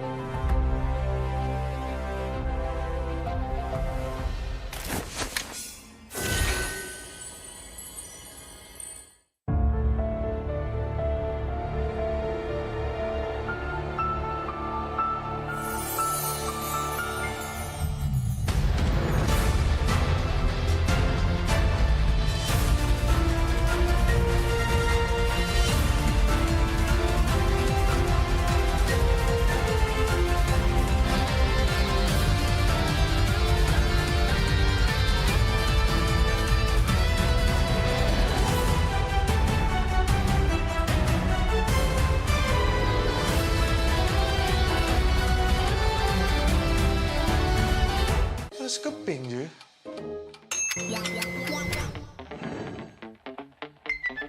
Mesti shopping pun boleh. Siap ada diskaun lagi.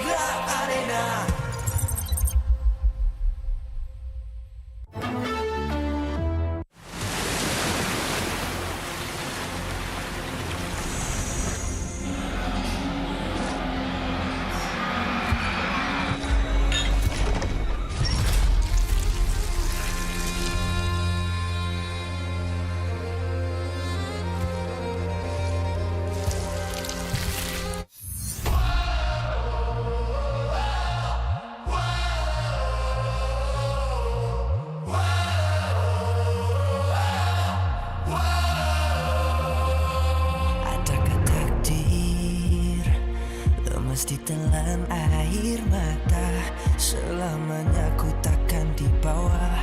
Perjalananku sampai ke puncak dalam perjuangan.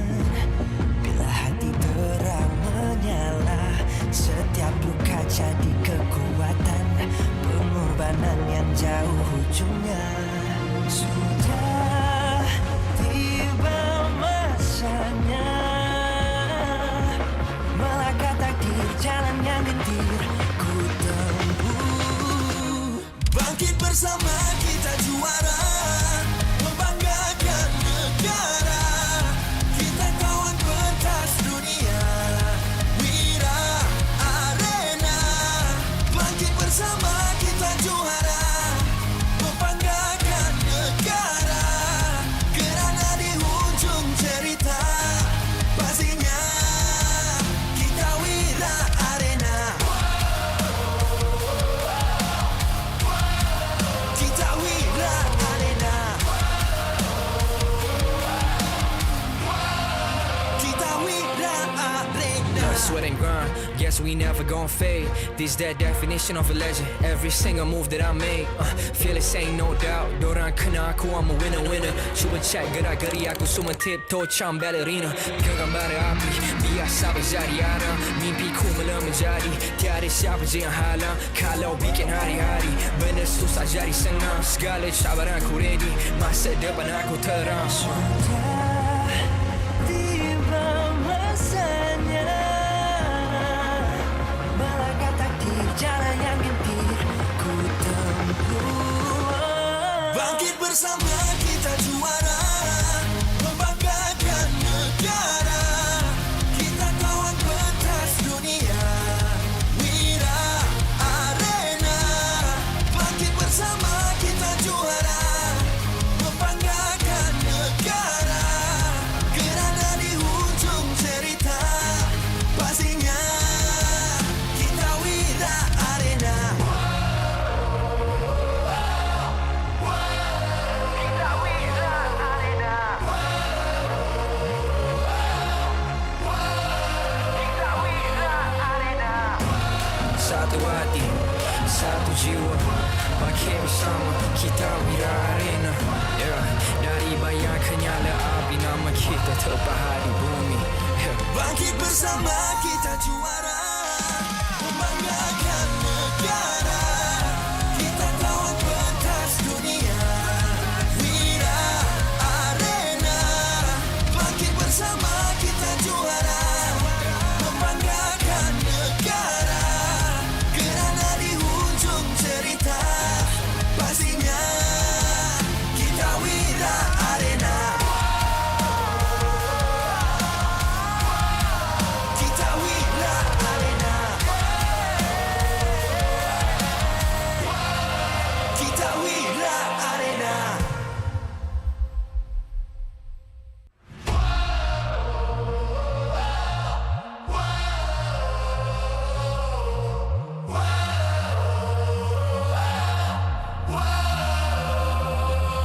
Adakah takdir, lo mesti telan air mata. Selamanya ku takkan di bawah. Perjalananku sampai ke puncak dalam perjuangan. Bila hati terang menyala, setiap luka jadi kekuatan. Pengorbanan yang jauh ujungnya. Sudah tiba masanya melangkah takdir, jalan yang gentir ku tempuh.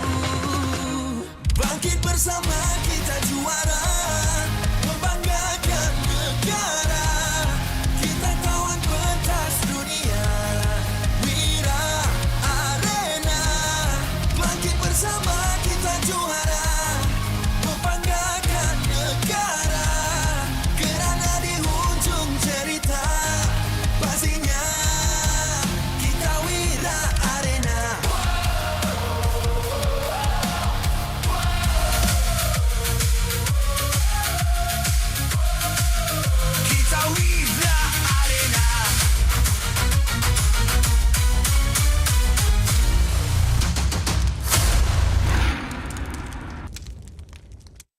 MPL Malaysia Season 17 is powered by Moonton. Presented by Celcom DG. Power up now with Celcom DG Prepaid 5G. Climb to mythical immortal with unlimited 5G power, uncapped hyperspeed, and endless entertainment. Celcom DG Prepaid 5G. Limitless. Made for Gen Now. Bloop, bloop, bloop, bloop. What's that sound? Feels like something is flowing. It's the Infinix GT50 Pro, powered by HydroFlow liquid cooling. No lag, just smooth gameplay. 144 FPS, pressure sense GT trigger, fast and responsive. For MLBB players, this one's for you. Get it now at Infinix official store and TikTok shop, Infinix Malaysia. Food delivery Grab. Definitely focused when full. When people is hungry, they lose focus. Then they will have bad aim or bad performance during the game time. Hence, order from GrabFood to stay focused. Cultured by Todak. Get your official MPL Malaysia merchandise at a Todak booth or online at store.todak.com. MPL Malaysia is now cultured by Todak, empowering the next generation through Todak Academy and its industry-focused TVET and STEM education programs. Official motorcycle partner, Yamaha. Official content partner, Media Prima. Official streaming partner, Tauntaun. Our strategic partner, Fairy, TNT Co., OBSBot, PSM. Supported by KBS, ESI, Rakan Muda, MESF. Bersiaran secara langsung dari Stadium Juara. Para penonton sudah pun membanjiri arena untuk menyaksikan perlawanan upper bracket final di antara Invictus Gaming menentang Selangor Red Giants.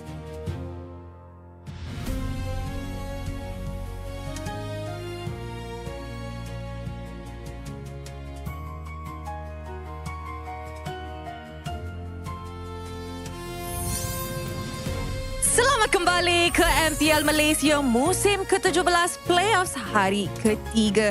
Nama saya Rose, host anda sepanjang playoffs ini. And of course, kita pun ada bersama dengan Puji. Hello guys. Tapi Rose, sekarang kan sebelum kita mulakan game kita, ada satu segmen istimewa. Acara istimewa Rose. Mungkin Rose boleh kongsi. Betul tu. Kalau you guys ingat, semalam kita pun sudah bagi 2 award, which is Dream Team of the Season dan juga Best Coaching Staff. Tapi hari ini kita akan sampaikan 2 lagi award yang baru. Kita ada Rising Star of the Season dan juga yang orang paling tunggu, MVP untuk regular season.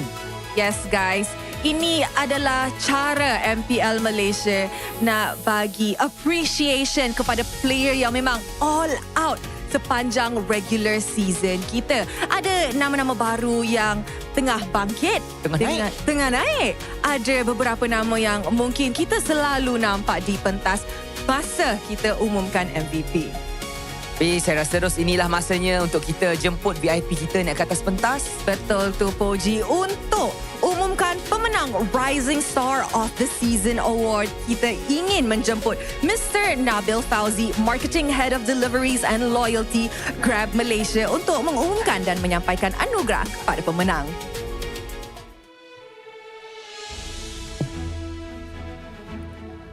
And the winner of the Rising Star of the Season is Hazel from Invictus Gaming. Guys, once again, berikan tepukan kepada Hazel daripada Invictus Gaming as your Rising Star untuk MPL Malaysia musim ke-17.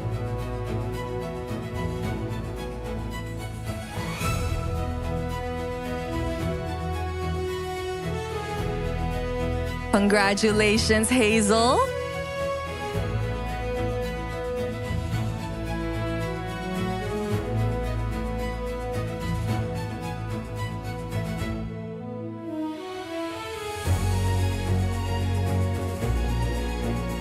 Alright, Hazel. Hazel boleh bagi kata-kata selepas menang award ini.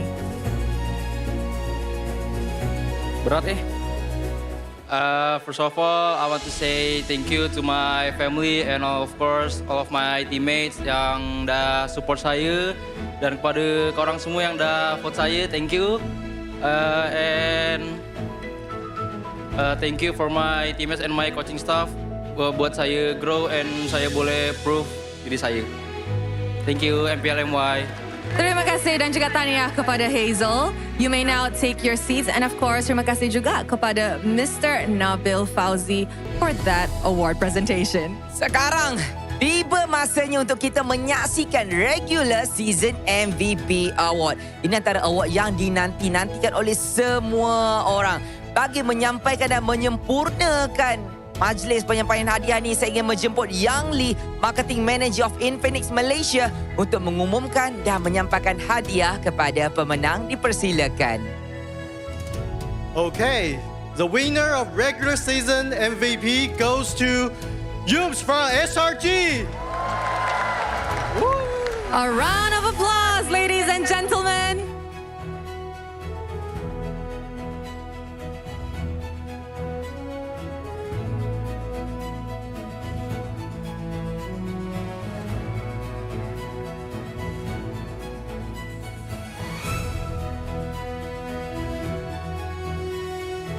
Menjadi best roamer of the season dan kali ini juga menjadi MVP of the season. Satu kemenangan yang amat berharga untuk Yums. Tapi Poji, selain daripada trofi, Yums pun akan menang Infinix MVP box. Di dalam itu kita ada Infinix GT50 Pro, GT Watch 5 Pro dan juga GT Buds 5. Nampaknya Yums akan menang lagi banyak MVP selepas ni. Harap-harapnya dia boleh carry kita, Ros. Betul, tapi kita dark system.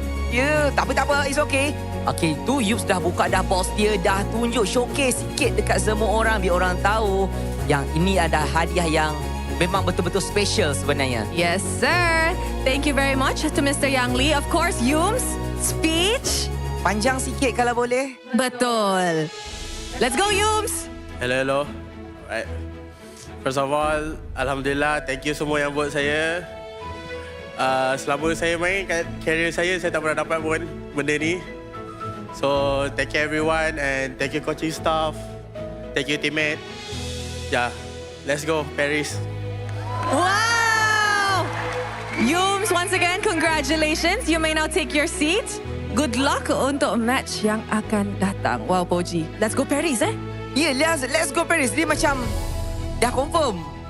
Dia bukan confirm, confident sebenarnya. Confident, betul tu Poji. Sebab like we have mentioned yesterday, upper bracket final ini, siapa yang menang, dia yang akan pegang tiket pertama pergi ke Paris EWC 2026. Siapa yang kalah akan jumpa Vamos di lower bracket final esok. Oh my, it's gonna be confirm sengit, seru dan memang panas.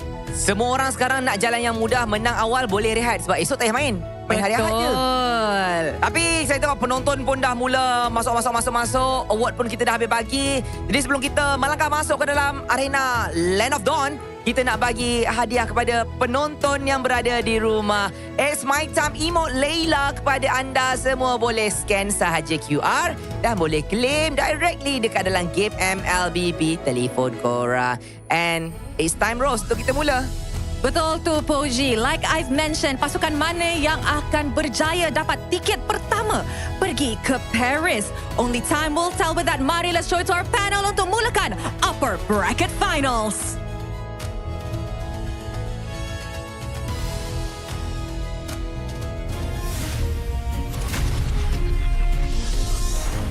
Thank you so much, Rose, and as well as Poji. Once again, welcome to the MPL MY Season 17. During the playoffs, we've kind of changed around the award ceremony to be able to distribute them throughout the days between the games to make sure that this still is a big celebration of MLBB esports within Malaysia. Welcome back, everybody. My name is Getting Q. We've got LaFell alongside with Husky here to keep you guys entertained for our next best of 5. And this is the big one here because IG, alongside with SRG, are more than happy to just run each other over because this is the one chance they have, well, technically, one out of 2 chances to get a ticket to Paris. I'm glad that the award ceremony, they accommodate for the fans that have low attention span.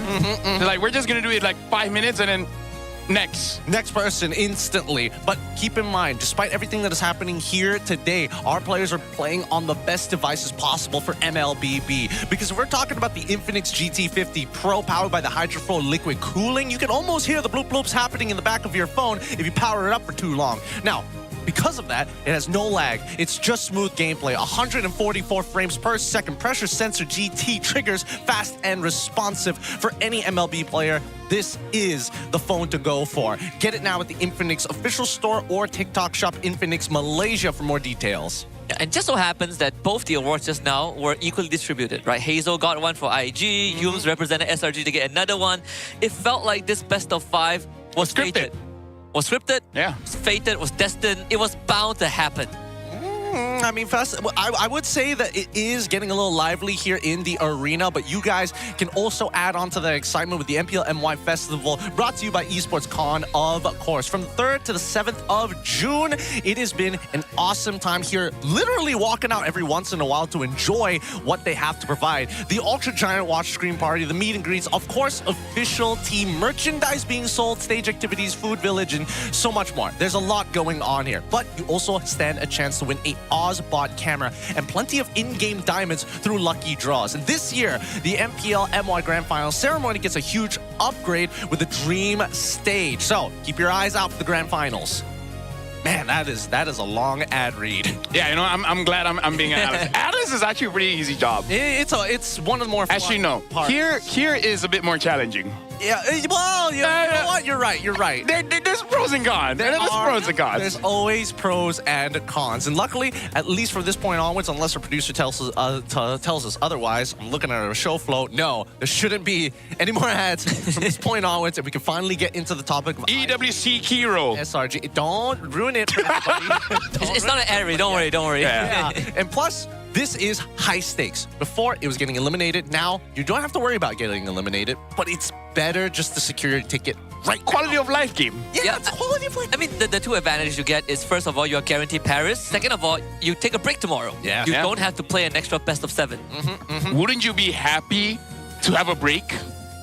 Yeah, of course, always. It'd be nice. It'd be nice. Yeah, it'd be nice. It'd rotate be out. It'd be pretty great, pretty sweet. Have more people, maybe a panel. Have panel, yeah. Yeah, it's a substitute, you know, like a substitute. Just a substitute team ready to go. Either way, this matchup is going to be very important. And I know substitute, just panel. Just panel. I want to work more days. Yeah, sure, that makes sense. But SRG has been working especially hard. Despite what has happened, at least Cram is able to play again. And now, when we look at the bracket, you saw what happened yesterday with the reverse sweeps. It's not like SRG are completely invincible. It's whether they get into the mojo, the flow of things. I mean, it's the same as IG, right? And the thing is, again, SRG, when they bounced back, it was really hard. It was a very good what you call it? It's like slingshot effect, right? You pull yourself back and then come back pretty strong. IG against Vamos, it was quite difficult for IG. Even, I believe, 2 games that they won, it was kind of off of Vamos' mistake. Yeah. I mean, even when you look at the lower bracket earlier just now, you know, for Vamos' road to EWC, they almost lost that game against BTRM, right? They also made a lot of errors. So again, like we said at the start of the show, between Vamos and IG series, it was more of a battle of attrition. SRG against BTRM, that was a clear distinction of who was the better team. I mean, I personally would feel very comfortable if SRG were to take this game and secure their EWC slot early, only because it makes the storyline even better for EWC. However, I would feel very, very nervous for Vamos if SRG happens to drop this game. Yeah. Because SRG is pretty good at capitalizing mistakes. And Vamos does that a lot. IG does that too, but just not the same level as SRG. Yep, that I can get by that. I can get by that. But that means that if IG wants to win this one, just don't make mistakes. Because you just need one. SRG just needs one, and it's like, all right, we're good. I mean, we're also looking at teams to SRG in particular to restart the Golden Road, right? I mean, TLPH has already restarted by winning their 3rd MPLPH trophy. ID playoffs hasn't happened yet, but here we are, SRG, they have another chance to do it. I don't know, dude. Every single time we start talking about these golden roads, no team has done it before in MLBB history for a reason. I hope it never gets done. it would just be the forever title. Exactly. Touches. Yeah. Oh, just the fateful dream here. But let's look at the team heads-to-heads, because if we're going to be talking about the teams, we need to be talking about their stats. IG, their weakest map being Expanding River's strongest map, Broken Walls, compared to SRG's weakest map being Dangerous Grass, and strongest map being Flying Clouds. Yeah. Also, something interesting here is the first blood rate and the average KDA, because SRG 61% first blood rate compared to IG 38%. It shows that they are aggressive, and yet SRG, they maintain a pretty good average KDA of 4.5. I believe most of the drop happened week 6 above when they start dropping games. But again, that's just a blip in their entire record. Yeah, I think like for a team, for not just IG, but for any team that goes up against SRG, there's a clear window where you can take advantage of SRG, which is the first and second turtle fight, right? If you can get a lead from there and get a snowball going, you generally put yourself in more of a controlling position. The struggle is, do you get to keep that afterwards? That's actually a really good point here. And most of the time, those are affected by the EXP lanes. That's why, looking at the starting lineup from Invictus Gaming, it's Ye3, Hazel, Suelo, Nova Escobar, and as well as Mel QT. I want to say that Ye3 should have a chance in this matchup, considering that Cram was looking a little rusty yesterday, but after they turn back into form, I don't know whether, is he sharp enough to take on this edge? Personally, for me, I feel like Hazel can take on Sakai's. I don't think Ye3 and Mel QT can take on their counterparts. No. Yesterday, even when the games aren't good, Innocent was good. And then Cram, as the game goes on, he got better and better and better. Ye3 went all 5 games yesterday, and I think he only had 2 good games. Yeah, I think a better way to describe it is that when the IG players are not good, it's because the players themselves aren't that good. But when you look at SRG, let's say Cram is having a bad time, it's due to circumstances. And that's the clear distinction. Well, at least they can also compensate for some of these problems, right? I remember times where Sakai's wasn't doing too well and the rest of the team is able to kind of generate leads for him, kind of hand it over. And I think we need to see that from IG's side, right? We can't expect Hazel to grab every piece of food off the table through the dirt. I'm just worried this draft is going to be difficult for IG. If they don't have cheese, Arcadia might outdraft them just by getting Stormy's hero late. Because again, that's kind of how IG got some wins against their notorious rivals. Like even against Team Ray, they said they needed some kind of cheese, and they brought it, and then they eventually won. Because they never won against Siska before, right? So I just wonder if they have something for SRG. Now, I hope they have something in store for them, because it's all about testing before the internationals. With that being said, we're going to go over to the ping check mic test for each of our teams.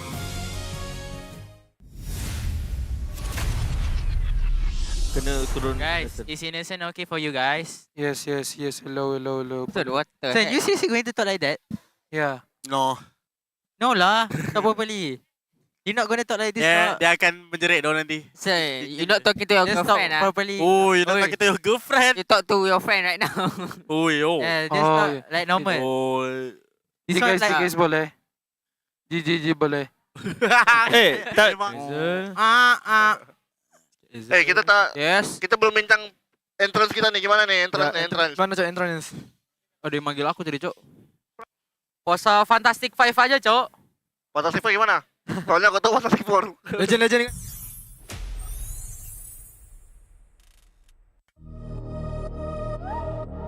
Invictus.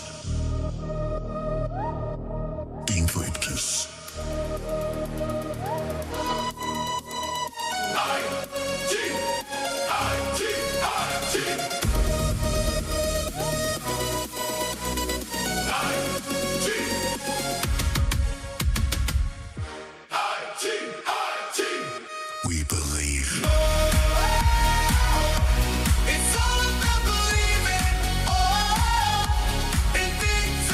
The doubters were loud, the critics were louder, and now the silence of victory is deafening. With Paris just 1 victory away, they walk onto the stage, fully locked in, with 1 goal in mind, to win. And don't stop believing in Invictus Gaming! It's no better time for Mel QT to prove to his doubters that he belongs with the absolute very best. Unless we see these side lanes start popping off here, IG, it's going to be a tough battle as they have struggled through the regular season, but have proven otherwise that they can be a top contender.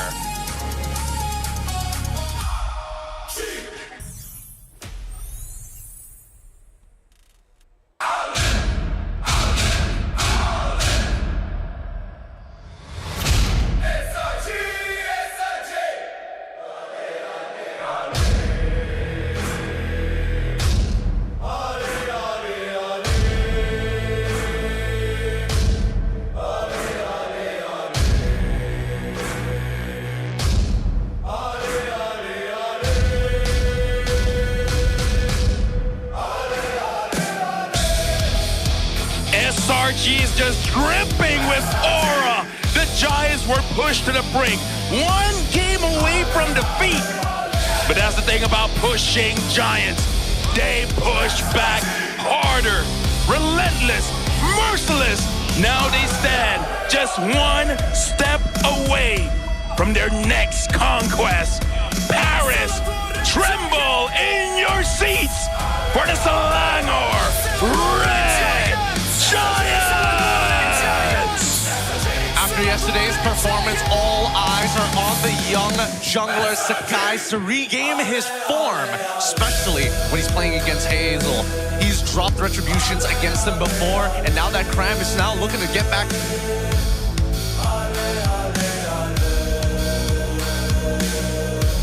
Next, we would like to introduce and welcome the coaching staff of both teams, the masterminds behind every match, the brains behind the brawn, joined by Yet Alone and of course the head marshal Reese, who will ensure that every game runs fairly and smoothly. For the side of Invictus Gaming, it's Coach Bam as head coach and Coach Jess as assistant coach. From SRG, it's Arcadia and Azora Vecchi as head coach and assistant coach. Let's keep it going with fist bumps between the teams, a true sign of professionalism and their last point of contact as they wrestle for control over the chance to go to Paris. I gotta say, looking at this lineup now, and after what happened earlier in BTRM and Vamos, I could be wrong, but I feel like Yetri is the only guy left from CG. Because again, CG was the other team that actually went to international. Now it's just him. Yep, it's just him. It's either him or we're looking further into the future where Vamos joins SRG on that trip. And that would be quite a storyline because it's a completely new roster. Well, save for Sapat, right? Who has also been on that stage before. I think right now, a lot of the eyes are definitely going to be on that XP lane. How is Yetri going to fare against Cram? Well, I think it generally should be okay. I think for the most part, feels like unless Paquito is going to be contestable and Phoveus is out in the open, I just don't see it happening. It should be a sandbag from both sides. My worry is, it's just that Yetri's best hero is Freya. Your best hero being one of the most banned heroes in the league, I don't think he's going to get it. And unlike players like Lynch, Sapat, he doesn't really have that, I don't know, that gene on certain heroes, like with the Paquito, with the Arlet. He just feels like he will do his job, but he doesn't have that hero that is a signature. I think we need a standout performance to really make the difference. It's kind of the same as Cram, but he kind of unleashes the max potential of every hero, right? Especially Lapu. Actually, now I think about it, don't give him Lapu. There's going to be a lot of things to worry about in the drafting phase itself, but first we're looking at the big hitters. I'm guessing Phoveus is going to go. I don't know if they want to actually go down the Fredrin line, though. Yeah, I don't think so either. I feel like if there's one team that would probably go for Fredrin first, that would probably be SRG, right? Because I look at IG and I'm thinking Hazel most likely will be requesting for high damage dealers, Suyo, Hayabusa, YSS. The traditional stuff, but we also got a quote from one of our coaches, Coach Bam. From top 3 to champions, before the season started, our roster didn't look very strong on paper. A lot of people even said that we wouldn't make it to the playoffs, but after seeing the players' hunger to win and the way they approached the game, I became very confident that we can reach the grand finals, qualify for EWC Paris, and even fight for the championship title. Yeah, this was the roster that I feel like was up in the air when I first saw the roster announcement, but a part of me was confident enough that they will make top 3. The first leg of the regular season, there were some shakiness, but I think with Yetri's re-entry into the roster, it really did solidify what IG is all about. Although it took them a bit long to find the identity of the roster. Now we have MPL MY Insider, which came out a little bit earlier, but it's okay. Now, here's the thing, right? Honestly, I'm saying seriously with analytical background here. All right, go ahead. IG's vibes is gonna get tested. You guys wanna know why? The vibes as in like the team environment? Exactly. Okay. Because Mel Cutie had an amazing season with Homeboys. Once he went to MSC, once he started fighting against really strong people, it got into his head. Now going against Innocent, it might get into his head again. Because yesterday, I think that's the case. I think he was overloaded and he lost his confidence. I want to see the team giving his confidence back. Hey, speaking of confidence, we did ask Stormy, how was the match against BTRM like for you because of what happened yesterday? And he mentioned, not gonna lie, after we figured out our issue in game 1 and 2, we completely changed our draft 180 degrees. It was quite a match yesterday. Yep. And really, again, like, I think we all agree, like, game 1 and game 2, their draft was just a bit disrespecting, right? Like giving away phobias when they have a lot of dashes and blah, blah, blah, and all those kind of things. Once they start respecting, making sure that the Arlet is not available, the Keto is not available, the Fredrin is not available, then things start to look a little bit more stable. Uh-huh. I did not know that SRG had a mascot. Right? Like the first time I've ever seen it in my life. What's the name of the mascot? I don't. Probably not Ultra, right? I'm not gonna call him Angry Giant. Something. Angry Giant. That makes sense. The little giant. Little? He's not little. He's about, that dude's like 6 feet tall, man. So he's the red giant. He is the red giant. The Slanger is just his nationality. And then all of a sudden you check his IC and he's actually from Malacca. He's like, don't tell my boss. I need this job. I need this bad. I need this so bad. All right, we got 23 seconds left. What do you guys think about the potentials of that first 3 bans? First 3 bans, I feel like for SRG, they might stick with the normal... Wait, who's first pick again? Because I feel like second pick is just going to be banning Freya. IG is considered home team, right? So they should be first. Oh yeah, SRG first pick, yeah. So I believe IG, they're just going to be banning out the Freya. I think they should ban out the Phobius as well, but maybe they just let SRG ban that one. I was thinking Phobius most likely will be perma banned, but SRG ban Yi Sun-shin. The bigger question, yes, will Yi Sun-shin get banned? Right? I think yes, and I think Marcel will get banned as well. Oh yeah, then there's that. Like how far do you want to push this, right? Are you willing to test the YSS? Well, never mind, they won't. Yeah, ban out the YSS, ban out the Phobius, and if Freya gets banned, IG also needs to ban the Harif. Yeah. I feel like SRG is not in a rush to ban the Marcel. They're not pressed at all because they can also pick the Marcel if they want. But that's the thing, right? They don't... They lost with it yesterday. They did lose with it yesterday, and I think it's one of the few situations that, again, as good as Marcel is, I'm starting to get the sense that most teams are realizing unless you have a dedicated, I know exactly what this golden hour is going to do and what it is for, most end up as collateral damage. Yep. We have a lot of people that have a lot of money, huh? Yeah. They all say they want to go to Paris with SRG.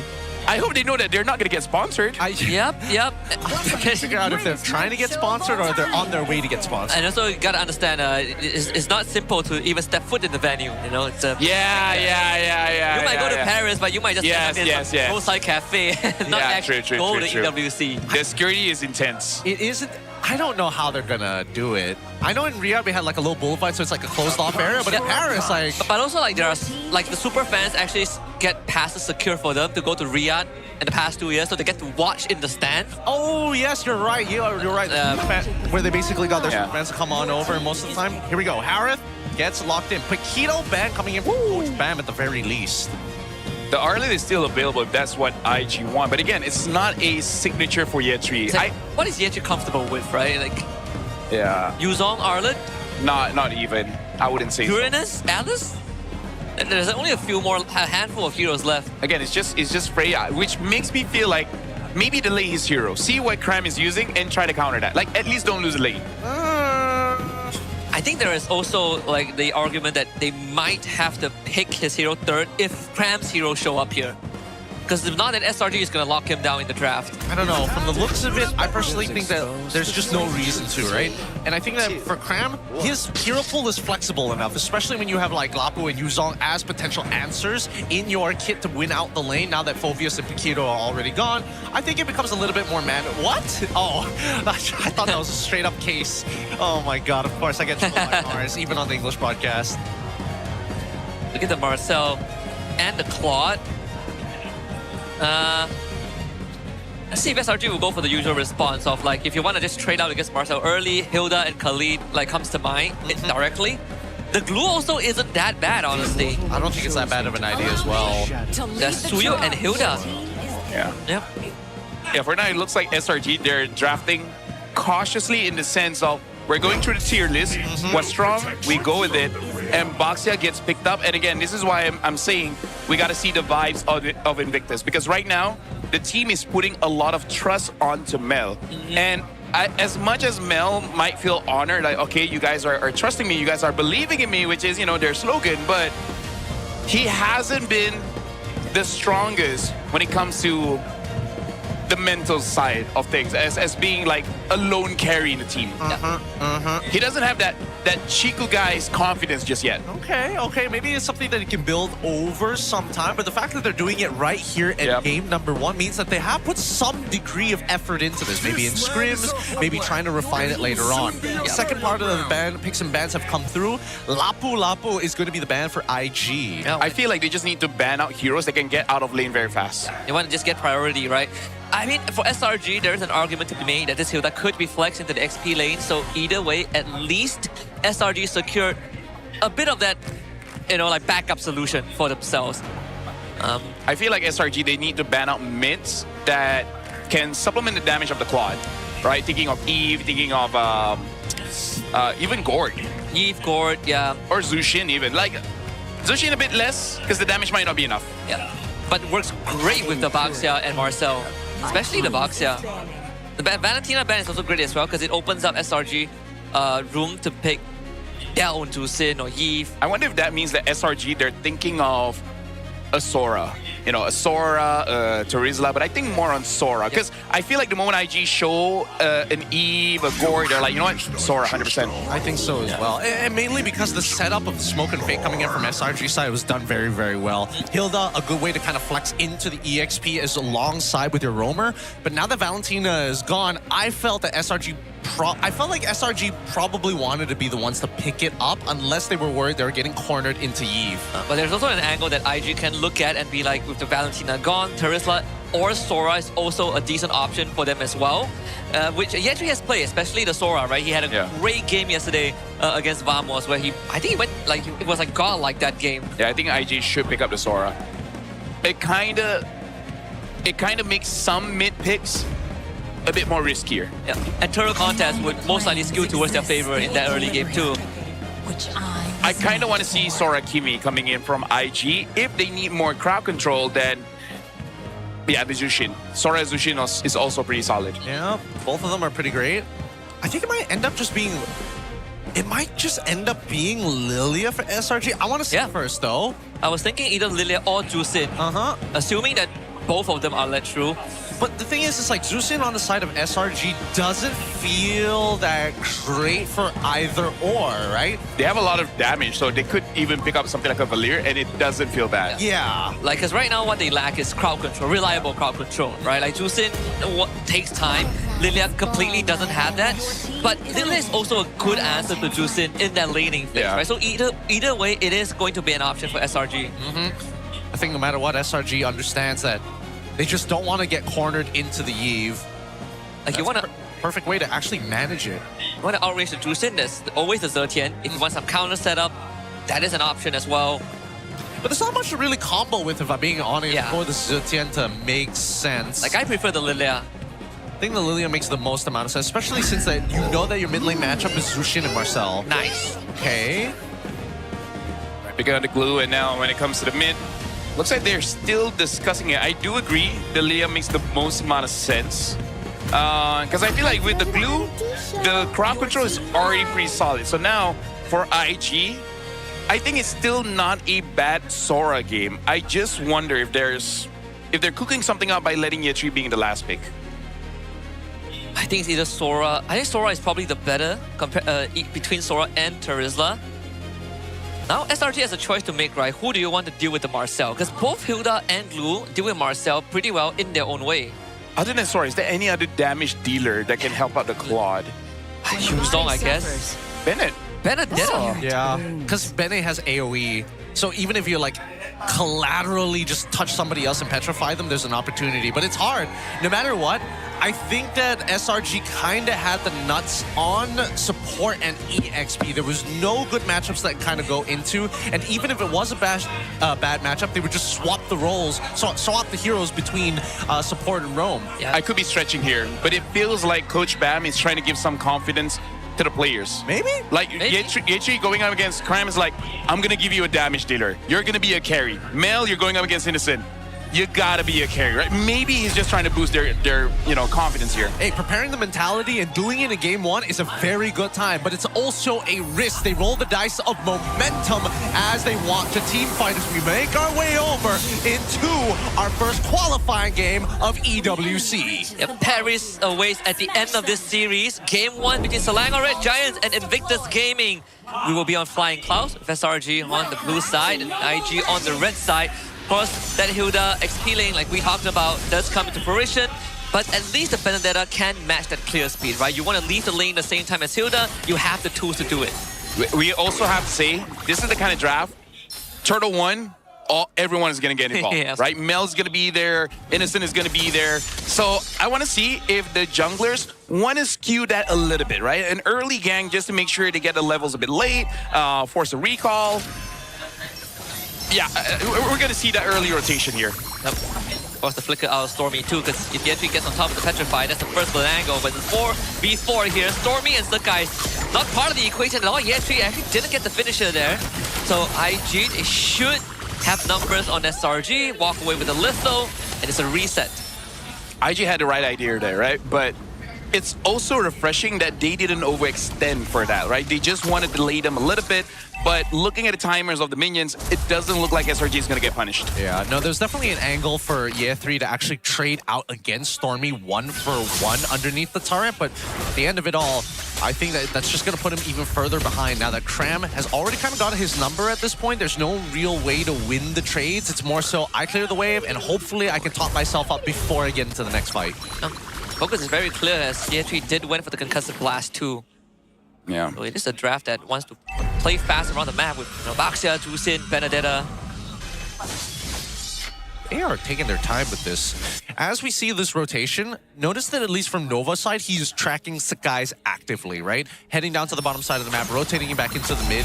He is a little bit behind slightly compared to Yums, but that's fine because, again, it's just the roam. It's about spotting people out. It's about keeping tabs. Yeah. Right now, honestly, it feels like both teams are testing each other's trigger finger here. They want to see who's going to make the first move. Yep, Sakai's is waiting very patiently. Yusu soak up the pressure and Sakai's easily steals the turtle away. And now all SRG needs to do is to back off. Cram will flicker across the wall and IG none the wiser. They come in with the Crimson Beacon, looking to grab Stormy, but SRG jumps to the back line. Sakai gets a few members down low. He actually forced to use the Petrify. Sakai gets lifted up back. First blood for Suelo. Yeah, this is good coming in from Invictus because I think even they realize that they don't really have priority over the turtle just because Baxia's damage compared to Suyo, it's really not comparable. So it's good kiting coming in from Invictus and they're just trying to catch SRG slipping. The Petrify on Ye3 was godsend, right? That was the first angle for Sakai. It's tough. It's tough to deal with a comp like this in the early stages of the game and you don't find the first blood on the side laners. And I think at this point, every 40 seconds, like Ye3 is going to have to get involved, right? It is a net negative just staying in this lane against Cram. And the longer he does, the more time that he could potentially be putting some influence. And he's already spotted out Suyo as even bottom side, just innocent, making sure that he's showing that this lane isn't free. Yeah, looking at the items, it does look like Ye3 might go for the Heptasis as the first item. So something that the Stormy really has to look out for. Because Lilia is slippery, but she doesn't have a very large HP pool. That's on how they look at it, but very least with black shoes, it should be okay. And this is a very technical game. At least for SRG and Invictus, they're not fighting for the sake of fighting, right? I think that's the best part about it. Tracking Marcel, that was gonna be constantly be a very annoying task for Yums. I feel like this game is technical because for both Invictus as well as Langray Giants, they have multiple heroes. Oh, hold on, Cram gets caught. It looks like he's going to be fine here. As I was saying, both teams have a lot of heroes that has good vision. Yep, looking to Cram. Stormy flickers in. A couple of orcs will do the job. Stormy just auto attacked away Ye3. So no chance there. Still has the black shoe. Stormy will wait until the final second to use it. Gets to avoid the lantern stacks, but still get picked up regardless. Can Cram bail him out of this? Doesn't seem possible. Stormy betrayed it back, but SRG did get a turtle in the process. I feel like that's still okay because, again, I don't think they want to get a turtle, actually. Even though, yes, they have Baxia, but Suyu just has an unfair advantage for those neutral objectives. And I'm actually not entirely sure if Stormy dying there was really worth it to kill Yetri. It could be. I'm just not entirely sure. Yeah, I would have to... We'll see how the game goes. Yeah, we'll calculate the numbers later. Cram just want to make sure that he still has a lot of threat so that Nova can't just walk up to him. Same goes for LQT now that he's already secured his first item. Innocent's taking a decent amount of damage despite being up in EXP. Whoa, another side stab. The Petrified committed this time, but Yetri doesn't have the damage and Cram just goes in for him. The full commitment, and Cram now looks to walk away. They even used the Retribution onto him. Cram should go down here, and Hazel picks it up. Meanwhile, Innocent against MLBB in the bottom lane. Zaman force lay down, gives Innocent the advantage. Dangerous time to be alive right now. Especially if you're looking at MLQT. This is starting to look like a very clean dive angle. Unless Invictus Gaming are able to support him. And he puts out the BMI just in case. But even with Suelo around, doesn't necessarily stop SRG from doing significant damage to this turret. I think they can take it down. So bot tier 1 to SRG. Yeah, I think that's good respect there. Mel, I know he wants to grade it out, right? But that's not a gold card anymore, so you don't really have to die for it. At least Suelo got something out of it, so it's not the end of the world, because right now we're looking at the goal difference. It's 1,000 for Slangored Giants, but it's not that big of a deal just yet. Them getting the turrets is kind of a big deal, though, because it's gonna make it more difficult for Hazel to have a lot of space. Just accessing the jungle for him usually isn't an issue, but without these turrets, that means that at least for Selangor Red Giants, they can start stealing away some of the smaller camps on the edge that don't sit near the turret. Oh, and Suelo losing his flicker as well. Stormy just black shoes away. There's no more setup opportunity for IG. And that's what you guys talked about, right? The golden hour. There has to be a clear objective. But I think for IG in this state, it's pretty hard to set up unless you get a golden hour into Electro Final Blow. There's a collapse from Hazel. Yetri's in as well. Instantly slays Stormy in the process, but Cram is waiting in the bush. Hazel gets the objective. Golden hour stalls our Guys in the back line, and now Innocent is trapped. Diamond Force does get him out of with the Chrono Dash. Guys joins the fight, takes out Suelo, but Jumes unfortunately is left behind. Hazel bops him with a view and finds a double kill. And honestly, that was good from Nova, making sure that Sakai is not part of the equation. So that's good coming in from Invictus Gaming. But Slangored Giants, they still got some kills off of that. So it's not entirely bad for SRG. Not the worst, but it definitely evens out the goal just a little bit. IG, they're trying to make this conversion work in their favor, and they have to do that by taking away structures, any way to inject something into this economy for Invictus Gaming. Okay. They're trying to force the black shoes, I think? Yep. Got it. Because the thing about Stormy is, his role in the team is, funny enough, a zoner, right? No matter what hero he uses, he's going to create a lot of space for the team. And the way that he uses it with Lilia is really use an ult just to make sure that he can actually play aggressive. So getting the ult away makes it so that you have one less zoner for SRG. Easier for Boxia, Hazel to really get into position. Well, speaking about positions, look at this contestation here from SRG and as well as IG, right? Trying to wrestle control over the river right in front of the Lord Pit. And at this stage, invading is kind of off the table for Selangor Red Giants. It's a slight lead for Invictus, but not enough to determine anything. But why put yourself at risk? Mel right now, he is pretty aware that he can get hit once by Innocent and it could be over. Right, Zaman Force already used. Right now, it's good that Invictus Gaming, they're really not forcing anything. Like, they're really being disciplined here. Yeah, even Sakai was spotted out. We talk about IG having the ability to re-speed up the rotation, and now they're taking advantage of that, right? To track the SRG members. If you catch them isolated, you can force something out.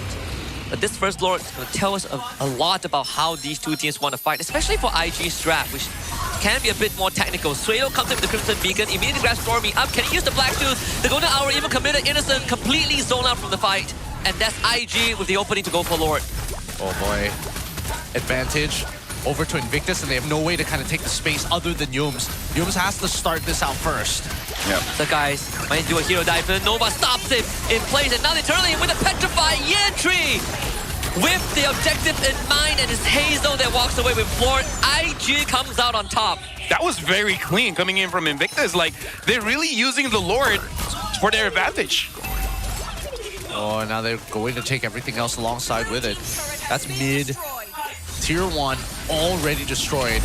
And just notice that at least for the side of Invictus Gaming, they're opting to even go for Radiant Armors onto Suelo, knowing how much potential damage could be coming out of just Lilia and Harith. I gotta say, the standout here for me is really Nova Escobar. He's using this Marcel so well, making it so that he can catch people, he can zone people, and he makes the neutral objective much, much easier for Hazel. Oh, I mean, Hazel, I think that at this point, if you're in Hazel's position, I think that it's going fine, right? Everything should be pretty smooth. You're waiting for not only Nova X Kobar to make these similar plays again, but more importantly so, waiting for Sakai's to make that mistake, right? If Sakai's reveals himself too early, he's going to get petrified. Nova X Kobar can deal with him just like this, and it's just a continuous back and forth. Yeah, Hazel now having the chastise Pauldron as well makes him much more difficult to really deal with. And Nova Escobar, he is doing a good job in the sense that he's providing a lot of vision for Invictus, making it so that the rotations coming in from Hazel and Swill is so effective. And Mel has been free farming just from pure information. Hasn't been interacting as much as we probably will like to, even though the score is 3-9. It's not the end of the world here. You can see this pressure, immense pressure coming in from IG to get the waves that start syncing up with each other. Nova is concealed up too. Nova's looking for a golden hour here. A good golden hour could basically just set IG up to win the game. They are looking at a more than 5k gold lead. Holy Crystal just got purchased by Innocent. Yeah. I think one thing that separates these two teams, if we just look at the sideliners, which was a discussion early on, was just the clutch factor, right? Like, who would you trust more to clutch out a game? But now the stats, they do favor Innocent and Cram more than their counterparts. But I would say this map state is great for Claude and Benedetta to play around. Yeah. Mel, he's playing cautiously, but I feel like that's the right call, right? Against SRG, again, you cannot make a mistake. Cram gets spotted out, gets still a little bit of damage, and Suelo, again, because he's building a little bit defensively, because of the lead that they have, is not going to get punished, right? It's actually going to be looking pretty good because he's not going to die, so a lot of setup for the team. A lot of good setup, in a matter of fact. And Mel QT just standing right in front of the danger, right? Knowing that the rest of his team has got his back at any moment. But they're not turning this into something that is tangible, right? Now we're getting to the point where we need to see them hit their next item power spike, which is at the 42k mark. So they're technically 4,000 gold away. And that could be the final coffin, the final nail to put into SRG's coffin to close out game one. Well, Suelo now has the purple buff as well for Invictus. So far, they've been using the Lord as bait. We'll see if they can still use it here. We gotta look out for Yetri as well as Nova Escobar. They're kind of the ones to really isolate a target and then see whether Invictus has enough damage. With Mel now having the Malefic Gun, I think they do. Yetri also just got the Malefic Roar, so they have plenty of damage. And remember, Stormy does not have Purify. If they can catch him lacking, they can instantly blow him up before he has an impact. And Nova aggressively walks forward, looking for the zone out. Yetri goes in with the Petrify, instantly finds Cram, kills him off for the mega kill. As Hazel takes the objective away, Sakai's also has no business being around there. Stormy's gonna be next on the list. Black Shoes back, but is into the fray of IG, and Stormy gets slain. SRG just couldn't put up any resistance. Yetri killing Kramna, that was personal. Yeah. He's like, I don't care if I die. It doesn't matter. Doesn't matter. We'll risk it for the biscuit anyways, because where was he technically supposed to go once he was on top of E3, right? Like, either way, things worked out for the best, and now we're moving into the end game scenario. Oh, and looking to end it as fast as they can. Yetri clears out the way as SRG members slowly coming back to life, and a full health Lord. Even if IG doesn't end this, they will at least get all the inhibitors, and that's what they're looking for, because Cram is already dead. Zaman Frost laid out, there's a carpet to work with, but IG, they're looking to break the crystal. There's a wave coming in middle, Innocent is already dead, and IG looking to lay the first blow on their conquest to go to Paris. The golden hour as just a bonus on top. IG takes game one. Ooh, what a way to start a series. 1-0. In favor of Invictus Gaming to kick things off here. What are we thinking? We thinking the SRG is pulling off what they did yesterday, where they were trying a couple of experiments. This time, it looked a lot safer, and yet they still couldn't net the win. I think Marcel might need to go. Yeah. Marcel was a big problem in that game. I feel like for both teams, this is them testing each other out. I'm not saying like they're going in the game easy, you know, like not showing their full strength or blah, blah, blah. This ain't an anime. This is real life, okay? Everyone plays with full strength. Maybe not full energy, but full strength, right? And then once, I agree with Husky, right? You see the problems, like, okay, Nova's a problem, and Yetri is using a damager, so Cram is like, okay, you know what? Screw the Hilda. I want something that can fight back. Yeah, I think, like, you know, as much as we know that Harp is actually one of the most broken heroes right now, but he's technically not broken if he doesn't get to join the fight, which is what the Marcel did the entire game. Yep. It's frustrating because the way that certain mechanics works,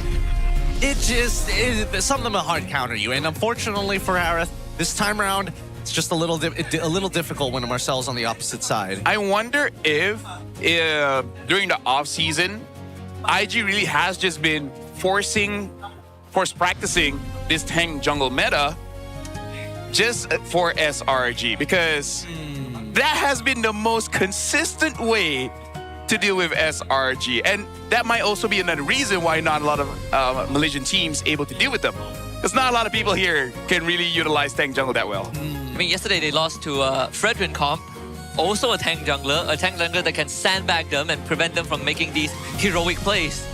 Yeah, all these tanks have its place. I wish there was like a little bit more variety, but before we get into any of that, let's give it up for our MVP, Nova X Kobar. Without a doubt, not only spawning out the correct members, but finding key spaces to not only deny access, but most importantly, find the big CCs. And here's the thing, Coach Jess is also a man genius when it comes to all these crazy picks. Coming in from MDL where there's global ban really gives it the advantage, and it should be utilized in the next game, because let's be real, no way Nova is going to get the Marcel again, so they really have to start preparing what's the next hero for him.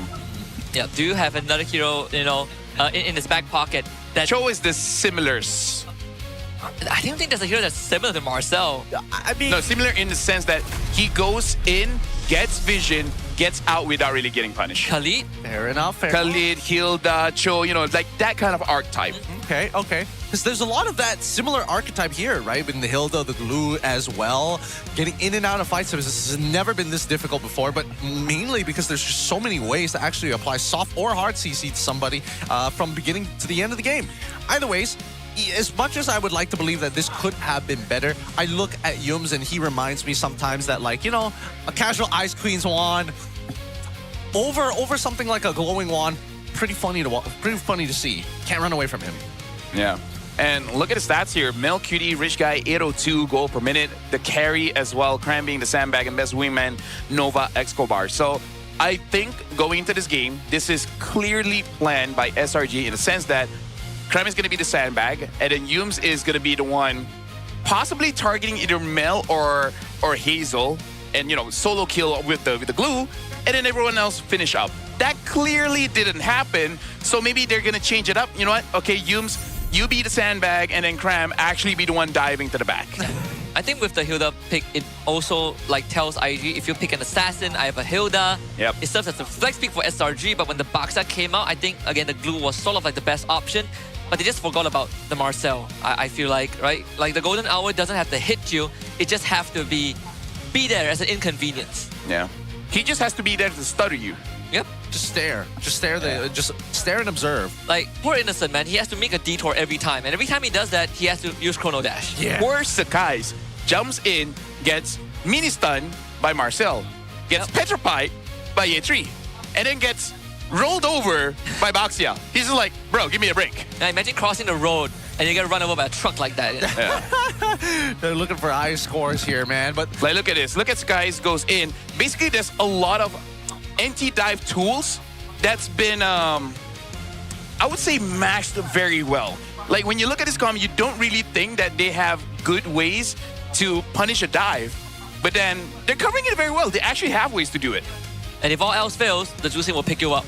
Yeah. I'll take it any day. I'll be honest with you. I would rather that, because as we see the game continue to progress. And I agree with LaFell. I think that like a lot of it just really boils down to like controlling the zones, and also the first 2 minutes, like you were talking about, the first 2 turtles to take advantage of SRG. I thought that maybe those first 2 turtles is where Invictus was going to go really, really hard, but ends up they kind of stretched it out. And I like the fact that they're being very mindful about this. Of, hey, not only do I want Hazel to get to level 15 as quickly as possible, but our secondary win condition in Mel QT, he also needs the farm. So I like the fact that they decide to go 4-1 at sometimes, but always manages to regroup with Year 3 to ensure that the team is ready for a full 5-on-5. Yeah. Even this sequence, right? I thought the Golden Hour is enough to just zone out Innocent, but it also costs the guys on the edge, so there's no chance for contest. So now for Invictus, I kind of want to see more of this. When it comes to the draft, have a lot of crowd control. Have a lot of small CCs that can be happening instantly, right? Because I really feel like that's the best way to do with SRG. You can't hit me if you keep getting stunned up. Can't hit me if you keep getting stunned up. It's like if you want to beat someone up, ask your friend to hold their hands. Yeah, it's like imagine, right? Imagine you're in a boxing match, right? Like you're a good boxer. Every time you try to land a punch, Tourette syndrome. You get a tick, and then you whiff your punch. Now times that, like throughout the whole game. Throughout the entire game. Like the entire match, you just get ticks whenever you throw a punch. The multiplier just gets higher and higher. I think one other thing that a lot of people can get is like, imagine you're a goalie and someone keeps lasering your eye. Right? Yeah. That's the one. Exactly. That's the one. That's the one. That's the most amount of stuff. Especially with the Marcel's playstyle of just going every single time. It is frustrating. It is very frustrating. Annoying to death. But it also means that adjustments can be made. Yep. Is this an exclusive blue side here? Because I feel like sometimes some teams we've seen in the playoffs here that even when Marcel is open, they don't go for it just yet. They wait for half a second. They're having a Star Wars fight, by the way. Whoa. Mars and Milo. Don't worry about it. Because they're bringing it over here. It's not Star Wars. It's what we called our All-Stars. Guys, 2026 All-Star event is now available. Team up and die for some fortune. You know what to do. Go into the game, complete the in-game rewards, get a free skin. There's actually a bunch of them. The Atlas one is pretty free. The Yuzong one I finally got just yesterday. I wonder what part of the forest they are. Imagine if it's a full screen graphic right now. It's just. Oh, it's not. If only. The exclusive dynamic portrait and radiant kits for Leslie, the Angelic Agent, are now available in the shop. Enjoy 20% off during the first month for June, all the way May, all the way to June. The dynamic portrait is only 640 diamonds, and the radiant kits are only 200 diamonds. So log into the game and get yours today. Milo trains in boxing. I didn't know that translates to become a Jedi.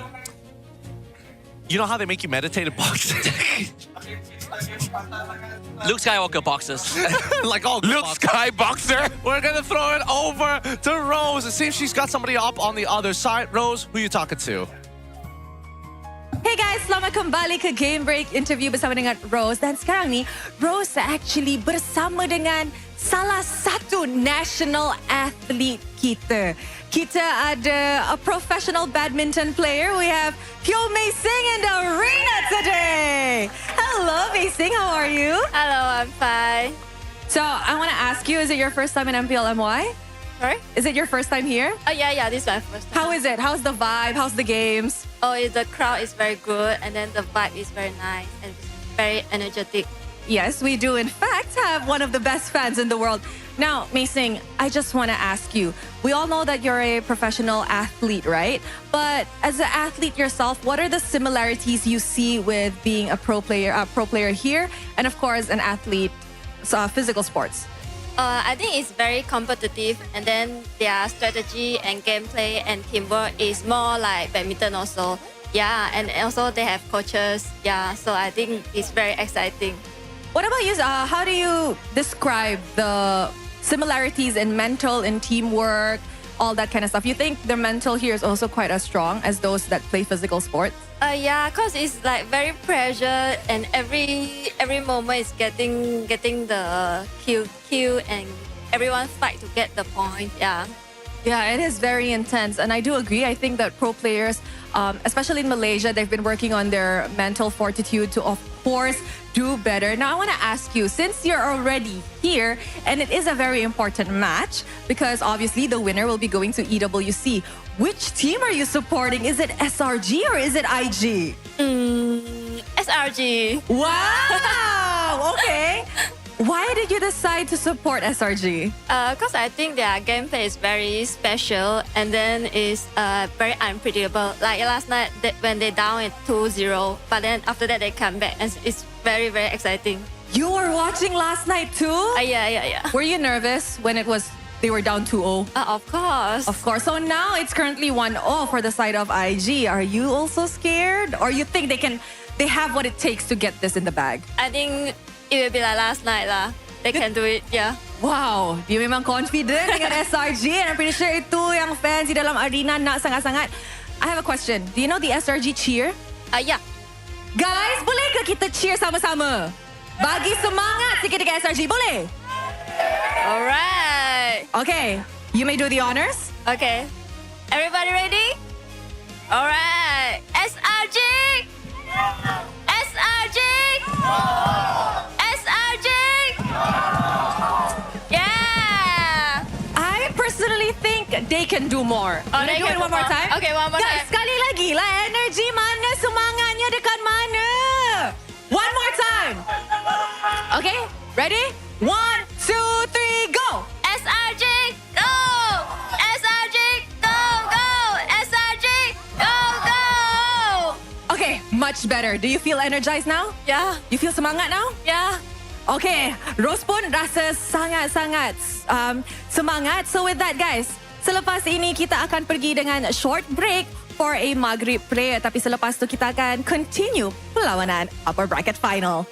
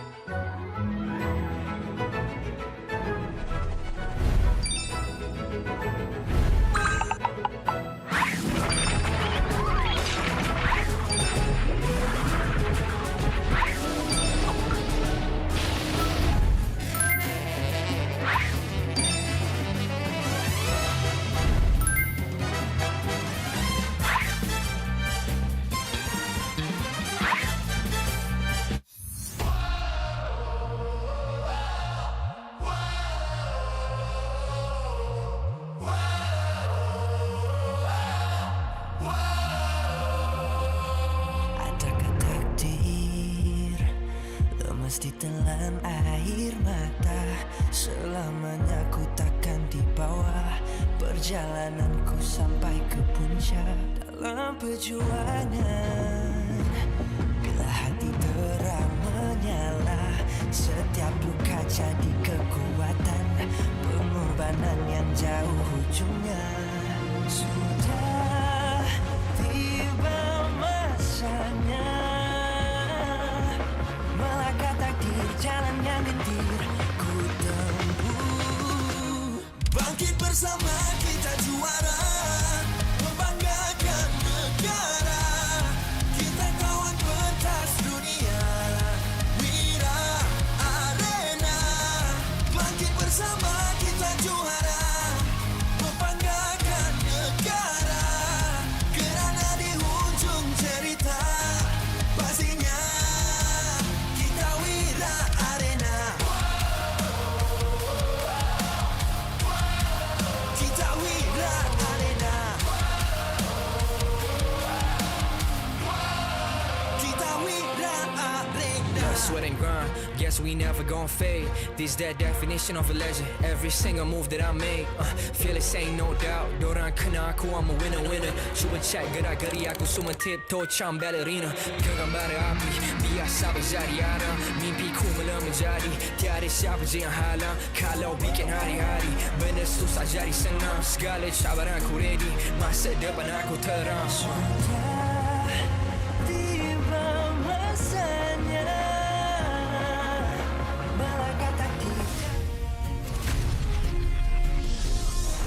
Welcome back, everybody. The MPL MY Season 17 continues here at the playoffs, day number 3. Currently, IG hold the lead in this best-of-5 for an opportunity to make it to EWC in Paris. And they can book those tickets if they win these next 2 games. But SRG are no slouches. Of course, welcome back, everybody. We've got Husky, we've got LaFell, we've got me, Gideon. We're keeping you company for the rest of today. Now, we did talk about potential swaps and changes on blue side and red side, but do you think that boost of confidence is going to be enough for IG to take it all the way here? Oh, Yes. 100%. Yes. 100%. Like, again, like, with confidence and no confidence, the change is very, very drastic, right? And I believe the confidence is for the coaches as well, because throughout the season, from regular season, from weeks to weeks, how many times have IG shifted their strategy?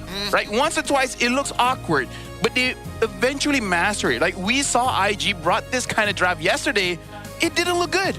And yet, against SRG, it looks much more polished. And that's why IG has got the best coaching staff award, right? Because I think Coach Bam and Jess are probably the combination that can rival what Arcadia and Becky brings to the table. Also because of how polarizing they are as coaches, with how they draft, how they manage the players, and how they are able to just gear switch whenever things don't go their way. You can go from Hazel Esports to Sidelane Esports, and it still works for IG because of the amount of hero they have. I think it's just the perfect combination of Coach Bam's weaknesses in the draft last time in previous metas to now, hey, we've got Coach Jessvan who's really on top of all this stuff. The big difference is that Coach Bam knows how to pull this team together as a unit, and Coach Jessvan, unfortunately, not so much. But we also got player quotes coming in from Suelo, from doubt to belief. He said, to be honest, before I joined IG, I had a lot of doubts about myself. I even delayed giving my answer to join the team because I wasn't sure. Hazel and Coach Jess were the ones who convinced me. They told me things like, with you, we can achieve great things. Let's do it together. Those words gave me the confidence to take the leap and join the team. That's the dichotomy of the coaches, right? Because Coach Jess, he will give you that confidence. It's like, I see the potential in you. I know the heroes that you can use, and those are the heroes that I want in my draft. And you have Coach Bam be like, if you suck, I'm going to replace you. That's going to come back up, you know? It really keeps the players on their toes. Like, I will always be ready, Coach. I don't know. I feel like it's the opposite way around. I feel like Coach Bam is the one who's giving him confidence, and Coach Jessvan is just like, by the way. I feel like Coach Bam now, after, you know, it's like, okay, what? You guys are cool. It's like the first 3 weeks, he's like, I got my eyes on you. I mean, one of them is holding the player's contract. All right, let's talk about the EXP laner head-to-head, because so far... Oh, not that much difference. Yes, it's not that big of a difference. The funny part is that Year 3 only came in halfway through the season. Well, Cram wasn't playing half the season as well. Fact. So it balances itself out. They're so equal. He actually came in, played like one game, yeah, two one games. or two series, and then Crime takes a break, you know? Yeah. Oh, yeah, you can say that, you know? Oh. I came in and he took a break. I think he's scared of me. Vigorously. All right. Enough of the jokes. We're going to be jumping right into the draft in just a little bit, and we want to see some of the changes. And maybe, I don't know, whether we're going to see a bit of a repeat of yesterday's attempt to try and break certain meta drafts. This time around against IG, with what we saw in game number 1, it didn't really give us much of a lead of what the direction of the drafts were. It was hidden all the way till the end. Yeah, I think if... the one thing that surprised me first was the fact that Marcel was the first pick by SRG when they let it through. But now they're on red side, I feel like it is almost mandatory to consider a Marcel ban. Because you know Nova is going to first pick that. Yeah, but the thing is, if they ban on the Marcel, IG would have a good chance to just pick up the Harif, right? It's the pick up, or you open both, right? But then you run the risk of, now they have a Marcel, what are we going to do? And here's the thing, I kind of hope IG continues the trend of using a tank jungle, because this is one of those times I'm okay to see it, just because it's not really an MPL MY thing. We haven't seen it for a while, and we haven't seen it done well. Yes, that is true. That is true. Most people just either whiff or they're not entirely sure what they're trying to cancel out. They just want to be in front. Yeah. Now, let's see. I feel like Marcel has to be banned, or the Paquito. It's either two. Either that or Baxia, right? I think there's like... But then the Fredrin, right? Different perspectives exposed. All right, it's a tough choice. It's a very tough choice. I think no matter what, SRG is okay with it. Yeah. IG pick up Paquito here? If they take Paquito, there's Freya. What? If IG takes Paquito, there's still Freya open. Oh, right. Oh, wait, that's a good point. Because I'm thinking whether or not, is it worth going... No, Freya. Freya Harris? Take Freya. If you're IG? Yes. I think take Freya. Take Freya. Yeah, take Freya. One of Richie's best. Yeah, take Freya. That does not... That is Freya. Yep. Yep. Pack Harith, right? Do you want Pack Harith or do you want Pack Claude? Ooh. Because either way, IG will get the other one. Yeah. Either way, IG will get the other one. I think Harry still take. I think the EXP you can. Oh wait, no, they can be flex and gold, huh? But Mel doesn't play the Freya. Yeah, that's true. That's true. Unless Coach Jess is like, with your Freya goal, we can do great things together. I mean, if he dares to pick up the Hellcrit gold, I think the coaches can. I see great things in you. With you, we can achieve great things if you do Freya gold. You think that's the coach call? Not Swalo coming in and being like, yo Mel, I've got this great idea and I think that you're the only one who can do it. Look, I did Zaz twice. It's your turn to go Freya gold. It's like everyone has that round, right? Like Mel did Hellcrit and blah blah blah, and then Hazel, he had to use tank jungle. Like everyone has their turn of being like, it's not that great of a thing. It definitely isn't. Guys, say cheese. This thing in the world. And the lighting is making it hard for him. Right. I don't know how he's gonna do it, but he'll figure it out. Look, we've got lots of fans here in the arena. I'm pretty sure that I'm gonna look pretty awful in that.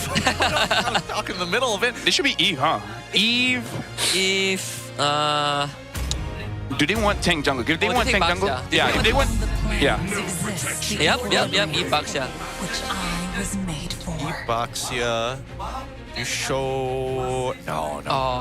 Then you're risking too much. Is there any one specific hero that does well against the Freya here? Because if not, they might. Redrude is not too bad. No, if not, they might default to just a Paquito here.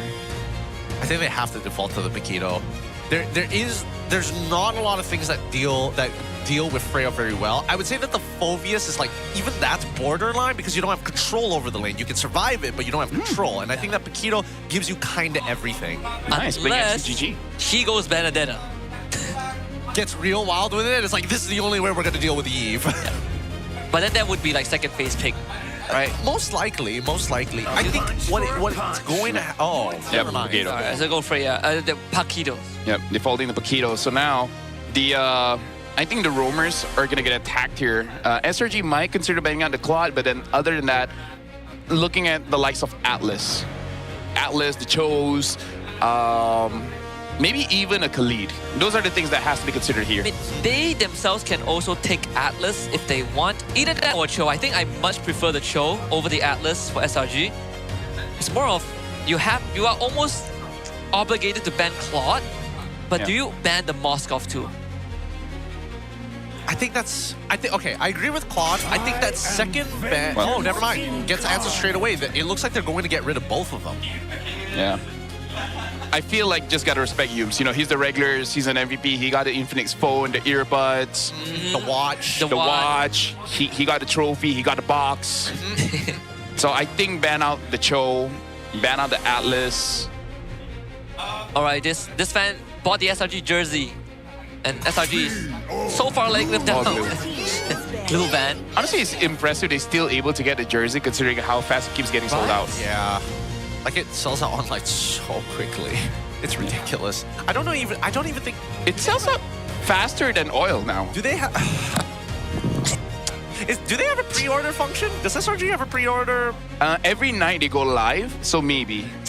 And they pull in, you know, different players. You know, sometimes it's in. Actually, I just remember Innocent doing it, but I'm pretty sure Sakai's is there as well, where they kind of make it like a selling / podcasty kind of thing, you know.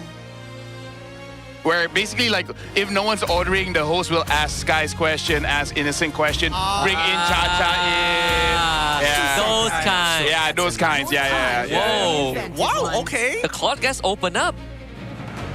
Maybe they're like, it's not that great. It's just Mel. Plus, it is a Paquito. Paquito can cancel it out. That's true.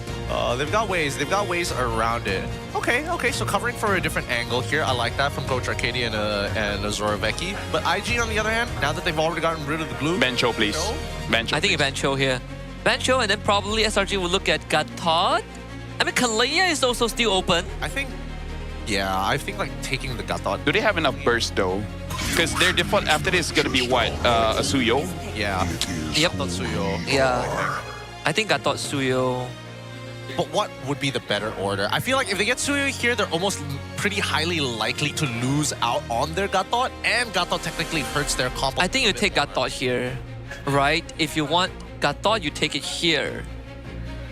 Are there any heroes that hurt the Gatot afterwards? Like in the roam, like there's no more clue. Pylos, maybe, to match the Gatot. It's not even that great. Either that and Kalea gets countered, you know, sort of. I feel like, honestly, the Baxia and the Eve is already enough for the Gatot. Yeah. Like, remember Todak? Magma? Yeah. This Baxia was the bait of the... what's his name? Gatot. They actually pushed him out of the meta. Yeah, I remember that. I definitely remember that. And not to mention that Kalea, huh? Pretty well into the Kalea unless we get into the late game and then Kalea just tsunami slams Baxia every time. Yeah, I guess Kalea does give you more control, like, on who you want to target. And, I mean, Yves generally doesn't want to take Purify, but the Freya can. Right? And the Freya, like, we've seen year 3, he has some great timings to get the immunity iframe with the ult. This not easy to pick up either. This would be spicy if the Freya goes gold and they pick up like an Esmeralda. Ooh, double. But then deals with the Puck as well as the Esmin. But now they're still going for the quad. Damage, right? Yeah. Without like then Gatot comes out. Yeah. Yep. Saw this. Which one is better, Suyo or Leomord? I personally prefer. I want to say Suyo. If you are playing for the later stages of the game, you're going to be playing Leomord. If you're going to be playing for like early mid, I think Suyo. Because then at least Suyo, you can pick and choose when you can fight whenever compared to Leomord where it's very strict timings. Yeah, I feel like Suyo gives you a bit more flexibility, right? At the cost of you have lesser margin for error. Once you get caught, it's lights out. You have to be really sharp with these timings. Oh wait, actually, it might not even be that great to go Suyo. At this point, he's already having to deal with Eve and Baxia. Specifically, the Baxia is tough to deal with because even in your immortal form, you take a decent amount from specifically magic damage. Unless he goes Hayabusa. Hayabusa? Nah, doubt it. Yep, Suyo. Oh. I'm liking IG's draft. Yep. They got their signatures. Well, you know what I mean. I mean, they've got a really strong style of play. I don't know how they're going to deal with this other than like big super plays coming out of either side laners. Yeah. This is what's good about having a flexible jungler, right? Like it forces teams that go up against IG, you're guaranteed to ban YSS and Fanny. And afterwards, do you want to ban Marcel? Do you want to ban Baxia? There's so many choices to pick. Do you want me to make you feel sad? Make me feel sad? That used to be just Gar. That used to. that used to be. God damn it. See, I know where it hurts. But It hurts, speaking of which, for SRG to do well, they need to do two things. Let Cram escape his lane almost immediately, and then Cram, Yums, and Sakai's immediately go ham. I think let's see whether or not we see the proxy here. This is the most important level 1. Because I do notice that Yums and Stormy immediately there, and it looks like Cram is not going to be able to get the proxy down, and will just have to clear the waves. Yep.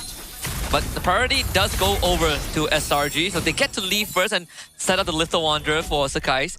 It is not an easy Lethal Wanderer to contest, you know, just because it's a Backstack Thought Eve, hard to deal with this mid trio, but the Drusen is an insurance policy when you have someone like Kalea to constantly peel you back. Yeah, it looks like they're just really protecting the camp here. I feel like Sakai's just want to dash in and go for a retreat, and he won't have the time. Yeah, it's way too late to that. Yeah. They do go for the chunk at the bare minimum. Oh, Stormy. Oh, they need to not break his... Oh, they did. Even his Rejuvenate's gone. Yep, and now we get the lift off. There's some decent damage trade there. So the guy's still waiting for cooldowns, and Stormy can't really continue there. It was good by Yums. Yums was the one blocking Hazel. If not, Stormy would have 100% died there. And the good thing is, no one used their spells. So close, right at the very edge. I'm surprised nobody used their spells. Like, I'm thinking even just flickering in front of Stormy's face just to bait out the reaction might have been good enough. Yeah. And Yetri goes for the proxy. This is his very standard ammo. He gets level 2, level 3, and then he's gonna start the proxy just to get priority. Well, thankfully the wave clear for Paquito was buffed up. Can he get this River Crab? Alright, well, he's not getting it. Well, Hazel is there, so should be going over to Yetri. I love how Hazel's like, I'm not even gonna take this. Yeah. Needs to stand in front, try me. No level 4 for you. The evolution of Hazel, it went from everything goes to me, now I'm gonna support everyone. Yep. I don't think they'll get Turtle here. RWM gets used out, but Yetri is incredibly low. So they all gonna look for the counter angle. Yetri's still alive! First blood for the Freya. And SRG have no response. Shout out to Revitalize as well, man. Yeah, that has got to be very frustrating. Very, very frustrating for Sakai's because of that movement. And honestly, they weren't even looking. They were trying to get the pick onto Ye 3 to try and stop a snowball from actually starting. Yeah.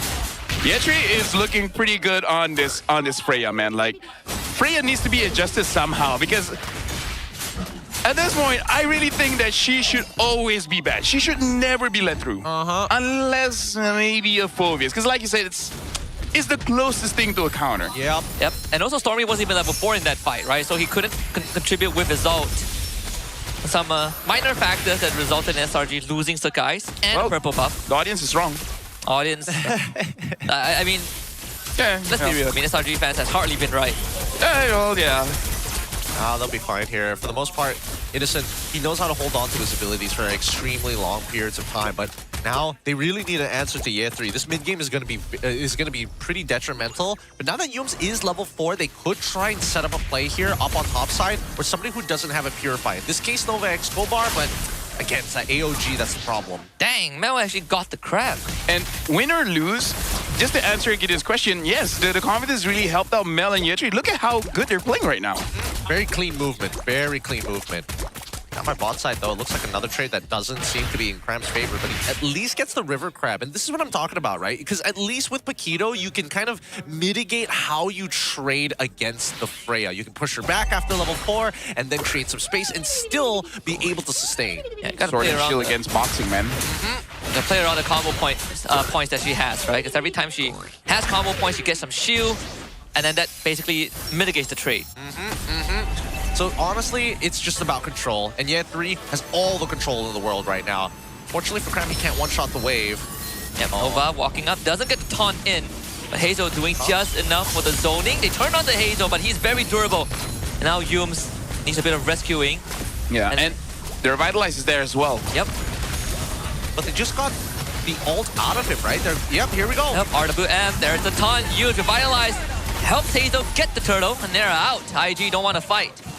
Yeah. Are we going to Tsunami Slam anybody at this point?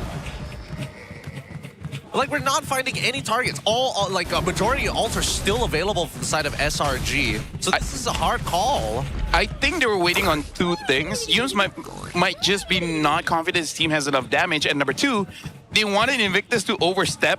And Invictus is like, nah, we're disciplined gaming right now. We believe. I like disciplined gaming. That is very funny. Very funny indeed. DG, our sponsor. Yes.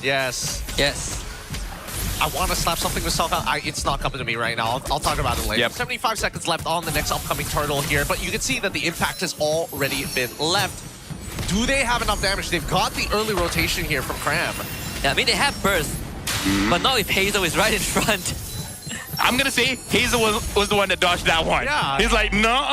Hell no. Oh, 1v1, Innocent taking a lot because a tower shot and still finds the outplay. We see that twice today. One from Chiku and one from Mel. Yikes. He was confident. Fortunately got punished for it. And now Cram getting denied the opportunity. Oh, doesn't get denied. Yeah, 3. Didn't commit hard enough and he gets the free proxy. Restore some confidence for SRG. Nova still holding on to the ult, and now SRG full-on goes for it. AOG gets committed as a counter response, but Yenji comes in with a 1-2 combo. They will try to slice Gatot apart, and they find 2. There you have it. That's the pinch that they were looking for. They didn't know that Sakai's was hiding in that bush, but they did have a rough idea that Cram already left his lane. He gets back in, and if you look at the instant replay, those knock-up strikes are canceling important abilities as both Hazel, alongside with his Gatot, is trying their best to stay alive and disengage from the fight. And this is the effect of your, I would say your ace, right? Because the moment Innocent got that 1v1, the entire team feels like they have enough damage, and that gives Yum the confidence he can catch. And here, Innocent instantly dives to the backline with the help of Yum. The RWM as a response from Suelo. Innocent dancing in the midst of 3 people and still gets out with his life. Sakai will do the same with the turtle, but Stormy is in a lot of danger. Yeah, 3 with a double kill, and SRG falls back. He gets run down. But now we see a bit of a lane swap. They've unlocked Innocent at the bare minimum here, but they might look to lose their mid-tier 1 unless Cram has something to say. Yep, it's gonna clear that out, not a problem. Stall out Nova, and now AOG just on time. Oh no, they missed the second knockout strike, which ended up missing the Soul Sever. That's so sad. It happens, you know, it happens. Yeah, it happens. It shouldn't happen. It shouldn't happen. Gotta be critical. It's whoa. Flinch. Anybody else feel that Suelo, like his first couple of games is always a little jittery? Like he flickers off of anything. Even in the regular season, there are moments where he just flickered like super early. He just gets spooked out, you know? Yeah. And always on Eve. I rather that than Zask. I'd rather that than if he dies, you know? Like, let me say that sorry. It's better to, safe than sorry, you know? Like the counter argument would be like, why didn't you flicker earlier? Gun to your head. Why didn't you flicker earlier? Well, I'm gonna flicker now. And now they start moving away. Actually, maybe that's the answer. He rather people ask, why did he flicker? Than ask, why didn't you flicker? That's fair. That's fair. He could probably answer it like saving it for next year. Yeah. I'm saving it for the lower bracket because I want to fight Vamos. Hey, they can still win this one, all right? They're saving it for the grand final. Facts. Oh, man, but it's still a dangerous game. And honestly, I like the fact that both SRG and Invictus have now officially just, we respect you. We cannot be hyper aggressive anymore. We cannot just go in unprepared for a fight. Yeah. And I gotta say, both teams hate each other EXP laners right now, right? Yep. They're not interacting with each other anymore. It's just like, Cram, find Mel. And Yetri, whoever is available, you know? Anybody. Oh, they found one. AOG, immediate response again, but the dive underneath the tier 1, they pull out Suelo just like that. Sakai is looking to get away. Now QT doesn't find the secure, and Nova Escobar falls. But Yetri, he's about to join the fight. SRG, they gotta clean this up as fast as they can. And Cram sees this. Here comes the Valkyrie's descent. Stormy with the disengage. But Yetri is gonna start wailing away. They need to stop him in track. Innocent waiting for his cooldown to come back up. But Yetri is already on a mega kill streak. Cram, 3-man knockout punch. And Sakai's back in. And SRG strikes back twice as hard. Woo! What a turnaround. What a turnaround that was. A dance on the tightrope, and at the very end, when you thought Cram had just wasted his abilities, he turns it around to set it up for Sakai's. IG set it up so well for Cram to do something there. Like, they were just stacked together. They funneled into that tri-brush, man. Yep. Like, Invictus has been disciplined. The moment that they're not, like, here's the thing. Like, you were talking about jittery, right? Uh-huh. It looked like IG was, the whole team jittery. Like, the moment Suelo got caught, everyone panicked. Everyone fought when they really didn't have to. They already got a good trade, and then they wanted more. And that's kind of where they put themselves in a situation where Cram just gets them. Which, by the way, looks like this is the key to victory for Selangor Giants. Yep. Catch Suelo. I think they felt empowered by Ye3's arrival too, right? Like our Freya. And Hazel. And Hazel, yeah. I could have sworn there's an Estes there by the fact that Hazel just could not die. Yep. Oh, man. I gotta give it a Selangor Red Giants. Just an incredible reaction from Yums. He goes for the flank tsunami slam. He sees the AOG, waits at the edge of it, tanks the tower, the tier 1 tower the entire time, gets the guys out because of it, and yet this transpired to an SRG winning scenario. But Harith, man. And the Harith, like, you know, Cram is amazing, but Harith, man. Harith. He might have lost game 1, but might be different. AOG doesn't hit the mark, but they do find Stormy. Not able to get away this time, and unfortunately, Yums is backing a bit too late, so he is most likely going to be the casualty. Flickers to safety, doesn't burn to the glowing one. Ye3 comes in with the Valkyrie's Descent. SRG somehow managing to bail everyone else out. Yeah. You know, Stormy's the only casualty that's good because honestly the setup from IG was amazing. Suelo got 3 members in the RWM and Nova was very fast to respond as well with his own AOG. The fact that only Stormy died, it's his fault because he didn't use Flicker. I know, he didn't use Flicker. He should have taken notes from Suelo. Yep, and he honestly shouldn't get taunted by Nova. There's no real world that he gets hit by the taunt unless he wasn't paying attention or he's walking into a bush and he doesn't know that Gatot's on the other side. Either way, still not the best scenario to be in if you are in Stormy's position, but he knows his job, right? He's not the KDA machine that he needs. He's mainly just for cleanup, more so for peel, but as an anchor, he needs to make sure that there's enough space for Innocent to move around. Yeah. So right now for SRG, I think the win condition is going to stay the same. As long as they get Suelo, then that's going to be all good. So for Invictus, it's all about protecting Suelo, or maybe just let Suelo ult, and then if you die, you die. It is what it is. I'm down for that, honestly, and I think that makes the most amount of sense because right now, other than a soft CC, most people on the side of SRG can get in and out of his range of influence. Yep, and Innocent so far still deathless in this game. And he is going to reach a state where he starts 2-tapping the Claude, starts 2-tapping the Suelo as well. Very little thing that IG can do to stop him unless they power on to him. Speaking about piling on, this might be the moment they might actually give it a try. Nova X Gobar is going to bait it first. Yeah, Nova, forced to use the taunt to get out. The Stormy want to commit the Crimson Beacon. That key ability is quite a detriment if you're clumped together. Because the pickups on the tank, when they drop the tanks onto their own teammates, it hurts. And now Nova really out of the fight already. Hazel's roll gets cancelled as well, but Nova can't afford to go back. AOG trying to zone out Innocent. He just presses Purify, and he solos the whole team. They will still take him down with the help of Hazel, and Ye3 now has free reign. Without Innocent around, the damage profile not really there. And Cram coming in from behind, Ye3 instantly spots him.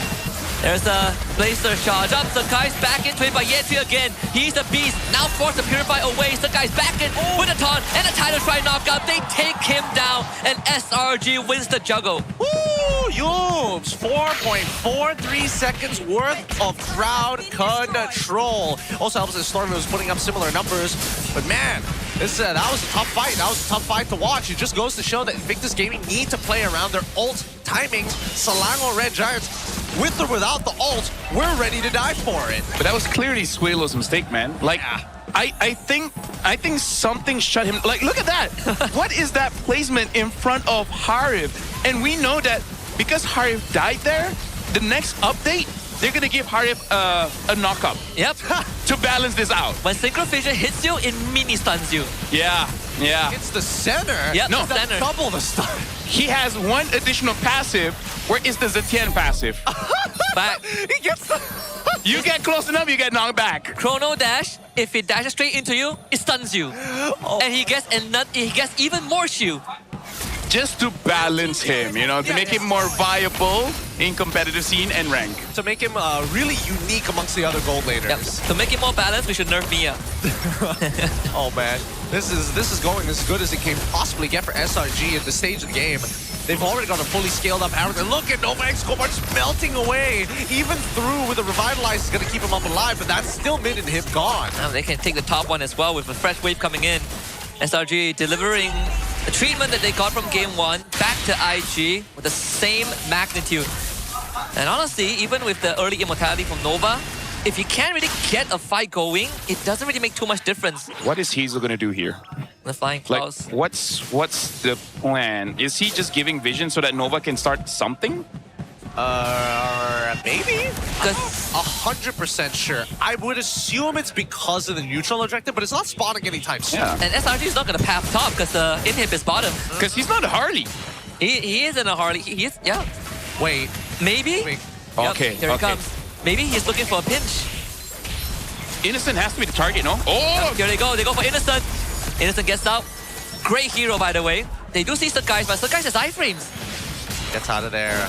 Good ideas from IG actually. Wait, and they honestly got pretty darn close to killing Innocent, putting him down to at least 10% of his HP, and got his Purify. Wait, really? I thought I saw Innocent with full HP now. I mean, he healed back up. All right. Yeah. Don't forget, he has a shield. Yeah, he has his... And heal.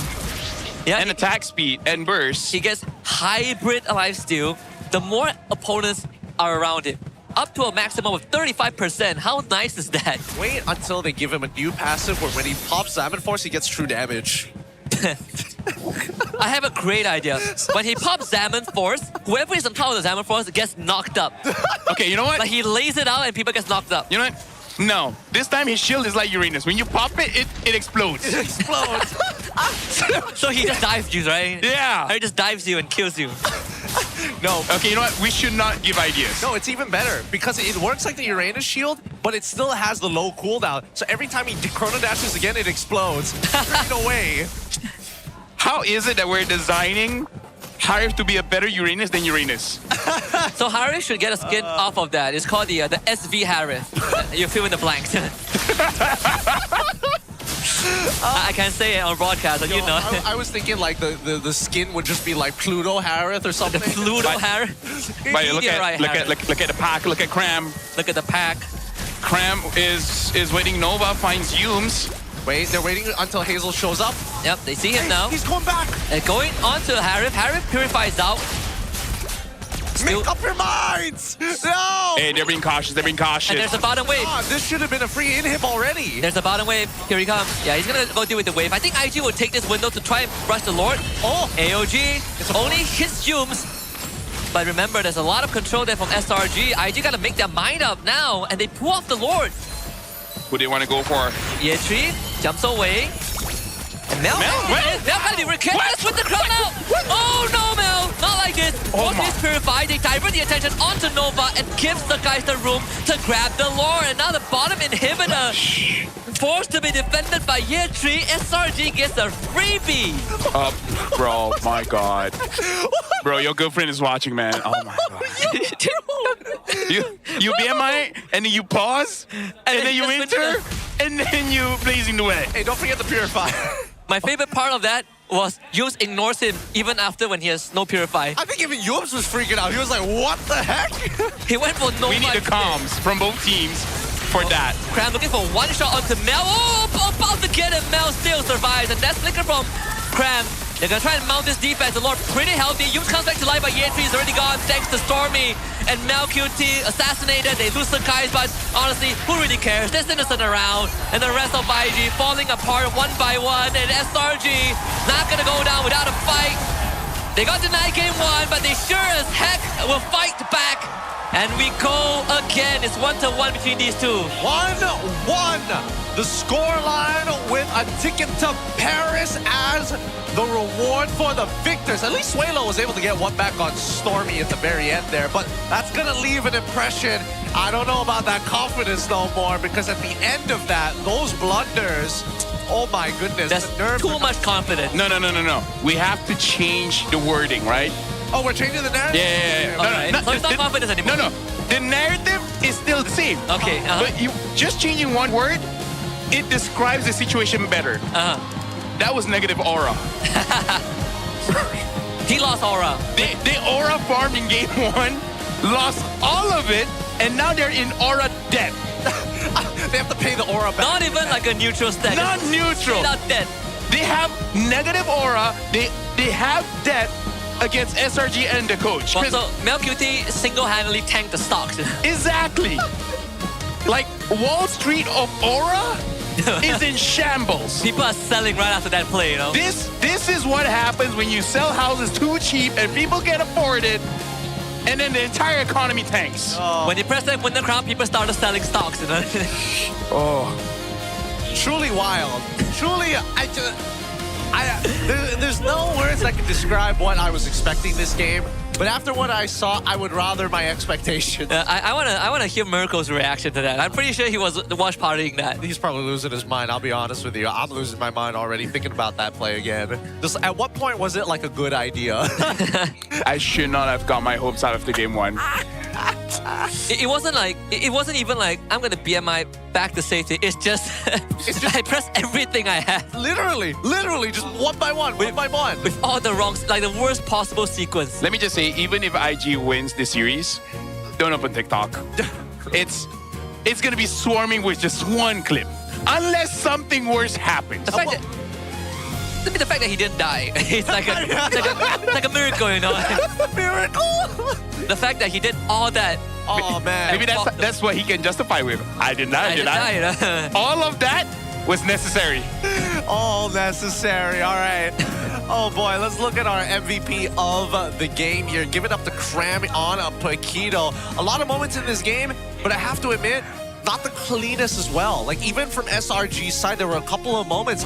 Sakai's, he finds moments, but I don't know whether he has too much trust in his teammates at this stage, right? There's a lot of moments where it's like, hey, I'm about to get my cooldowns, let me comment to you, and he uses his iframes forward and just straight up dies. Yeah, it's I think, like, I like Paquito in this position. I feel like, who was the one, was it Pops yesterday who talked about this? Where Paquito isn't just about the damage, right? It's about the control that he provides, right? The staggering effect in these team fights, like the knockout punch, for example, and the ability to just chunk you out enough to keep you away from the fight. And that's why, when we look at how Sanford, the best Paquito player right now, plays Paquito, you get that Oracle, you get the Hunter Strike, you're a menace. You are quite the menace. I think, so I personally believe that at least for a lot of Paquito players out there, Hunter Strike is a must first item. The second item is where you can start to deviate in terms of what you want to go. You go for Prolific Roar if a majority of them are really, really squishy. You can go for a more sustained build with War Axe. And here, even with the Sea Halberd, it's not that bad considering that you're already facing somebody who wants to sustain as well on the opposite side. I'm sorry, I'm still just staggered. I'm shell-shocked. I need you to take a poll. I need you to take a poll. No, pick and choose, right? Like this or that. All right. The Mel. Yeah. Blunder. Okay. Let's give it a name. Mel. I don't know. Negative aura. Malfunction. Yeah. Negative. That's good. The malfunction. Oh man. Then I need a better name for what Swaylo did, right? Are you trying to talk about the back door? No, BTR back door? No, Swaylo, the one that he ulted out of nowhere. Which one lost more aura? Oh dang, that's 100% Mel. 100% Mel. I'm with LaFell on this. Yeah. Because it's not just the BMI, it's the Winter Crown. it's like what he did. His team said, "You buried yourself. You dig yourself out of this." And I was like, I'm trying. So, you know. The whole package, you know. Especially, there's a lot of contrast, right? Yesterday was the best Claude day ever. And then we saw that. I think Machik was like, bro, what the? That happened. All right. So, what the Freya? Well, I think that at least for IG, get it out. Get it all. Get the mistakes out all now. You got the confidence, then you got the overconfidence, and then the overheat immediately. After, I think they need to find that balance of calm now, because I gotta give it to them. The early game from IG here was looking real nice. Yeah, especially this sequence, right, where they got the punish on the Sakai's, and they were able to translate it in some pretty good response. But it's just, again, when that mid-game rolls around, the question that's asked is if they can hold on to the lead. They just couldn't. Let's just wait for the negative aura moments, just so that we can relive again. I mean, like, good plays coming in from SRG. You know, Yums make sure that Suelo is not in his A game, and it just hangs from there. I feel like that's the start of it. I have like one last justification to try and dig Mel out of that hole. Okay. When we see it, Yeah. Because I even want to see a slow motion. Slow motion. So that we can see the thoughts processing in his head. This one was a great one. This one was great. Because you know he wants to BMI, Blazing Duet, into a Winter Crown. Okay. I think it's the clip after this. I felt like he thought for a moment he had Winds of Nature. Yes. Oh. Yes. Instead of Winter Crown. And then when he pressed it, he realized that, oh crap. They just skipped it. They just skipped it. They knew. They lost too much stocks. Yeah. Oh, that's fair. All right. But I had moments like that as well, where I'm like, I think I Winds of Nature. I press it, and then I freeze. I'm like, oh crap. What have I done? What have I done? Yeah. Maybe. That's the only justification. Yeah. I'm just sad that we didn't get to see the clip again. Oh, there! Wait. Wait. Oh, this one. This is Cram's clip. This is Cram's. But, you know, we want to see something else. No, we're going to see the... I mean, yeah, we're going to see the POV, right? He's cool, but, you know. We might see the POV of that moment, because Cram was flanking. Well, he was flanking-ish. He was ready to go away. He was like, wait, they're staying? Yep, and then this comes triple. Yeah, so good. Such a good play here by Cram. Again, it's just patient. Really patient. Bro, you know what? They're protecting the economy. Moonton is actively protecting the economy. That's kind of L. Big L's. But it's fine. It's still a lesson that needs to be learned by Invictus Gaming. I have to admit that SRG side, not exactly the cleanest, and we're expecting more coming into game. Gentlemen, how do you guys feel about our caster career here? That we're casting the playoff, and we're casting currently the two best teams. You know, Vamos might be there as well, but yeah, IG, SRG, and we're still cracking jokes. Yeah, you know, when playoffs was about to happen, I told myself that I'm gonna be serious. No more jokes, right? Yeah, be as serious, be critical. And then this happens. No smiling, no laughing. It's pretty hard. You know, give the hard facts. I'm telling you. Sad stories. The other MPLs don't understand what we go through here. They're like, why are you guys so entertaining? Because what else do we got going when things like that happen? Oh, God. You didn't see the day that I started working for playoff? I had my tablet. I wrote down scripts. I wrote down statistics. You know, trying to be like MLBB casters where they have all the information there ready, and I'm like, I'm gonna play Slay the Spire. I use my tablet just to play games. It's pretty much the only reason I have a tablet at this point. I brought it on day one. 3-0 day, both days. I was like, I don't need this. People sometimes ask us like, oh, look at, you know, the MPLB casters, they have a lot of gadgets. You know, ID casters have a lot of gadgets. Like, we just need to be funny. We try to be funny, and sometimes we take it too far. And when we take it too far, we hope for one thing and one thing early. A pay raise. A pay raise. That's one of the few things that we absolutely love. But also, Abang Grab, where are you? Well, I hear. You hear me? So, the Abang Grab, Abang Koko, back again. And I just want to let you know, I grab Rebel driver by day, and then I netizen by night. But I'm here to tell you that at first I want to talk about the camera guy. Uncle don't like paparazzi, you know, like the camera guy. I think he quite creepy. But after I saw that game too, I think that one might need to wash eye a bit lah. I don't play much MLBB. But I like the hero with the guy with the monkey, then they both have two guns. Sun? And I have to remind you, okay? When you buy item, you have to remember what item you buy. You order Grab, if you order burger, I give you burger. You cannot order burger then take someone else spaghetti. No good, okay? So if you buy the Winds of Nature, you have to remember you have Winds of Nature. If you buy the Winter Crown, you have to remember you have Winter Crown, okay? I don't know what the player name is, but clearly I see you make a mistake. You take the wrong order and then your whole team pays for it. That's not how it works, okay? We're not like the other country where you do one thing, people pay for it. This one you need to pay for your own mistake. And guess what? You pay with game 2 already. Not good, okay? So uncle so old already, still got good memory. I still remember your order from last season. They come in, uncle, give me 1 roti canai, 2 teh panas, kurang sugar.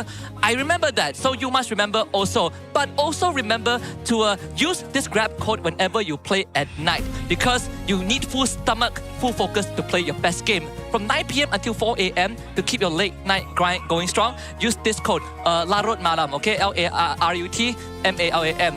I don't study much back at school. Uncle, father don't have money, but at least I can read this out for you. So remember, use this code to play more games, okay?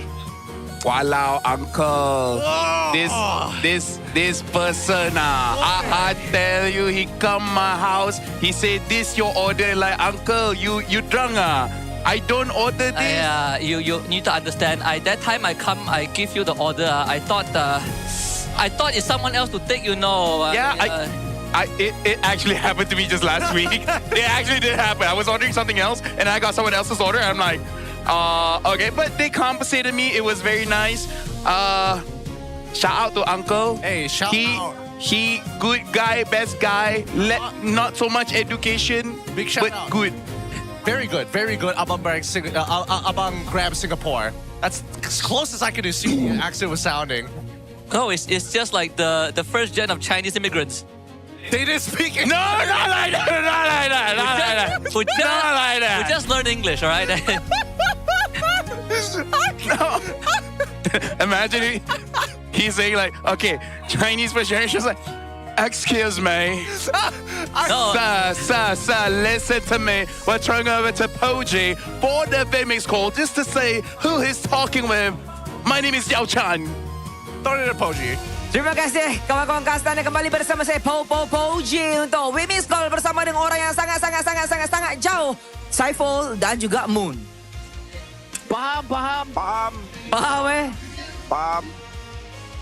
Korang kat mana? Cuba kongsikan dengan saya. Korang dekat mana sekarang? Okey, Bul. Cuba bagi tahu sikit kita kat mana, Bul? Okey, kita orang berada di Stadium Juara dekat MPL tu sendiri. Yes. Berada di venue lah. Venue. Playoff. Faham? Yeah. Faham.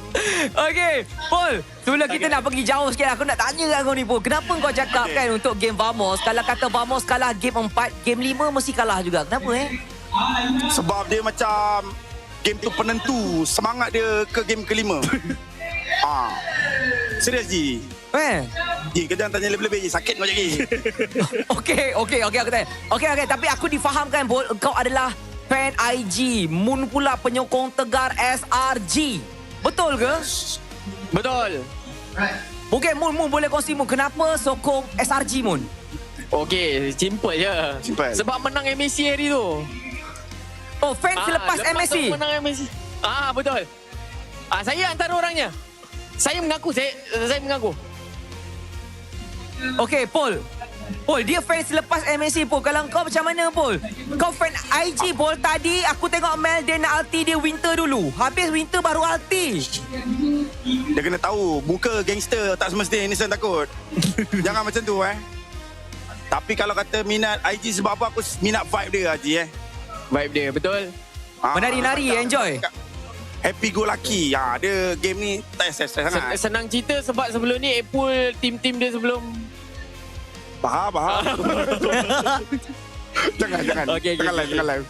Okey. Untuk game 1, game 2 kan korang boleh tengok. 1 IG menang, second SRG menang. So korang rasa game ni boleh pergi berapa jauh?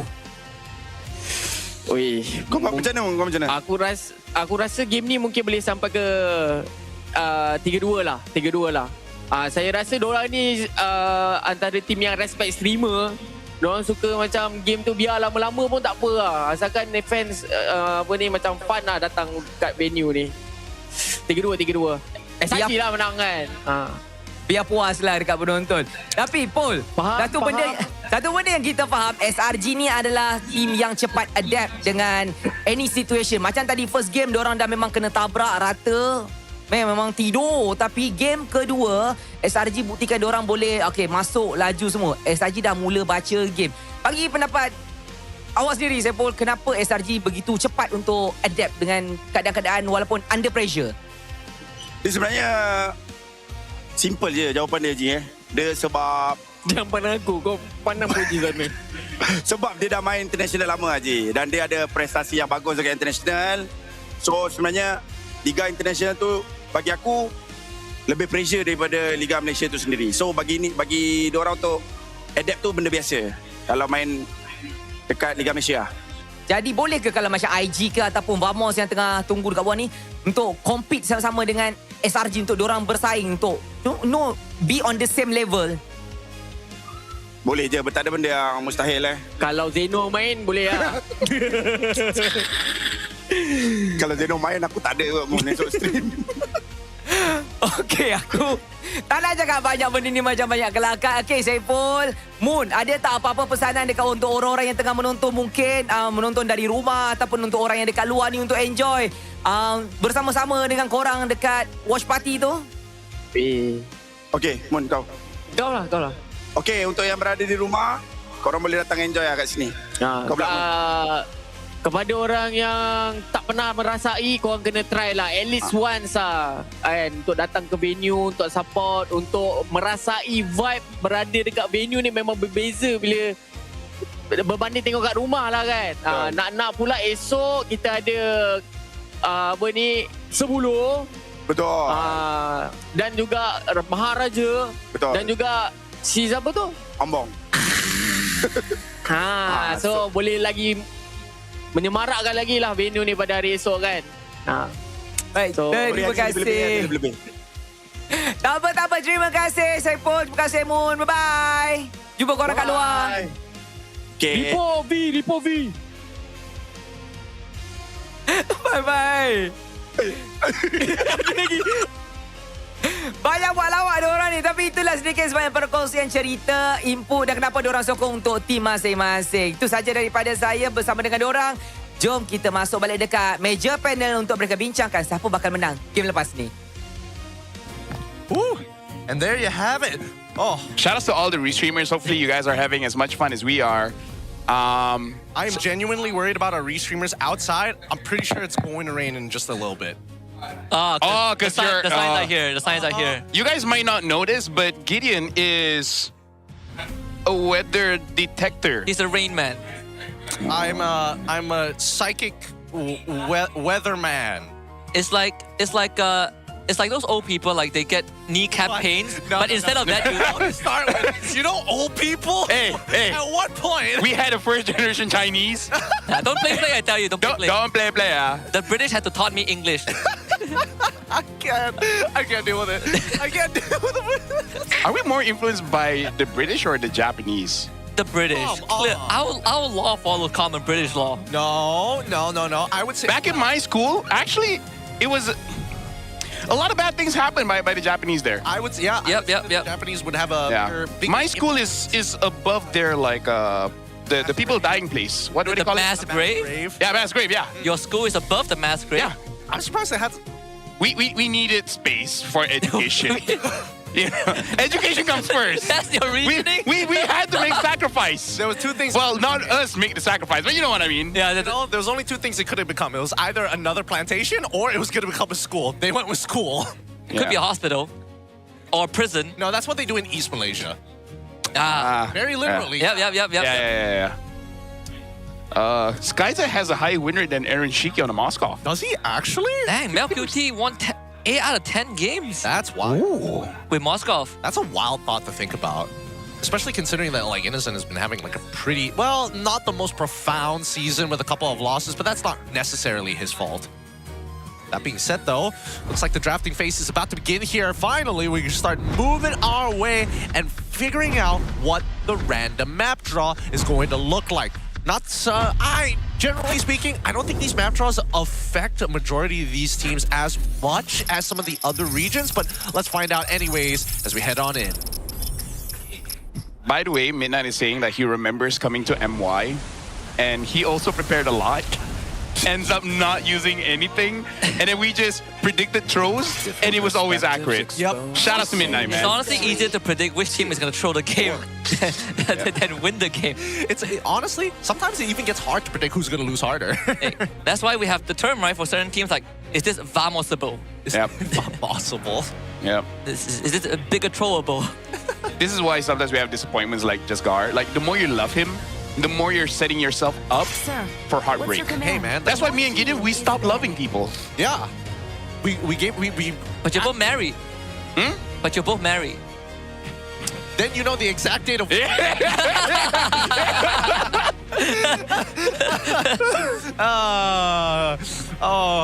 know, the more I make jokes about psychopaths, the more I think that, like, damn, yeah, I probably have a psychopath. I'm getting to that line already pretty quickly. I get enough money, I'm going to the hospital to get a brain scan. Is that how they predetermine it? You can see the difference of like the chemicals in your head.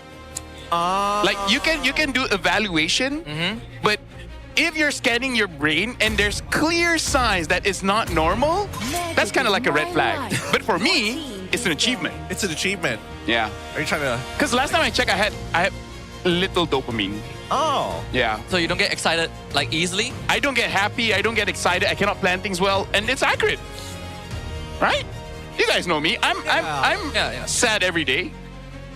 Yeah. Yeah. Wait, I'm realizing a bunch of things. Wait a minute, that means your entire reward system is kind of messed up as well. Oh, it's very bad. Yeah, it's very bad. It's a tough life, you know, but someone's got to live it. Somebody's got to live it. Somebody's got to live it. Try to end it, but it didn't end well. Or it did end well. It depends. It depends. Oh well. Now we finally get... Finally! We go... Wait, hold on. Well, they banned Paquito and the Freya. Paquita? Marcel and Harif? Marif! Harcel. Wait a minute. Something feels like something is... Okay. Something's left Phobius open. is open, but is it Perspicable? Compared to like... Guinevere? Yeah. Oh, you take Claude?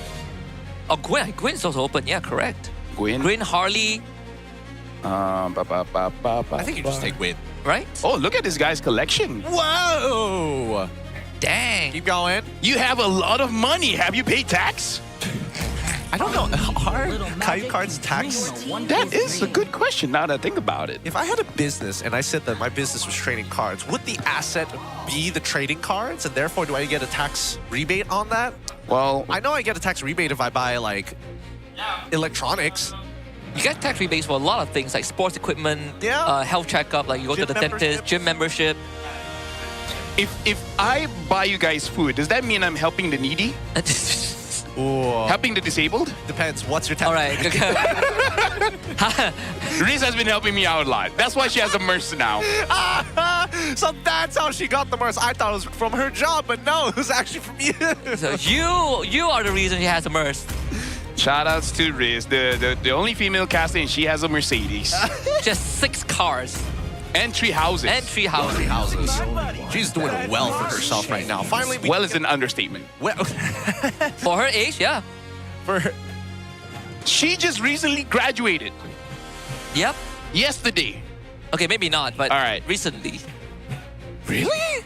Yeah, she is like 19 or 20. She's young. She's probably like early 20s, right? Yeah, she's really young. No. You guys are messing with me, right? No. No. No, it's like when I first met her, she was still studying. Yeah, but that's when you first met her. That was like how many years go back? 3 years ago. Yeah. 4 years ago. So that would make her 3 years. Season 12. Season 12. No, see, if 3 years ago she was studying, she graduated not long ago. Yeah. Dude, she just finished studying and she got all of that. You just swamped 2 degrees. So you see the age gap, bro. I see. I don't even have 1 degree. I don't even feel 1 degree. I'll maintain the high score for now. But in the meantime, let's look back. Actually, now I'm getting a bit depressed. Why? You don't have the high score and the most degrees given away? No. It's just... You don't have a MERS? What's the highest achievement that I've got, you know? The Depends on how you define an achievement. Oh yeah, because of the dopamine thing, like, it doesn't. Yeah, it doesn't work the way you think it does. Yeah. All right, with everything said and done already, the first half of the draft is already complete. We already have the Harley. I wasn't expecting the Harley to be the priority here. I was definitely thinking more of the Guinevere this time around, but it hasn't been touched. Like, Guinevere did not get touched. Harith got banned out. Mosshoff gets picked off early, and then we finally get to see Claude, Fove, and Yi. Question is, IG, do they still want to go for tank jungle? That's the thing. Yeah. I don't think it's a bad idea. By the way, Mel and Suelo, you guys got to redeem yourself. Yep. The entire world, maybe including Paris, just saw that. Yep. Mirko Stream saw that, and that equals the entire world. Yeah. Mirko Stream is like the US of streaming. I mean, the US. If I remember correctly, at his well, yesterday it was like 7.5. That was already higher than the restream on the North American MLBB. Yep. Although this draft from SRG looks like they are looking to sort of like isolate targets from IG, right? Like pick them apart, right? We have good side lane players, well, heroes, and players, and players. Yeah.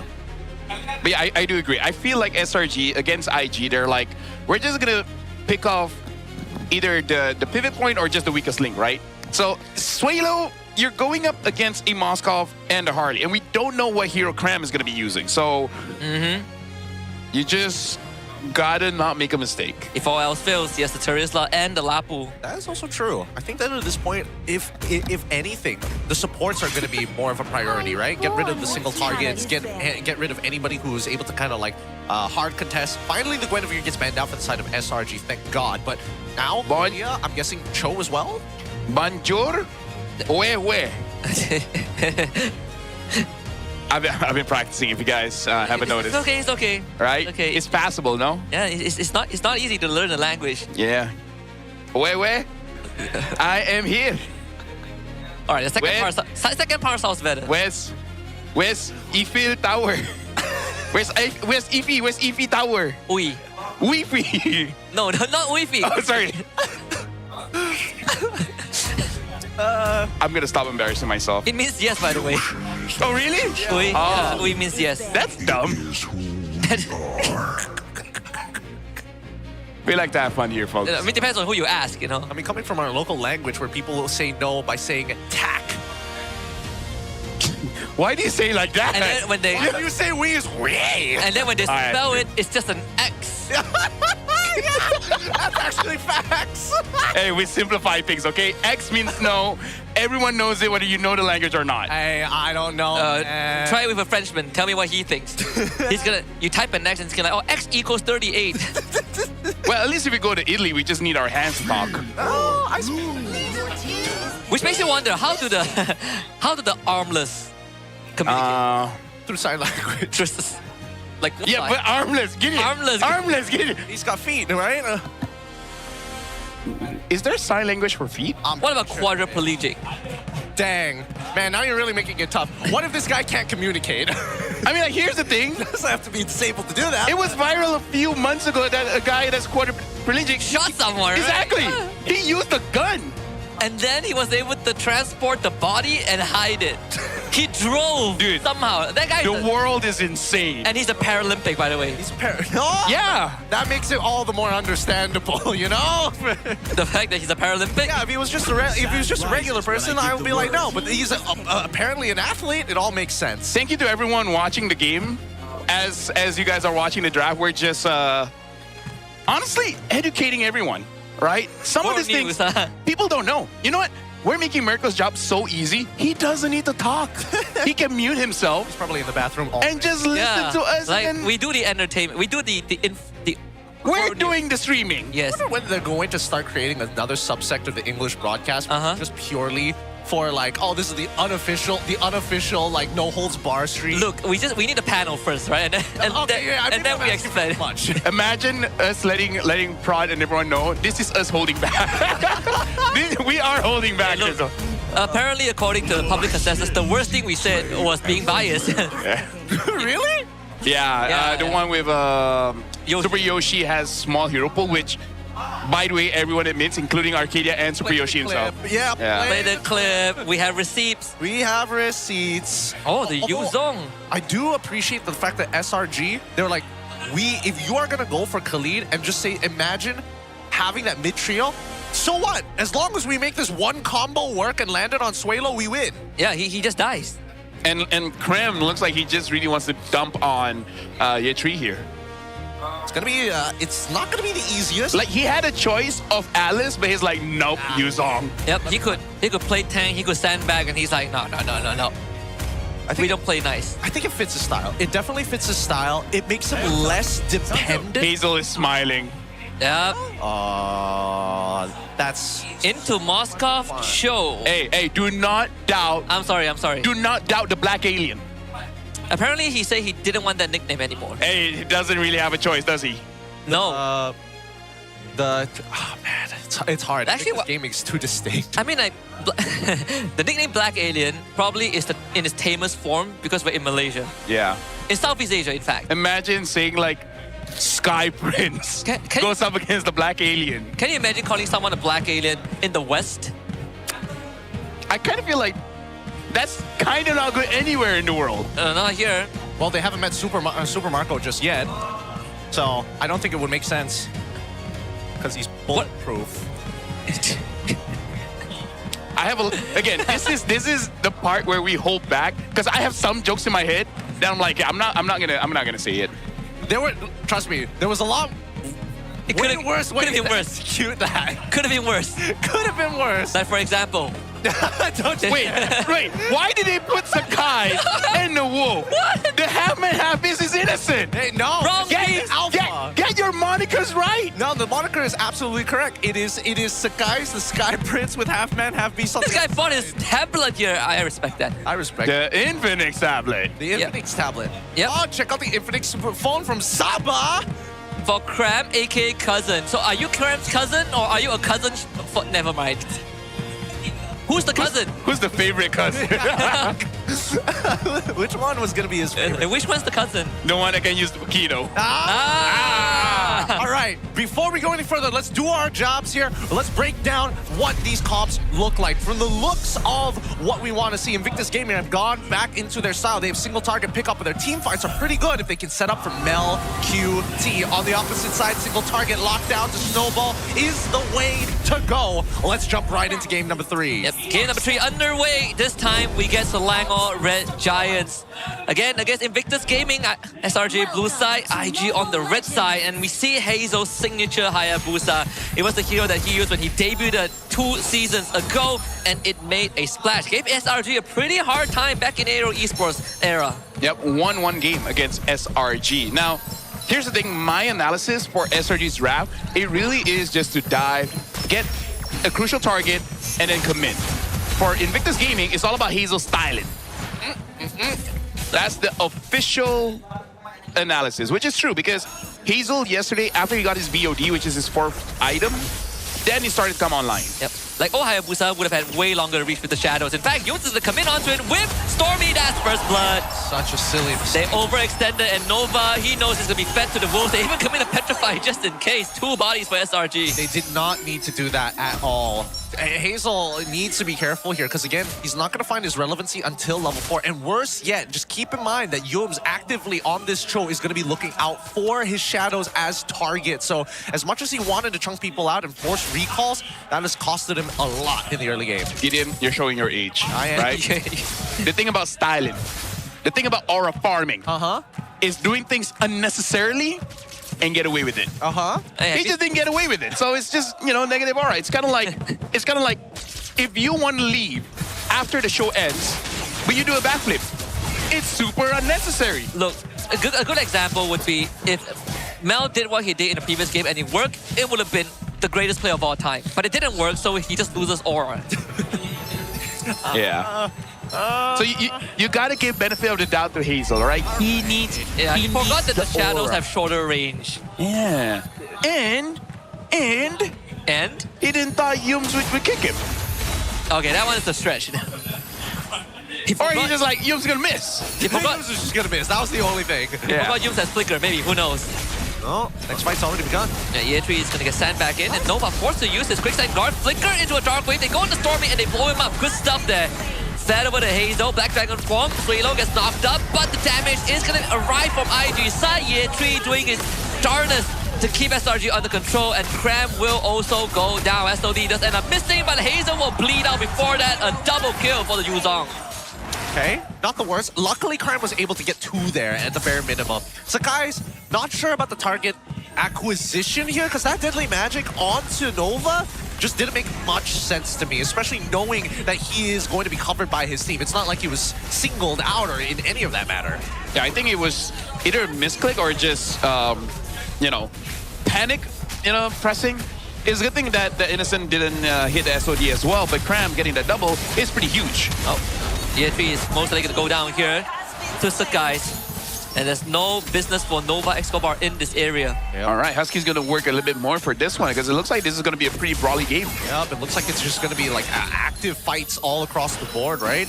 And it makes a lot of sense for IG because their comp definitely wants to do that a little bit more. But SRG, they're not going to back down. They're not going to take the disrespect. Yeah. For this one, it's going to be difficult for Invictus to kind of shut down Cram, especially because Yetri looks like it won't be the first time he's going to get ganked, right? So I feel like for this one, a lot of attention is going to go to the EXP lane, which means the gold lane should have the gold lane experience of just free farming. Hazel forces his ult too because of the Deadly Magic. Yeah. I think the mid is going to be almost a non-factor from Suelo just because of the amount of kill pressure that SRG has against him. Yeah. They also committed the Blazing Duet in the bottom lane. So Mel did chunk Innocent down. Not that it matters too much. He will heal back up gradually. More on what is IG's move? Maybe to look for the Moskov? I think so. I think that there's going to be an attempt here, but I think they need to back off. Now that they've kind of recalibrated the number of people, they know that Harley's down bot side. They saw Yumsen as well as Stormy. And now that Cram has also left the lane as well, really shouldn't. Looking for Nova, trying to blow him up as fast as possible, and it will be successful. They lose Yumsen in the process, but there is Cram hovering around. Doesn't find an angle back in. So it'll be a 1-for-1 trade.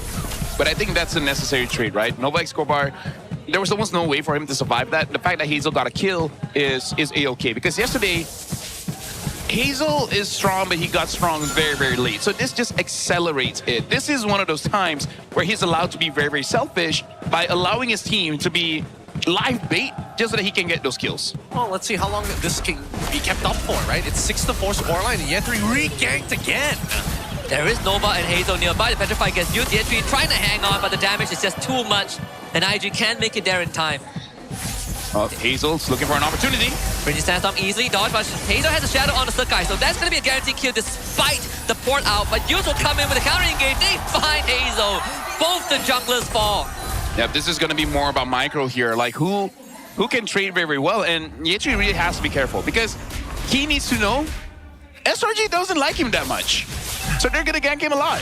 Oh boy. It's not personal, it's just that he's a Phobius, you know? Kid. But it's true. Again, the Phobius is gonna be like the biggest problem for SRG coming into like the early and mid stages of the game, assuming that he had a snowball. But since he doesn't now, a lot of these neutral takes are much easier to handle. But look at the respect coming up from SRG. Despite 2 ganks, you can see that they still want that primary pick. Ooh, nice. This part of the flicker out from Suelo. Now he turns with RWM, but Cram is in the building with Black Dragon form. Nova Escobar unleashes out on the Sakai. The entry forces to divert his attention. Cram will end up going down. 2 dead on SRG side. I kind of have to watch that again. How did they really dodge Humes there? But either way, amazing coming in from Invictus Gaming. Now they're gonna get control here. And Hazel is looking pretty good. And Yetri, he was actually being very selfless as well because I saw opportunities for him to get a kill, but instead, he peeled away for his team, making sure that Suelo as well as Hazel doesn't get caught in any kind of nonsense. Suelo is actually 4-0. He's having a good game. Don't say that too early. He's having a mediocre game best. He's getting to play the game. He's like 5 out of 10. Yeah, he's playing the game. At least he gets to play the game this time. Because again, we cannot say too many good things about people, you know? Of course, especially now that it's like 9-7, literally almost even gold. Nova could be a target. Oh, so that's how. Okay, yeah. Cool. Nice. They didn't get the kick out yet, so they're still there. Well, I think that Yums has done his job. He's already baited out an important spell coming in from Nova Escobar, and there's a lot less things to worry about now. But they're going to unlock Cram, which I think is rather surprising. I would have imagined that Innocent would be a lot of the priority for Selangor Red Giants in terms of like who we need to prioritize and put resources into. but it seems otherwise. They went for Domai's first item on Yuzong as well. They will find Ye3 once more, and yeah, this time he's not going anywhere. In fact, Cram is going to do the job of zoning everyone now with the petrified MLQT starting to bleed out. Yums, flicker kick, he will die for this. But the rest of SRG is still around. Cram is going to be next on the table. Boogie Shadow kill from Hazel with the secure. Nova hits the ball with himself, and he goes down. The guys need some help. Gets away, but Hazel collects him. And Hazel will be able to get away with a double kill. Oh, good coverage coming in from Suelo. Not letting Stormy get enough movement speed to close the distance. I'm not sure if Vincent wants to fight this. Oh, oh, doesn't have it yet. Doesn't have it. I know he's thinking about it. He's like, I have flicker. I have flicker. Do I? Oh, wait, no, it's the replay now. Oh, look at that. Okay, nothing happened. Nothing happened. I thought Hayabusa could have gotten killed. Anyways, we're looking at this, and yes, SRG goes all in, gets a kick onto Mel, but Suelo is again much more composed this time, able to counter back, get a good RWM, making sure that no one really escapes. That's also a negative aura moment, by the way, from both Mel and Nova. Because Mel had Purify and he ate the full Petrify before he used it, and then Nova just face plants into the wall. Yup. Happens to the best of us. Happens to the best of us. And the worst of us. And the worst of us. The worst of us. Yeah. Now, as they dance, let's look at the waves, right? Bottom side is going to already be slow pushing in favor of Invictus Gaming.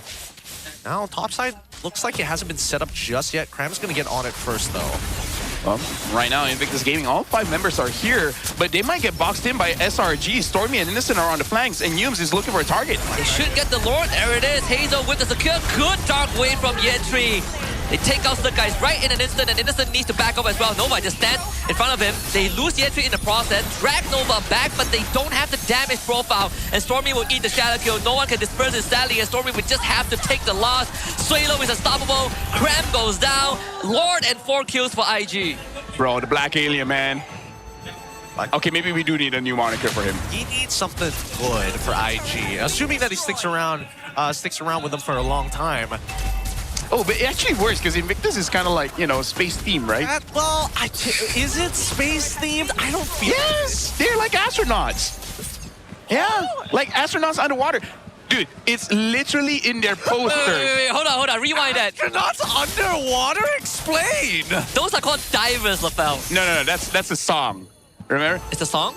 Rolling down in the deep, and they could call it mental freeze. So much. You know, that's astronaut under the water, you know? Oh, I hate you so much. Guys, listen to music, come on! Oh, I'd like to, but now the Raging Sandstorm is making me feel otherwise. I mean, Innocent is completely out of it. The SOD doesn't get him out. Oh, you get the kick onto the Hazel. Can he get him out? Hazel goes into the shadow kill in time. And unfortunately, he still ends up going down. The 2-man Petrify. Good from Crab, trying to bleed them all out. Melkuti lifted up. SRG is still managing a base defense. Holding strong. IG don't get any more picks from this point onwards, but it's coming at a cost. And I think at this point, Invictus are realizing that time is starting to run out. Let's look at an instant replay of it one more time. Break down that fight, because that RWM meant to zone a lot of the targets. SRG opted to go into the RWM and take that damage from Suelo. I don't think that was a good choice. No, the thing is, they were forced to do that because what actually happened there was Invictus Gaming, they were isolating Innocent. Innocent was all alone and they went all in. And then Yums tried to save him, which honestly, he might have been able to save Innocent. So they took that trade. But the thing is, again, Suelo's damage is huge, and Hazel was able to get the Ogi Shadow kill off and then make an attempt to get kills there. So I understand why SRG tried to save, because we joke around saying cut your losses. Innocent is one of those players you don't cut your losses. Even if you die, you gotta try to make sure he lives. Can't afford to. And, well, at least for Innocent, he still has his battle spell, right? In the flicker. He's not using Sky Piercer, so his death, yes, it's not the greatest. You do lose out on GPM, but it's not the end of the world as well. Not to mention that MelQT and as well as Innocent currently pretty neck and neck when we're talking about the gold. It is 8.6 to 9.1, so honestly just 500 off. MelQT in favor. And he opted to go for the Malefic Gun first, as compared to Innocent, who is gunning for the Winds of Nature. So something that IG needs to, that SRG can take note of, right? That MelQT doesn't really have a way to keep himself safe, less for the Purify and the BMI. Cram will check this push and immediately see Hazel, so that frees up space for Sakai's too. Now they're going to be making their way to the Lord. We're 12 minutes into this game, and this Lord might just be the answer that IG has been looking for to break the stalemate. Because SRG has just been on their tails this entire time. Every single neutral, every lane.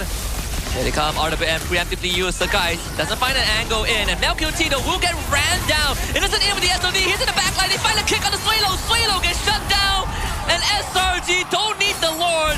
And they find a full Team Y on Invictus Gaming. There's a way bottom as well. And this time SRG will not miss. This is going to be match point. Amazing dive, good engage. And once again, SRG just defaults the Lord and just gets the team wipe. I think most people need to look back at that last clip, that last fight one more time. Because how the heck was Innocent able to just sit there and auto for so long onto Suelo? Like, how? He hits the SOD and nobody knows. I think they just didn't notice him for like the first 2 seconds. I think they didn't either. Mel was getting soloed by Cram, soloed by Cram as well. And we literally just said he didn't have Winds of Nature, right? And SRG knew that they went straight for the quad. Without Melqt and Hazel, there was no way back from that. Oh, that's got to be a disappointing defeat here. Coming in from IG, from being so close to completely dropping the game in one fight. Man, he greeted, man. He really greeted. I really felt like Winds of Nature was the key. Negative aura, man. It's sad because the game went good for IG until it didn't, right? And it's honestly, it's mostly because of Cram. Cram's counter engage, the big previous dive, you know, petrify and all that. It disrupts IG so much. Like, to the point, if I'm gonna be honest here, Sakai was a non-factor. Stormy did stuff, but he wasn't pivotal in that game. Not even Innocent. Right? It was a Yuzo? I know Mirko is still restreaming. I gotta ask Mirko's chat this, right? How many? Start a poll, Mirko. Should Mel have went for Winds of Nature first? Yes or no? Oh, man. I do have to say he's the type to not do that. Yeah, he is the kind that doesn't want to do that in general. But I don't know. I'm thinking back on it, and it's just, could have IG set this scenario up better, right? Could they have set this up in a more pleasing angle? Because I think they already had like really good ideas trapping people underneath their turrets. They could have done the same zone control with this Lord. I think one of the difference maker also, from Yee's perspective, is Suelo. This is one of the few times where Suelo openly uses ult as a zoning tool, right? And that makes him a very stationary target. And I think that also allows SRG to make the call to just go straight for the back. Because usually you don't see the Eve that being out there in the open, but this time IG, Suelo, made that choice, and it was a target for SOD to hit. Right now, honestly, this is a match point for IG, and that is one of those games where it really does feel bad, right? Like, I feel like the first loss, it's okay, whatever. We definitely made mistakes, they capitalized, we can recover. They had a good game 3, and they were in position to keep control. And I feel like, as much as that's an easy fix for game number 4, it's got to tilt you a bit, because it's one of those things where that shouldn't be a mistake in the first place. Yeah, it really shouldn't. But at the same time, it still seems to be, I don't want to say consistently happening, because that feels like I'm just manifesting it more, but it has happened more times and is becoming more common in a lot of scenarios. Well, regardless, Cram still coming up big time. 8-5 and 8, still able to make big plays for his team, even on a Yuzhong, which a lot of EXP laners are kind of shifting away. Yeah, you really play on the edge as well, right? Fury Hammer into Domite's first item. Sure, he died like 5 times, but those 5 times all had some good rebates for SRG. He gets something out of it every single death. Yeah, in this game, we got to recap on like what SRG that made IG suffer a bit is that Yetri's lane was camped. Hard for the Phobias to really do much.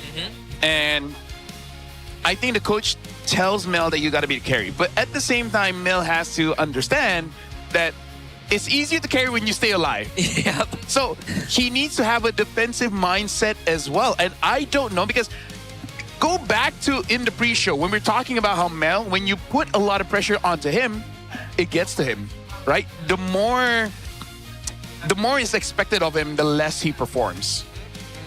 And I think you also performance anxiety, that's it. Yeah, you also need to think more like in the big picture, right? Like what the enemy has and what they can do to you. This one, Never Yuzong, man. That more respect needs to be given to. I think I know the thought process. All right. What can one do against a Harley? What can one do against a Harley? Yeah. You know, meaning the mindset is... Oh, wait. Like, even if I do have a win of nature, you know, Harley targets me, I'm going to die anyway, so why waste money for that? Yeah, but if Harley finds you, it's your fault, you know? Yeah, I'm not saying it's correct, but I know that's the thought process. But I get what you mean. Right? Yeah.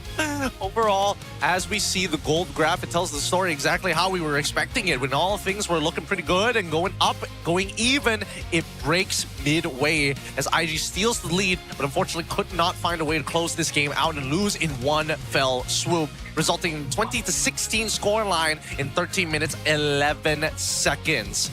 A lot of money earned in this game, but now we need to start thinking about Game 4, right? Game 4, and you see what happens in this early game coming in from Hazel. I don't think you lose too much confidence from this, especially if you are part of that mid-duel, but you've definitely ruined the odds for things like this where no comms were given over to Year 3. Yeah, he was left on the island. I will say Hazel still recovered pretty well despite that early game, but you know, SRG, especially in that first Lord push by IG, the fact that they were able to trade even and deny any inhibs from going down and basically just stop the push, basically caused IG to have like a negative Lord push, right? And that gave SRG the sort of like the agency to just walk up onto the map again and just constantly go for even trades. Let me just say, for this series, which is something that hasn't really been said the entire day, even since yesterday, this is not about the draft. I feel like both teams had a pretty solid draft. Like, it makes sense with the players that they have, with the style that they have. It really is just on the execution and some things that you just kind of autopilot. I feel like IG needs to stop autopiloting. Yeah. They're finding themselves in a lot of that dead air space where you're not... you know you're trying to like make certain things happen, but it doesn't show up exactly the way that you imagine it to be, or at the very least, when it does eventually occur, it's kind of messy, right? And that's what happens a lot in these types of fights. Yeah, like this one, he gets hit by the deadly magic. Man, he came from... Alright, I mean, he came from the side with no one to lead him in. So I guess you're right, LaFell. What can he do against the deadly magic? Yeah. It's just too much. Just too much to handle here. This is a tough game. I feel like SRG, I feel like they've kind of committed to, you know what? If Invictus Gaming are going to show all these different styles, let's just fight. We'll beat you on a mechanical level. Yeah. And that's, I would say, kind of dangerous. At this point, I really don't know what else IG can do. Because again, it's easier for other games when they clearly misdraft. Over here, it's not so much on misdraft. It's like, you get what you get. And then how do you play around it? In this game, maybe the difference that they could have done is help Year 3 a lot more. Or just make sure that Cram doesn't get this kind of freedom. Because he got a lot of freedom in this game. We also did establish, like, at the start of the pre-show that if we are looking at a weak link that might cause IG to go down, it's that gold lane. And we're starting to see the cracks, right? More and more apparent as the series progresses. More and more errors start to show up. Yeah. I don't know whether it's coming to a point where it's like the polish is starting to fall off, the communication starting to break down, considering that it's a huge arena with plenty of people packed from left all the way into right. We're on the right side of the arena right now, and there are still people, just mountains and mountains of people. There's drums. It's loud. It is very loud right now here in Stadium Juara. Drums, violins, guitars. Smash trombones, the triangle. I don't see any of those. Okay, maybe one of those things out of the list. See, that's a triangle there. What? See, that's a triangle there. Look. Where? Did you see it? The EWC key right in the... See, I'm clever with it. This guy gets us every... I have layers. This guy's an ogre, all right, Mr. Shrek? Yeehaw? No, that's Donkey. All right. Don't hey, about it. He got to be with a dragon. That makes sense. Hey, some people actually don't. What? Some people just win in life. Yeah, like you can get a Mercedes at early 20s. That would have been great. But that being said, though, we are going to go over to Poji. It looks like he's got somebody that he wants to chit-chat to. We're throwing it over to him. I think he's down by the stage. Poji, please take it away. Selamat datang ke segmen istimewa itu. Beat the bro, grab the code. Tapi bukan bersama saya, bersama dengan Abang Grab kita. Kali ini anda bersama saya dengan Poji. Kita nak tengok penonton yang ada dekat stadium Juara ni yang akan berlawan dengan dia. Main Fanny, ada ke orang sini pandai main Fanny? Saya nak satu orang yang paling jago sekali dekat dalam ni untuk main Fanny. Saya yang kata, bukan saya yang katakan, korang katakan. Saya kira 1, 2, 3. Okey. Sini Leng Chai. Okey. Leng Chai versus Leng Chai. Okey. Abang, apa nama? Nama saya Ying Hao. Okey, Ying Hao. You boleh main Fanny everything? Boleh bantai-bantai lah. Okey. Dia mekanik quite simple. Daripada crystal to crystal enemy. So, you fly. Kita ada satu video sampel. You boleh tengok. Dia.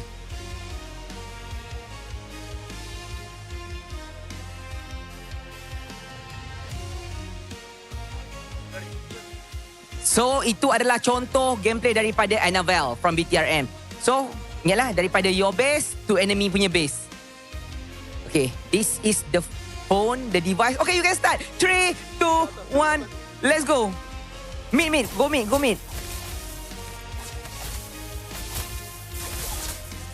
Tak ada mana. Okay, lalu tepi. It's okay. As long as the fastest time. Okay. Dia sampai dekat situ. Berapa second? 7 second, okay. Time to beat, 7 second.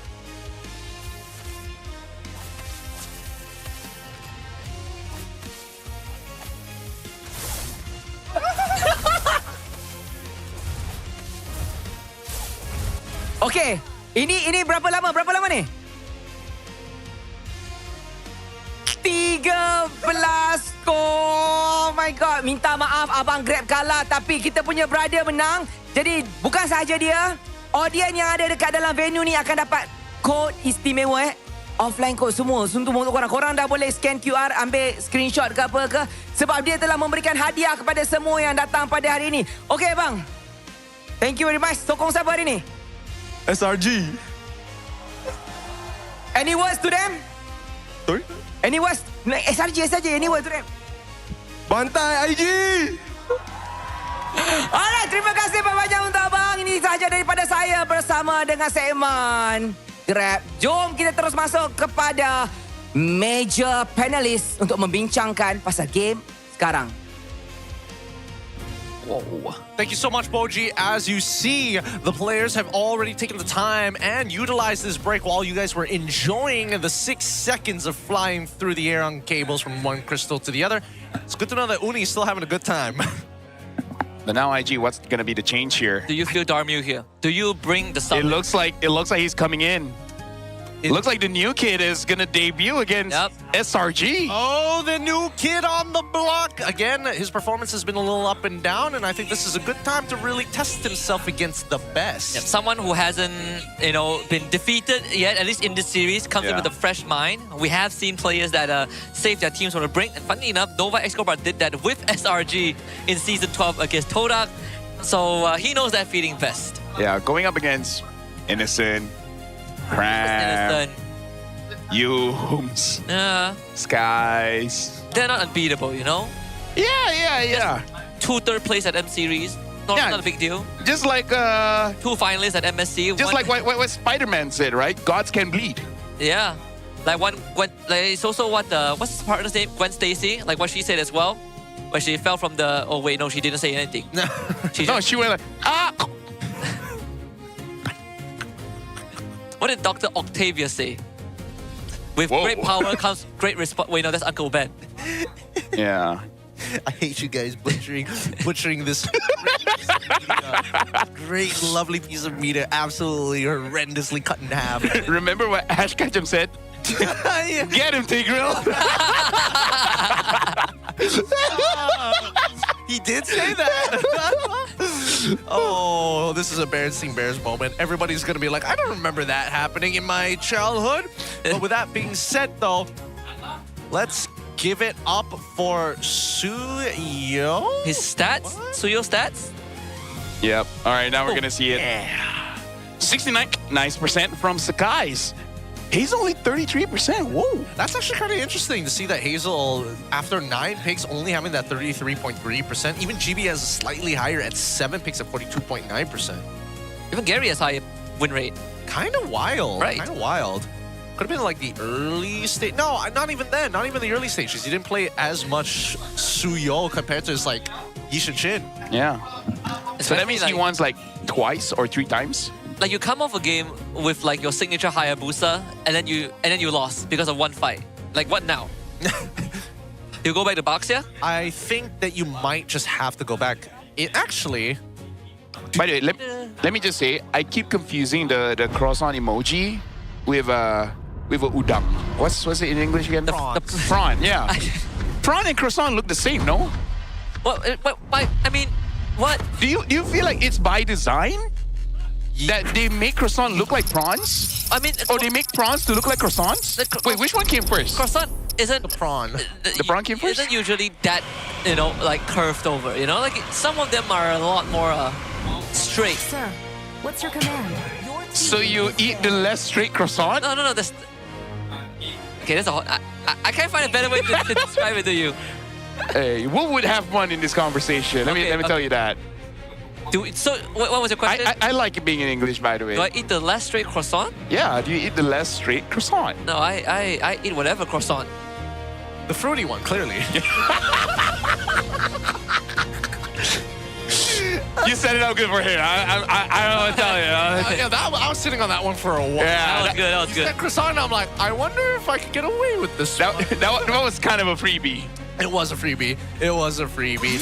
So far here, looking at the win rates on Flying Clouds. One of the higher win rates for SRG in general. One of their better maps. Don't think that the... yeah. This one's a bit hard, sir. Yeah, I don't know about that. We'll see. Punch for a punch. Because here's the thing, like being real, Go just has his pride too, Yep. He like you don't want to get freebies. It's like when I was in your team, fine, but yeah. I mean, I don't know. That's me speaking with testosterone.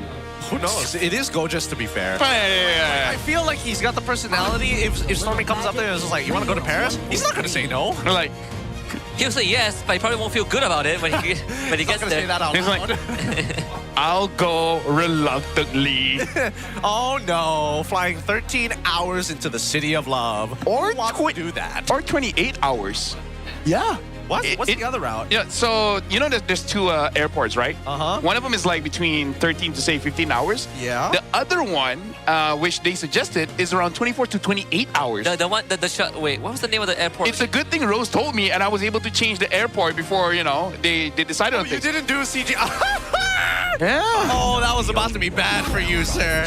That was about to be bad. But that said, first pick's Harley, and we still see a pretty similar opener. But this time, instead of Eve, we are going to get the Zhu Shin. Again, very interesting. In the regular season, we did say that Harley was a pretty good way of dealing with the Zhu Shin when she was hyper meta. Now that we've come up with a couple of different answers here, it's surprising to see the Zhu Shin actually coming in. I wonder what Darmy wants to play. Oh, that's a good question. Right? Like, this is... Like a croissant, this is a curveball. The less straight one. We cannot be associating croissants with layers. Yeah. You can't do that, Lafel. It's supposed to be layers. No, it's because it's the emoji. I don't know why they made it like that. It's so curved. It looks closer to like a crescent moon. How does it look like a prawn? That's what I'm trying to figure out. Yeah. Yves Claude gets locked in here. An instant counter pick for the Yves already in the hands of Innocent. This is honestly not looking too bad. They already have like all the components, right? Early, mid, late, all secured. There are ways to deal with the Phobias, ways to deal with Jusin. Again, the long lane control is there. Hit and run as well. Do you go... Even Baxia doesn't feel too good, but what else does he have? Suyo? The Hayabusa again. Which I think is okay, because right now I really feel like IG is just hiding their Muse hero. But now I want to see respect on Cram, man. Like, Yums is dangerous, but actually, no, I think maybe you can respect Kalia. Right? Kalia or Cho. Both are pretty darn annoying to deal with. I think that those are fine. I think the real question is whether or not they have something, a marksman who just, again, can't run away from the Yuzong, can't react in time to maybe a Lapu Lapu. Not to mention that they've already gotten rid of the Kalia as well, expecting the Cho immediately after. That does leave SRG with something like a Atlas, right? Atlas, Glue. Yeah, you're right, Atlas. IG can pick it up too, you know? Yeah. There's also Glue, right? Glue is also available, and IG don't really have an answer right now. I don't know. I think that it's less likely for IG to go for the Atlas only because a lot of their heroes are like hypermobile. Like, I don't see Harley getting caught as often as he probably should. Eve doesn't really move. Claude can take Purify and still have BMI to work with. It's, I don't know. The odds for me don't favor IG for taking Atlas. Something that's like too simple so they might not get it is just try to test it high loss, you know? Like, Claude is gonna eat him up, but you cross that bridge when you get there, right? Like a thought. Either or. Like, I just feel like getting a revitalized hero, pair up with this Jushin, just to make sure that you have forward momentum, right? Someone that can push through. And that's all they need. I'm more on the high loss. Because maybe you can pair it up for your goat laner to just follow up very fast. Because I'm thinking, what if they're crazy to go for a carry? Might not be the best pick, but what if? If they go for the carry, huh? Gatot or Hylos. I'm more for Hylos because then you kind of just force things out. I think you might be right on this one. I think you might actually be right on this. Wait, no, there's still Cho that's up in the air. I think that's the one and only thing. Wait, no, that might not be the only one. What else would force out a Purify? Even an Atlas would force out a Purify. The Atlas, the Cho, yeah, I think primarily these two, right? I don't think I'm missing anything else. No, yeah, I don't think so either. Yeah, no matter what. I don't think they're gonna go for a Hilda, right? Unless Nova takes the Cho after this. Okay, the Atlas already banned out. All right. Might be a Cho angle for Nova, right? I feel like you gotta take it away. Like, or you take Hilda. If anything, it's good for Hazel. Yeah. Anything is good for Hazel. Worst comes to worst, it just means that like SRG, if they're still looking for secret target lockdown, they can still go for Kaja, and that has no counterplay. Yep. Is this badangable? Is this badangable? Or they just stick with like a Gatot? I don't think it's the worst, but I feel like Badan is just slightly better in these types of occasions. Rather than having like a one-stop shop, at least with the mini stuns, you can kind of like delay the moments that Hayabusa and even Cho kind of try to get into the fights and cancel out abilities. Same goes for Phobius as well, right? Just deny him the free reset. Yeah, because I feel like I'm sensing like a carry pick for IG here. They have the setup for it already, and they have a cleanup crew. Yeah, I think SRG felt it as well. That's why they pick up the lap here. That's the Hilda. Alongside with the Hilda. So this screams SRG is invading. So IG has to figure out a way not to lose that mid.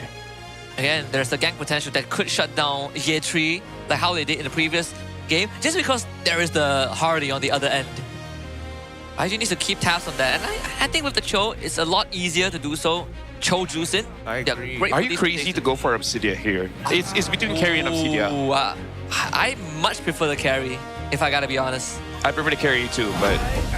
Oh, they go for the Moskov. Yeah, Moskov is completely fine here. They just need something that can kite. They just need something that is elusive enough to not get caught.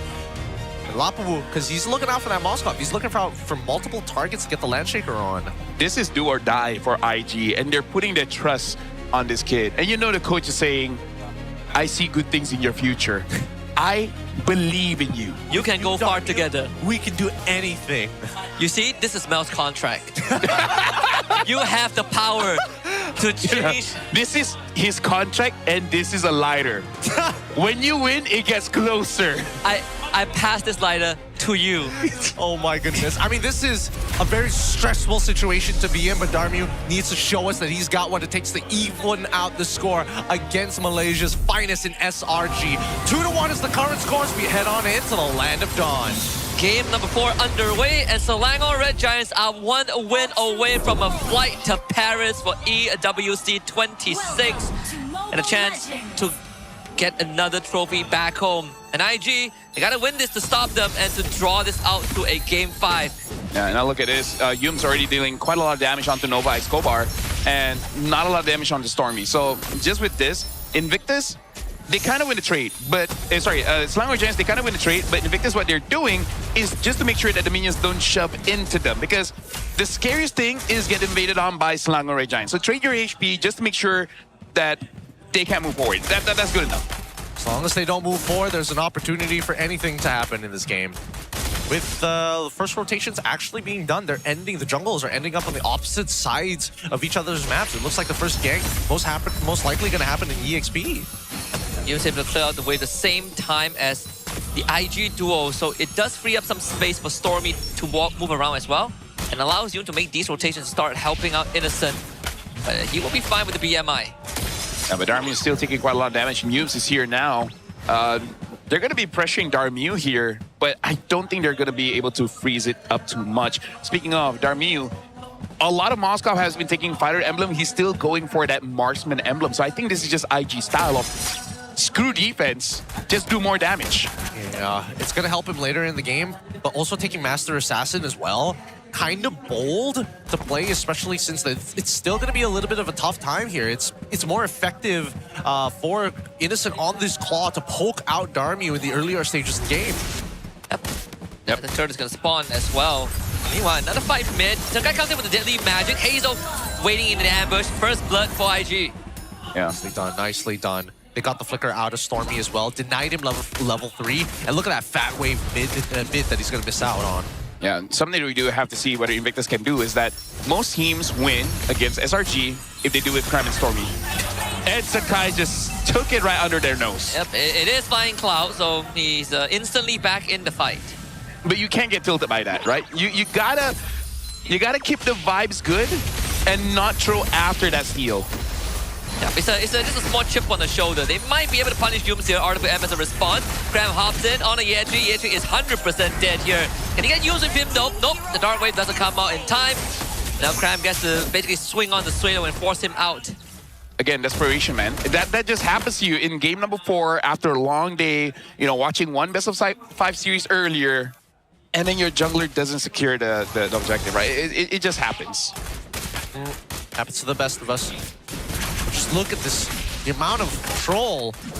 Yep, Yums coming around. Darmu is going to be forced out of the fight, same as Nova. And there's going to be a chop there. Good pushback by Darmu. Dang, close, but no cigar. Nice by Nova as well to cancel out that Blazing Duet. If it wasn't for that, he would 100% died. SOD goes wide, doesn't hit onto anyone. For now, the goal lead isn't that much. It's only by 400. Not really usable by any teams here. But we got to look at Cram. Cram has been visiting the mid lane quite a lot here. And that just means Yetri is not holding him down. Yep.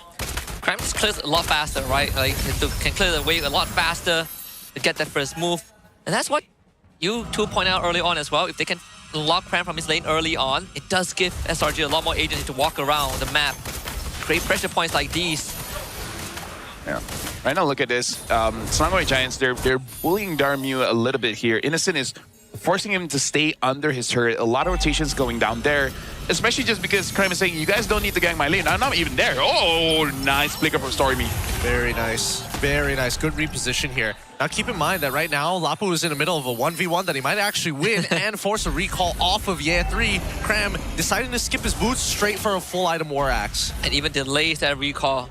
But thankfully it's Flying Cloud, so Ye3 can rejoin the fight as soon as he gets back to base. Yeah, he's gonna miss a minion wave probably here. And it looks like the turtle is gonna reset. Gives time for Invictus, and Yetri is already there. Yep, Innocent actually very far out. RWM, that's the domain of Stormy. The Deadly Magic onto Nova Escobar, so Yetri gets to freely jump around and stagger the entirety of SRG. Innocent is going to be the target, so he BMIs away, but Cram hops back in with the Bravest Spider and swings on Yetri, takes him out of the fight. They lose Stormy in the process thanks to Hazel, but it's a 1-4-1. And all the while, Darby just moved up top, seeing that's a clear sign for him to free farm. But now Innocent is going to come through, but looks like he was able to get a lot of the gold plating before it it expires. He might actually get the turret here, but Innocent not gonna let him make it easy for pushes him off that lane, and also Darmu just got no mana as well. No point trying to contest somebody who is clearly in better shape right now. Yep. And now Turtle has been started up again. They don't see Yums there. Now they do. Now they do, and Yums zones out both Nova and Suelo. With the help of Cram, this is a free turtle for SRG. They don't have to break a sweat with the Retribution. And with Hazel showing up mid, this should give SRG a very good idea of where IG plans to move next. And look at that, a setup in the bottom lane. Oh, they really do like Yetri. And Yetri should be okay here. Yep. He wants to fight back though. He's putting out some good resistance, but once SRG takes down this turret, he's dead, and he knows that. There's just no counterplay at all. I mean, they get Yums in return, but still losing Yetri is quite punishing. I mean, they did get a turret as well. So I don't know whether that was planned or not, right? Because I think all of us was thinking he should have just abandoned that turret. Maybe he's just making sure that they don't rotate fast enough. Either way, still doesn't change the situation that we're kind of dead even on the kill score, but the gold lead is still within SRG's hands. As we see these lanes start opening up, the mid game is where things get really interesting for SRG, right? Because depending on the scenarios, and most times here, as you can see, nice. That's what they want, to get a reaction, bait something out. Yeah, learn a trick or two from Yums.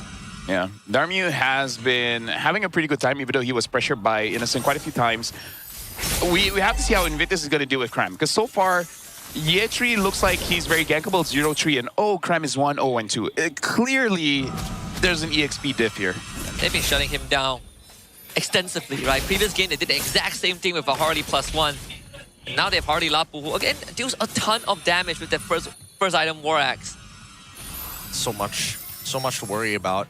And the constant pushing in from Invictus Gaming is actually a really good strategy. Trying to make sure that if they can split Stormy and Cram apart, and once those two lead fights, or at least lead heroes, are out of the way, maybe they can start opening up a full 5v5. This is a good context. Suelo just got hit by the Deadly Magic, but the good context here is that all of SRG's goal lead is on Cram. So it's not a good position, but it's not that bad. It's worse if it's on Innocent or Skies. I agree. Yep. They do find where Hazel was hiding. Nova in, trying to get the flicker kick. The cancel is Nova overshoots his flicker. Darmil lets the SOD, but I don't see a way in from this one. And Cram was able to keep both Yetri and Suelo back. So this should be a quick disengage from IG. Yeah, I think a bit of miscomm there. So far, Invictus, their front line, you know, both Yetri as well as Nova, it looks like they're just throwing their bodies, right? They're just... I hope this is like setting up SRG to just be like, well, what are you guys doing? And Smoke and Mirrors, just make sure that everyone forgets about Suelo, everyone forgets about Darmu, everyone forgets about Hazel. Oh, they have 5 men around here. And Cram hops up the wall with the Braver Spider. Doesn't hit the Landshaker, but easily disengages. Hazel finds his way into the back line and look for Stormy. What a pullback by Yetri to find the setup. But there is the Blazing Duet instantly cancelled out by Yetri. Innocent with the Purify a bit too late. And IG hit back with 3 kills. A triple for Hazel. Darmu in with the SOD. Looks for Innocent. Hazel comes in and Darmu picks up the 4th. That's hot! That was hot. That was, whoo! That was 4 members down from the side of SRG. No casualties on the side of Invictus Gaming. They managed to get out of this. Again, he's playing well. He's playing really, really well. And he's able to really capitalize on the engagements, even if Nova X Kobar has to go deep. On purpose or not, Hazel just quad Shadow to protect Darmu from getting hit by the Poker Trick. But now, we're looking at how Hazel was able to go back. And Yetri, again, brilliant pull, making sure that SRG repositions so that they can get maximum damage from Hazel on this Hayabusa. Darmu was able to contribute, so this is just going to increase his gold as well. Again, like Hazel as well as Yetri. As much as Yetri is not having a good time, he's still peeling a lot for the team. And he canceled the Blazing Duet on the spot too. That would have been devastating from SRG's side. And they get that 2k gold swing to make it an even game as the lore spawns. Trying to make a... Oh, wait, Suelo losing 90% of his health there. A single Deadly Magic attempt coming in from Sakai's, but that did cost him his Retribution. Yeah. There goes the Crimson Beacon was also forced out as well in Flying Cloud, allowing Suelo to easily reposition. Now we see Innocent try and set up the top wave for now, whereas for Darmio, he will be late to receive it. And as a Moskov, should be easy to join the fight with the SOD. Right now for Invictus, they were able to capitalize on when Cram is caught. I don't know how they're going to do that again, though. Well, right now, Yetri is trying to do that by tackling Cram over and over again. I think they're trying to bait out a response here, right? They want Cram to jump in and commit. Yep, but Cram is actually doing a lot of damage without his ultimate. That's going to be flickered from Yetri instead. Nova is going to be the next to get engaged on. He flickers, finds that kick onto Yums of all people. Sakai disengages the Shadow, but the Shadow kills off Sakai regardless. And now Hazel has free access to the backline with the Quad Shadows. Hazel does most of the work, but Innocent joins the fight. Yeah, but look at that. Darmio is still pushing. Doing a fantastic job there. Innocent with a double kill, and Darmio breaks the Holy Shield in the top lane. IG still ends up losing 3 people, so I guess it's an even trade. Even for now, we'll see what happens. Just a second. Oh, unlucky. Yo, Hazel's hot. He's hot. He's legendary now. Man, that's really unlucky. Him and Yums! Tom and Jerry doing the job. I gotta say that was Yums, man. Yums was able to stun out Hazel. Unlucky. Yep. Now you see what I'm Yeah. I was wondering. I was like, there's no way that you would go into a position like that unless they take away the Lord. And I saw on the map, yep, 2 of them sitting right there ready to go. And if it wasn't Yums, but anybody else with no CC, or it was just Stormy, nah. Yeah, good play by Yums, but either ways, Hazel right now is a problem. 9-0-1 on a Hayabusa. They got to reset. Wait, does he have Sky Piercer? I'm just going to check. I think he does. I don't think he does. Oh, no, he doesn't. He doesn't. Wow. Yeah. Doesn't need it. He's on his way to the BOD at the bare minimum. Yeah. At that point, like, I think he already does quite enough damage, right? But with the BOD, the fact that you can kill Cram already shows you're in a pretty good spot. Yeah. In the passive, it does hurt. But now Yums is going to try to force Hazel completely away. He doesn't want to waste the ult onto Yums either. Yeah, right now Innocent does have the Wind of Nature, so able to deal with Invictus Gaming just a little bit. Darmio now with the Malefic Gun. Yep. Samurai Giants, it looks like they are respecting Invictus now. They know that if they engage in a very wrong way, Yetri can turn things around. Same as Suelo. And Yetri is not as thick as I think he is right now. Currently running with 2 items. Hasn't got the Dominance Ice just yet. But from the look and the POV, we get to see the grip style coming in from Hazel. Looks like he opts for the 4-finger claw. 4-finger claw? Yep. Suelo completely forced back. Cramp jumps in, but Hazel, he has the backline again. Innocent gets jumped on. With some nature keeps him alive, so Hazel has to disengage, and now he's in the thick of it. Cramp lands the Lash Shaker, and Innocent finds his way into Cramp doing majority of the work, and that's 2 dead on IG side. So the guy gets pulled back, but IG will have to retreat. Oh, is it enough? He's burning. It's not enough. Heal. He's not. Oh! 1. Regenerate. Thank God. Thank God he still had it up, but this does mean that the mid inhibitor is now under threat and some serious danger has arrived on their front door. Innocent. Yeah. You can see the communication that Hazel was telling the team, protect my shadow, because the moment he jumped in, we can see the Yetri pulling people back, but immune CC, man. Yep. CC immune.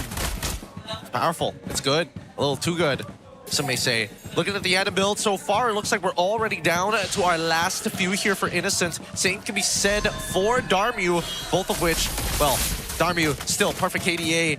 Innocent a little tarnished, but doesn't mean that he can't hard carry this game himself. Yeah. Right now, Hazel's going to have a bit of a hard time because of that Wind of Nature. Unless he isolates Stormy. Stormy is key, but even that, he has the Winter Crown. Nova is concealed too. Cram is going to break this instantly. They're walking up, looking for some space here. But where's Yums? Oh, down by mid push and now walking up. Does he not notice that Nova Escobar just turned the corner there? Or are they both just trying to outflank each other through mid? The bottom wave is in favor of SRG. They will see Darmu on the map in just a little bit. No more conceal for Nova, but there's still a flicker. SRG will not wait. Jump on the Suelo straight. Yetri to the back line. Innocent, BMI's out to safety. Darmu now joins the 5 with domination from Innocent. It gets cancelled, the blazing duet by Nova, but it might be a bit too late as Darmu now left to fend for himself. Still hammering away as Cram and Stormy takes down Nova.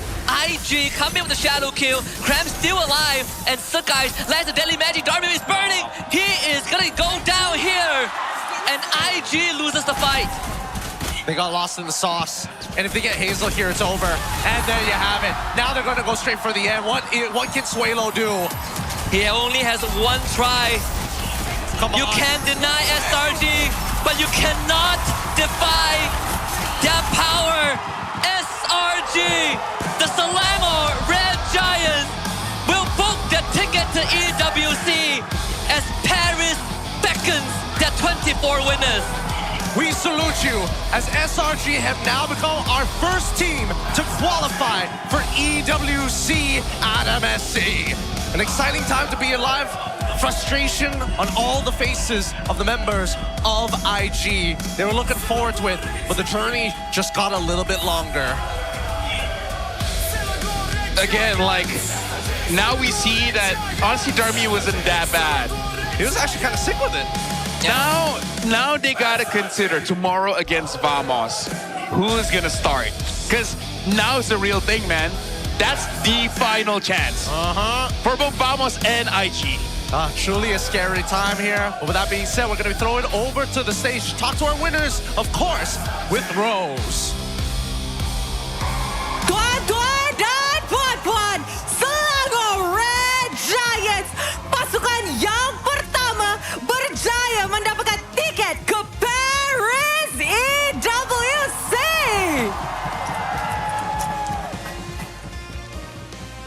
Boys, congratulations. Your journey to EWC begins now. You may raise your key in a count of 3, 2, 1.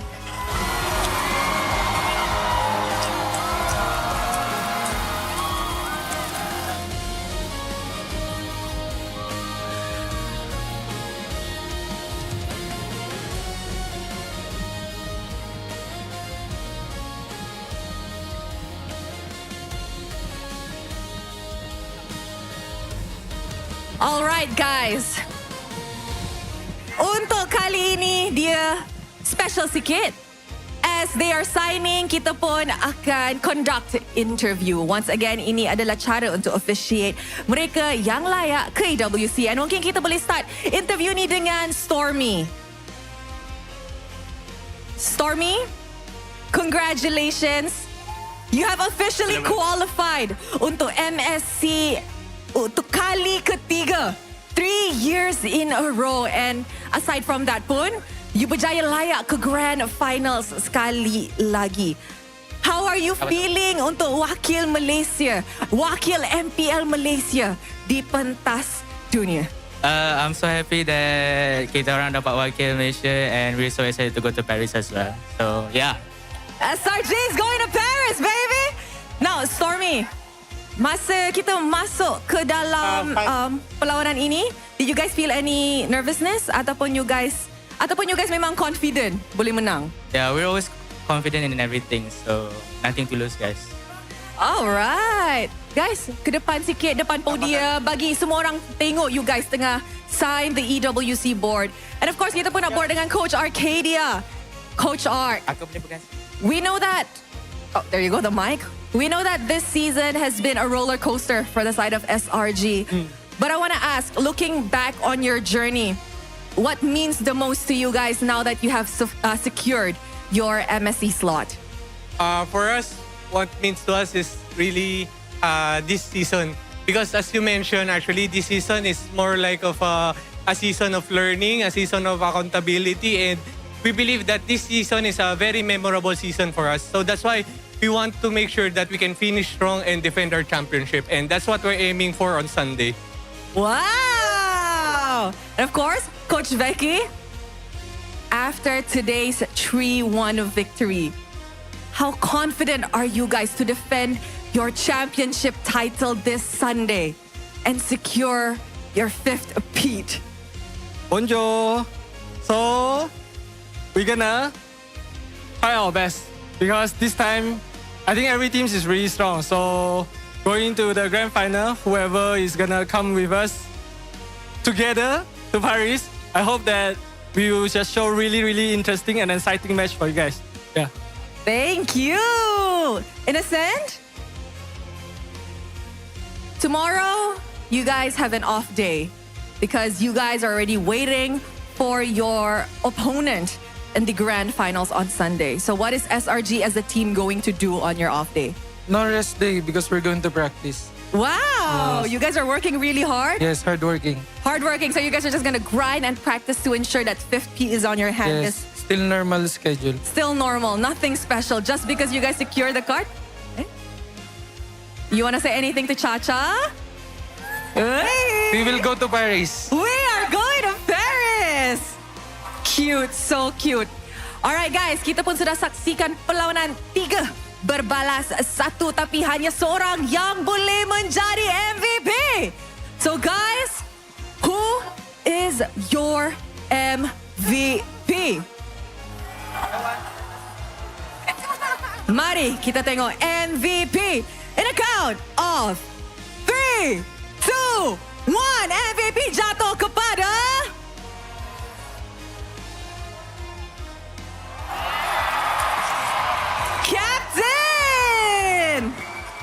Captain, to the front, where everybody can see you. Captain, how are you feeling? You're back. Yeah, I'm happy. You're happy? Because this season is really tough for us, and this winning, qualifying to MSC is really meaningful to us. Yeah. Now, Captain, I know that a lot of people have been waiting for you guys to qualify to MSC yet again. Is there anything you want to say to all of your supporters, to all of your fans, not just here in the arena at Stadium Juara, but also at home?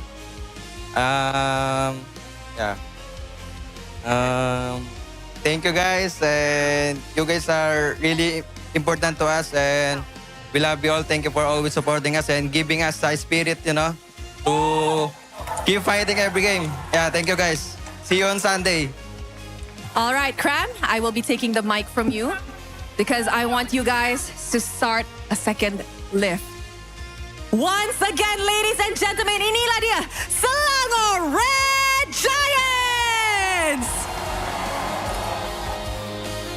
Tuan-tuan dan puan-puan, sekali lagi, ini adalah wakil pertama MPL Malaysia di MSC in Esports World Cup 2026 Paris. Semoga wakil kita dapat berikan saingan yang sangat-sangat terbaik. And of course, do well untuk MPL Malaysia. Semua dah nampak ready untuk berambil gambar di Eiffel Tower nanti.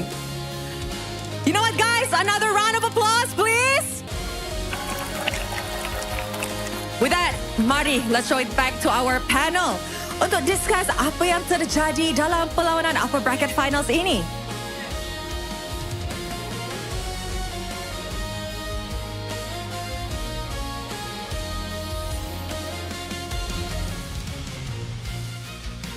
Thank you so much, Rose. And there you have it, our MVP, Cram, and also another member who's booked in for Paris, baby. EWC 2026 is going to be looking real fine. Here's the thing, for an EXP laner to get an MVP is actually difficult because they're not the win condition.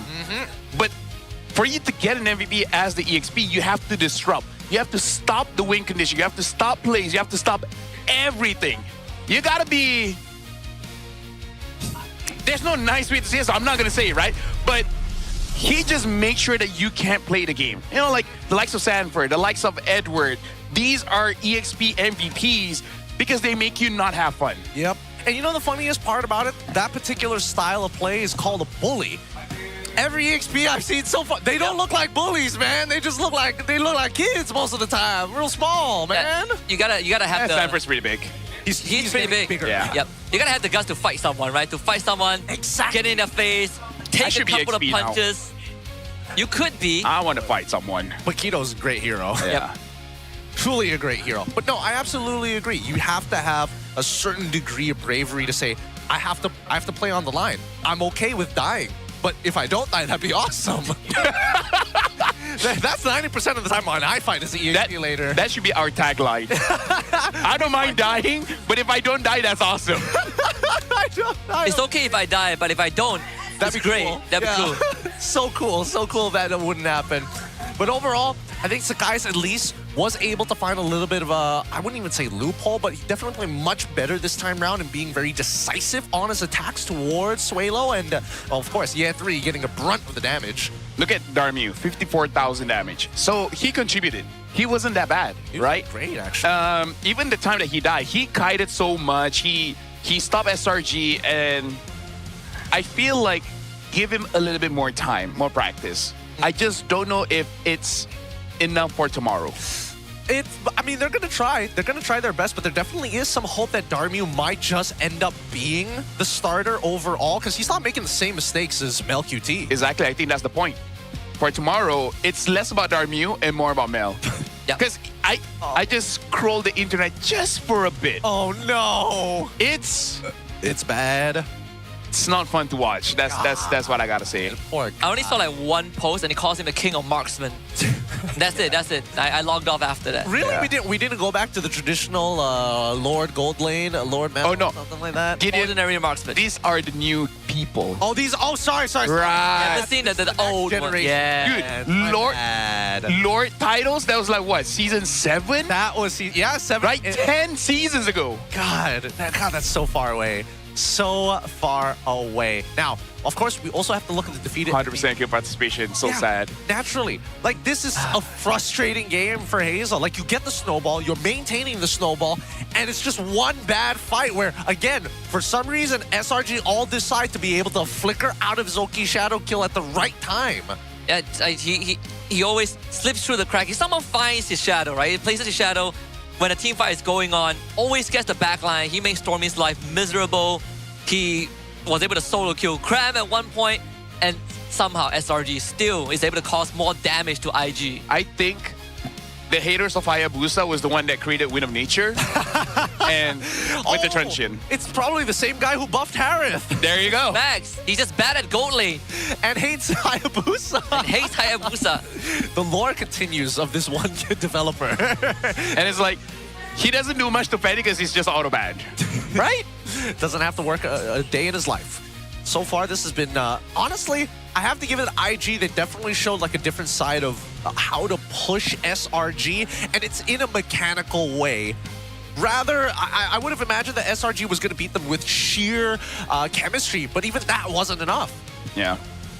I think that wasn't enough because, again, they were missing a piece. Like, I'm being as gentle as I can because there are moments if the goal lane had a better time, it would have taken a lot away from the EXP. Because in order for Invictus to have a shot against SRG, the side lanes can have a bad time. Let's be honest here. Both side lanes, except for game 1, when they had the Freya, side lanes didn't exist, man. Yep. Even with the game where Ye3 was on the Freya, they also lost that game. Oh wait, right? yeah, they lost that game. one. There was the Paquito on SRG side. It's not the end-all, be-all here. But unfortunately, in terms of raw impact, I think it's clear that Cram has got the better eye for these moments. And I also think that he's willing to call for resources. Not like Ye3. Ye3 doesn't mind being left on an island, and I think he needs to make these calls early on to say, hey, we can get an advantage right here, right now if you make your way over. And I feel like we got to give credit where credit is due because Suelo had a bad game. Yep. But he recovered. So surprisingly, he recovered. The rest didn't, right? That's the difference here. Yeah. I think also a big part of this entire game was Suelo didn't really get to participate much, right? Like, it's either you get hit by deadly magic and lose 80% of your health, or Cram just dives you. Yeah. And I think the worst part is that in terms of the shape of the fight, the way that you have to position yourself, like look at Cram, right? He's trying to get on top of Suelo. Doesn't matter. Immediately transverses to a different target each and every time, right? He knows what his purpose is supposed to be. But just notice the positioning. Zushin Suelo must always be somewhat near the Moskov because the only other person who can actually peel for him is the Moskov. Well, right now we're going to be looking at the brackets here. 2 more days of the playoff. Tomorrow we're going to look at the lower bracket finals. It's going to be a best of 7. And even Vamos admits that tomorrow they're going to try to pace themselves. Which, now that looking at the best of 7, maybe it is better to just start Darmu because... Get the games in. Exactly. Get the reps in. Yep. I mean, Darmio shouldn't feel too discouraged by this loss regardless, right? So I think tomorrow, if he starts against Vamos, that could pose some problems to Vamos. Well, he shouldn't be disappointed because he had a outstanding KDA by the end of that game. It literally was one fight that cost them everything, and in Darmio's mind, it probably could have gone a little bit better. And he died to deadly magic. Yeah. There's not much that you can do. You just hope and pray. You hope and pray. Either ways, tomorrow's games will be interesting, though. We still have IG versus Vamos, and then Grand Finals SRG against whoever wins that matchup. And I don't know about you guys, but I also don't know whether or not it's going to be IG or Vamos. And goodness to you guys, apparently there's more tickets. You guys can buy the tickets in case you guys missed it.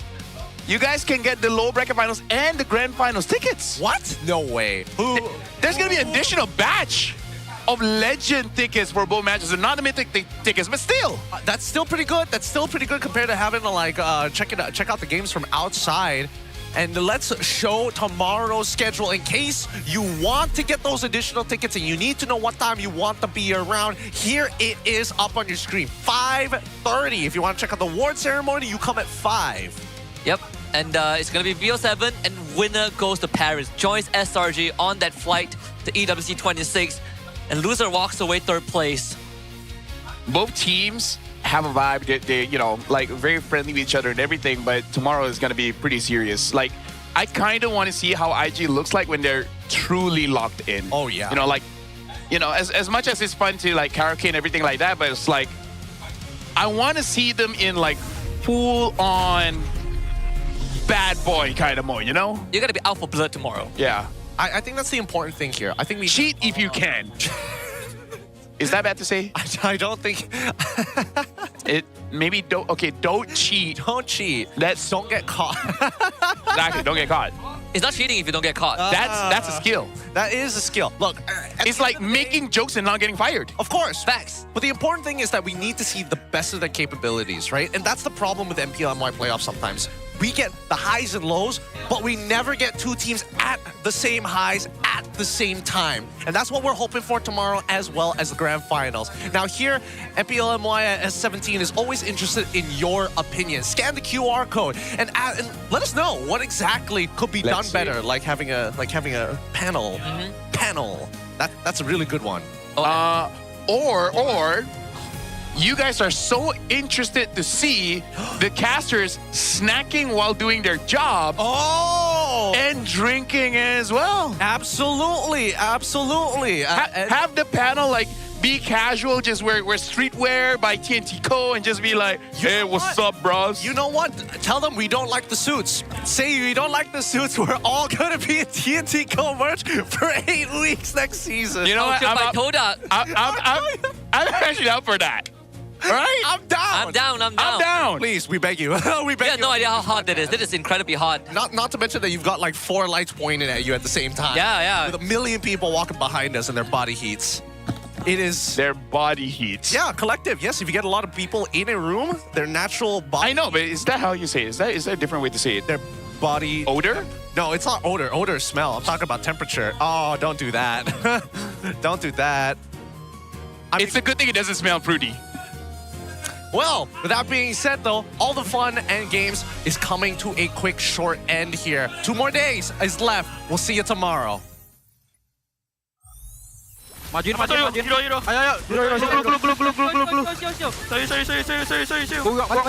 Ah, Dia makin. Ayo. Yo, gua kena ini. Aman. Guys, coba. Triple prayer guys. Tengok guys. Aman. Triple prayer. Boleh saya sorry. Buka. Siap boleh. Ambil lagi. Ambil lagi. Bahasa Darola. Boleh kram. No. Nice grab. Boleh bang. Nice one, bro. Nice grab. Boom. Almost. Cuba poke sini, Teh. I try. Poke sekali, Teh. I try Phobias. Jom. Go. Yo, Bishop. Ready up. Cloud now BMI. Mati. Mati.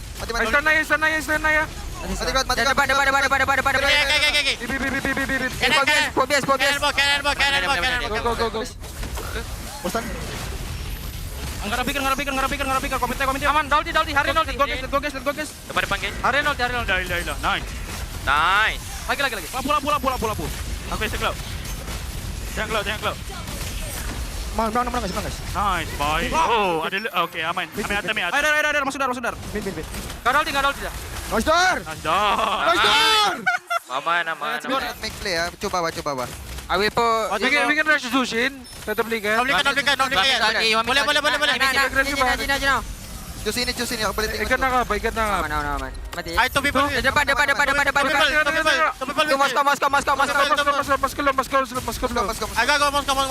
Moskow na push, guys. Ikut jauh dulu. Depan dulu. Mana aja? Tinggal Yum. Aman. Oh, balik pakap ko ya. Ayaw ulti. Oh ya, satu ah. Tinggal mas bang. Ako aman bang. Aman, Lord. Mati. Ato iba, guys. Ya, aku tahu. Ikan na. Nice. Paris aja. Paris. Banjo. Bonjour. Banjo.